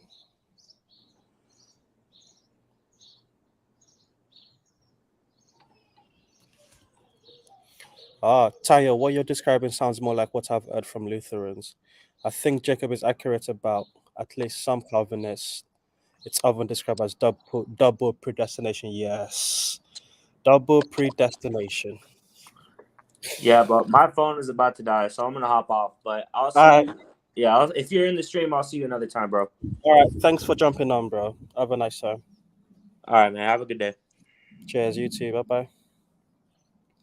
Well, I was gonna leave the studio as well. There was no one to come back in. I'm just gonna read out some of Sandy's comments for the.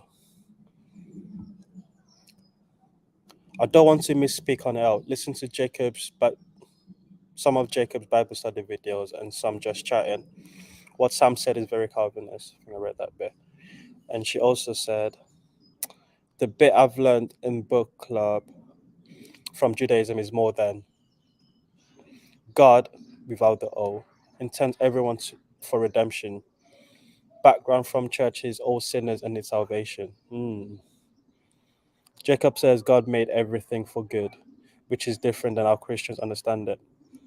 Taya is explaining a bit different, but getting at how we are called to live.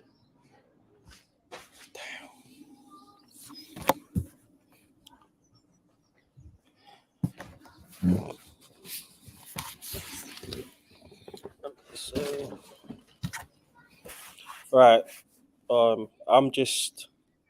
This is not or just chilling or just chatting because no one's chatting back. So hopefully we can get an admin on.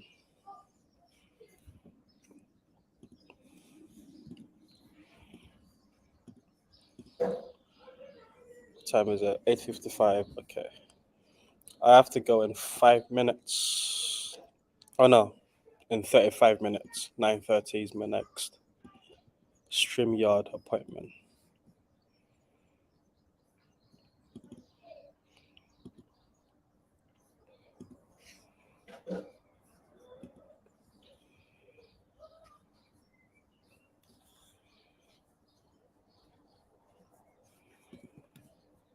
Okay. Do I have presenting? Can I present?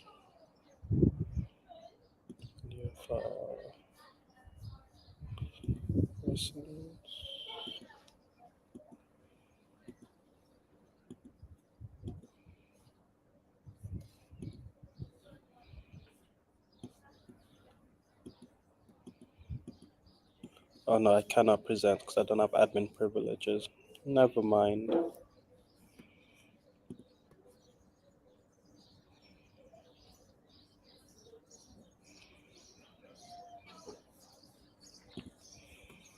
Is anyone still watching? Let's see.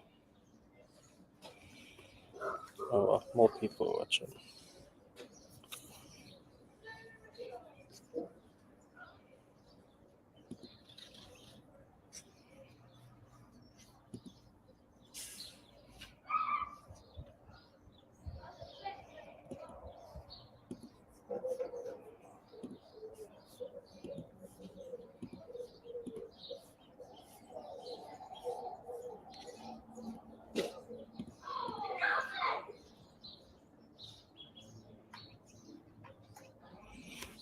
Oh, I wish Sandy was on. She's dropping a fire in the private chat. But I'll read it out for you guys.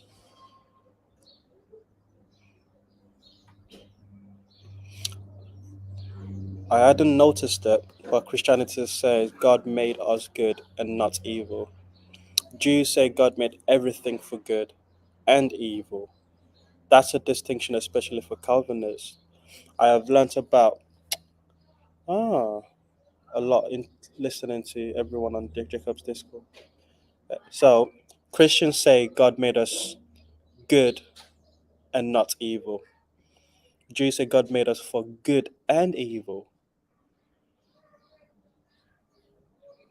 I was not familiar with that distinction. I wasn't. God made everything for good and evil. That's the Jewish. For good and evil. I think that statement makes more sense because it allows more agency to God than the other statement, which is just for good. Because if God is in charge of good and evil, then God is God. Otherwise, then it's just the God of the good and the God of the evil. Am I making sense? I don't know. It's hard thinking out loud.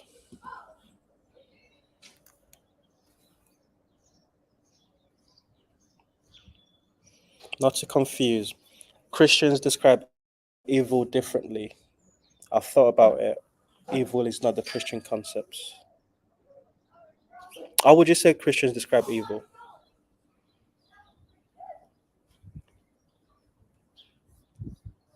I can't even highlight the comment I'm responding to, but check the live chats. Sunday's dropping gems. Jacob emphasizes for. Okay. So emphasizes God made everything for good and evil.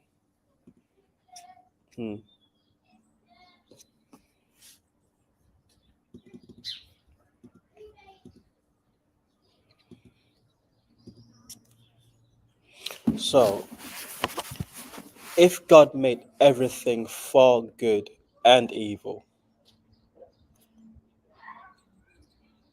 to me that just sounds like a statement that says God can use anyone or anything.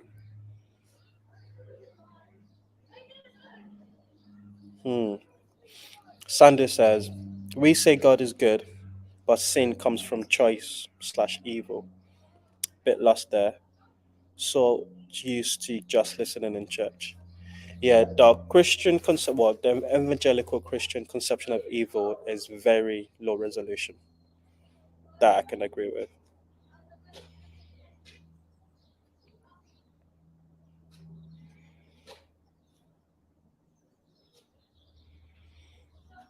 But the difference is like that verse, God uses all good things for the good it intends. I think that's Philippians. Is it?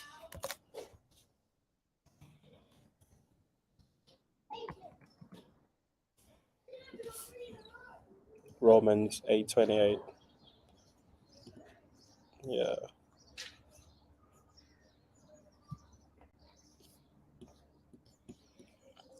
I really want to play a clip, but I don't. I'm not able to. Frodwith says, God definitely creates evil. It says so It says so in the Hebrew Bible, as Jacob loves to point out. There is no one beside him. His purpose is good because he is good. So in the end, even the evil is for good. That makes sense. Wish I could highlight that. But yeah, Frederick's comment makes a lot of sense. I get that. But the difference is like that verse, God uses all good things for good. Okay. Yeah.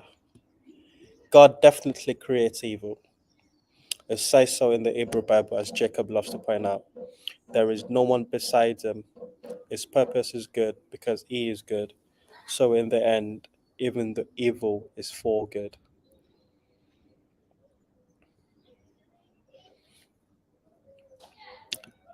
I'm just thinking of the story of Abraham and Isaac and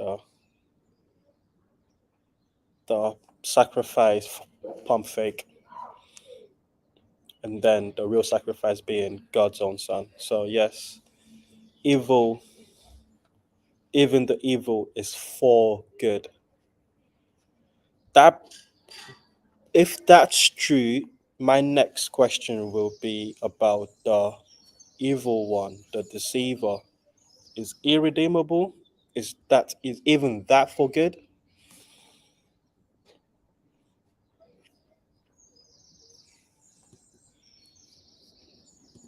And I'm just chatting with the comment now.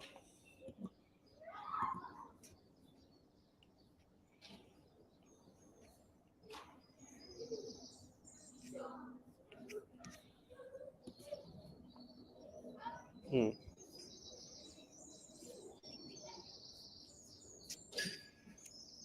Fascinating.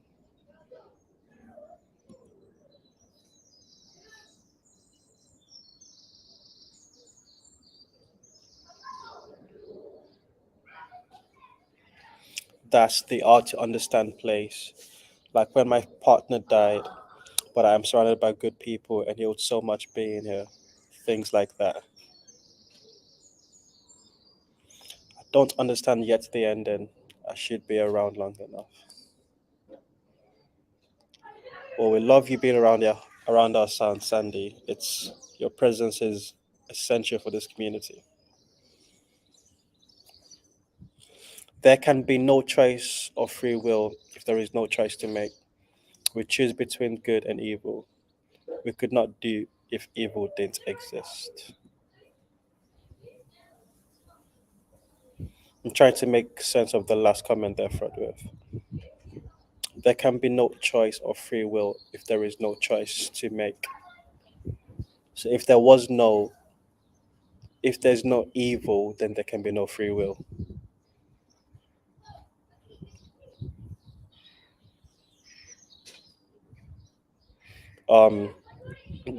That's why the narrative tool of the fruits, the tree of knowledge of good and evil, is brilliant, because that introduced the choice in there straight away at the start of creation. It's there.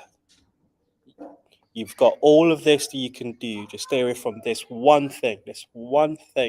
Stay away from it. And we all know how the story goes.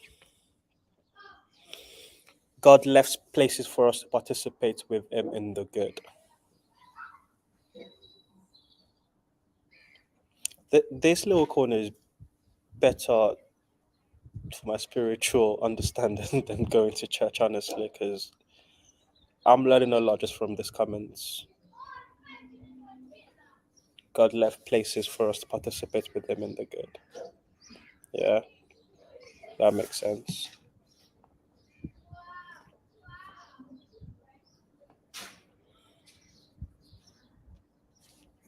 I've been listening to, let me find the actual title of this book. It's a book that Paul highlighted last week, I think it was last week, about Kierkegaard.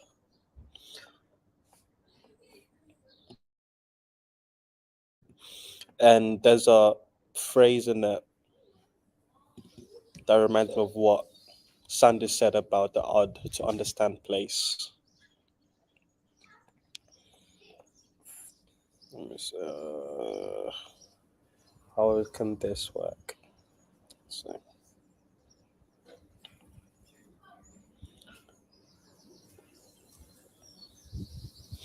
Towards the end of his life, I need to find the quotes.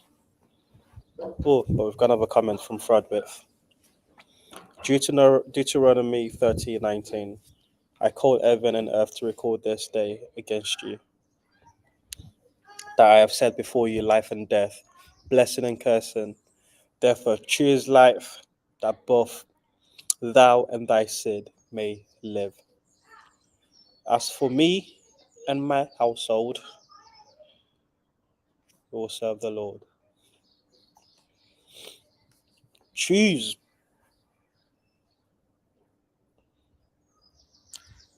I have set before you life and death, blessing and cursing. Therefore choose life, that both thou and thy seed may live.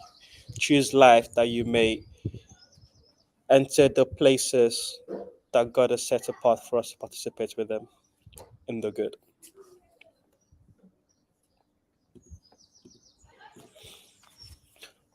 But yeah, there was a quote from Kierkegaard at the end of his life, and I'm just going to paraphrase because I can't find it. It was very, very sick, and he knew he was dying, and he was still wrestling with what his life it meant and what it means to be a Christian in Christendom. That he didn't believe in the Christianity in Christendom was dead to him, so he was participating in the Christianity in his head. And at the end of his life, he spoke about how the genuine faith is the one that's been tried and tested. It's the genuinely Christian is one that even in the art to understand places are still giving God glory. Yeah, that spoke to me.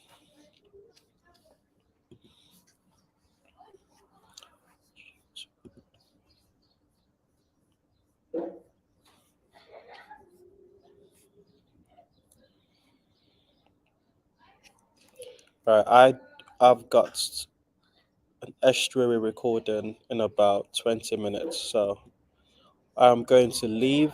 But unfortunately, this will keep on going, so I open admin can come on and end the stream.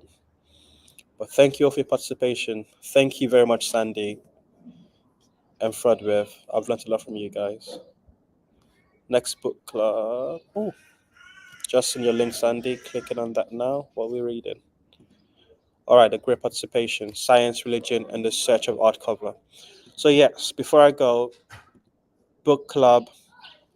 The next book club will be on The Great Participation by Jonathan Sachs. And it takes place on Thursday. Like and subscribe. Leave a comment. Bye, guys.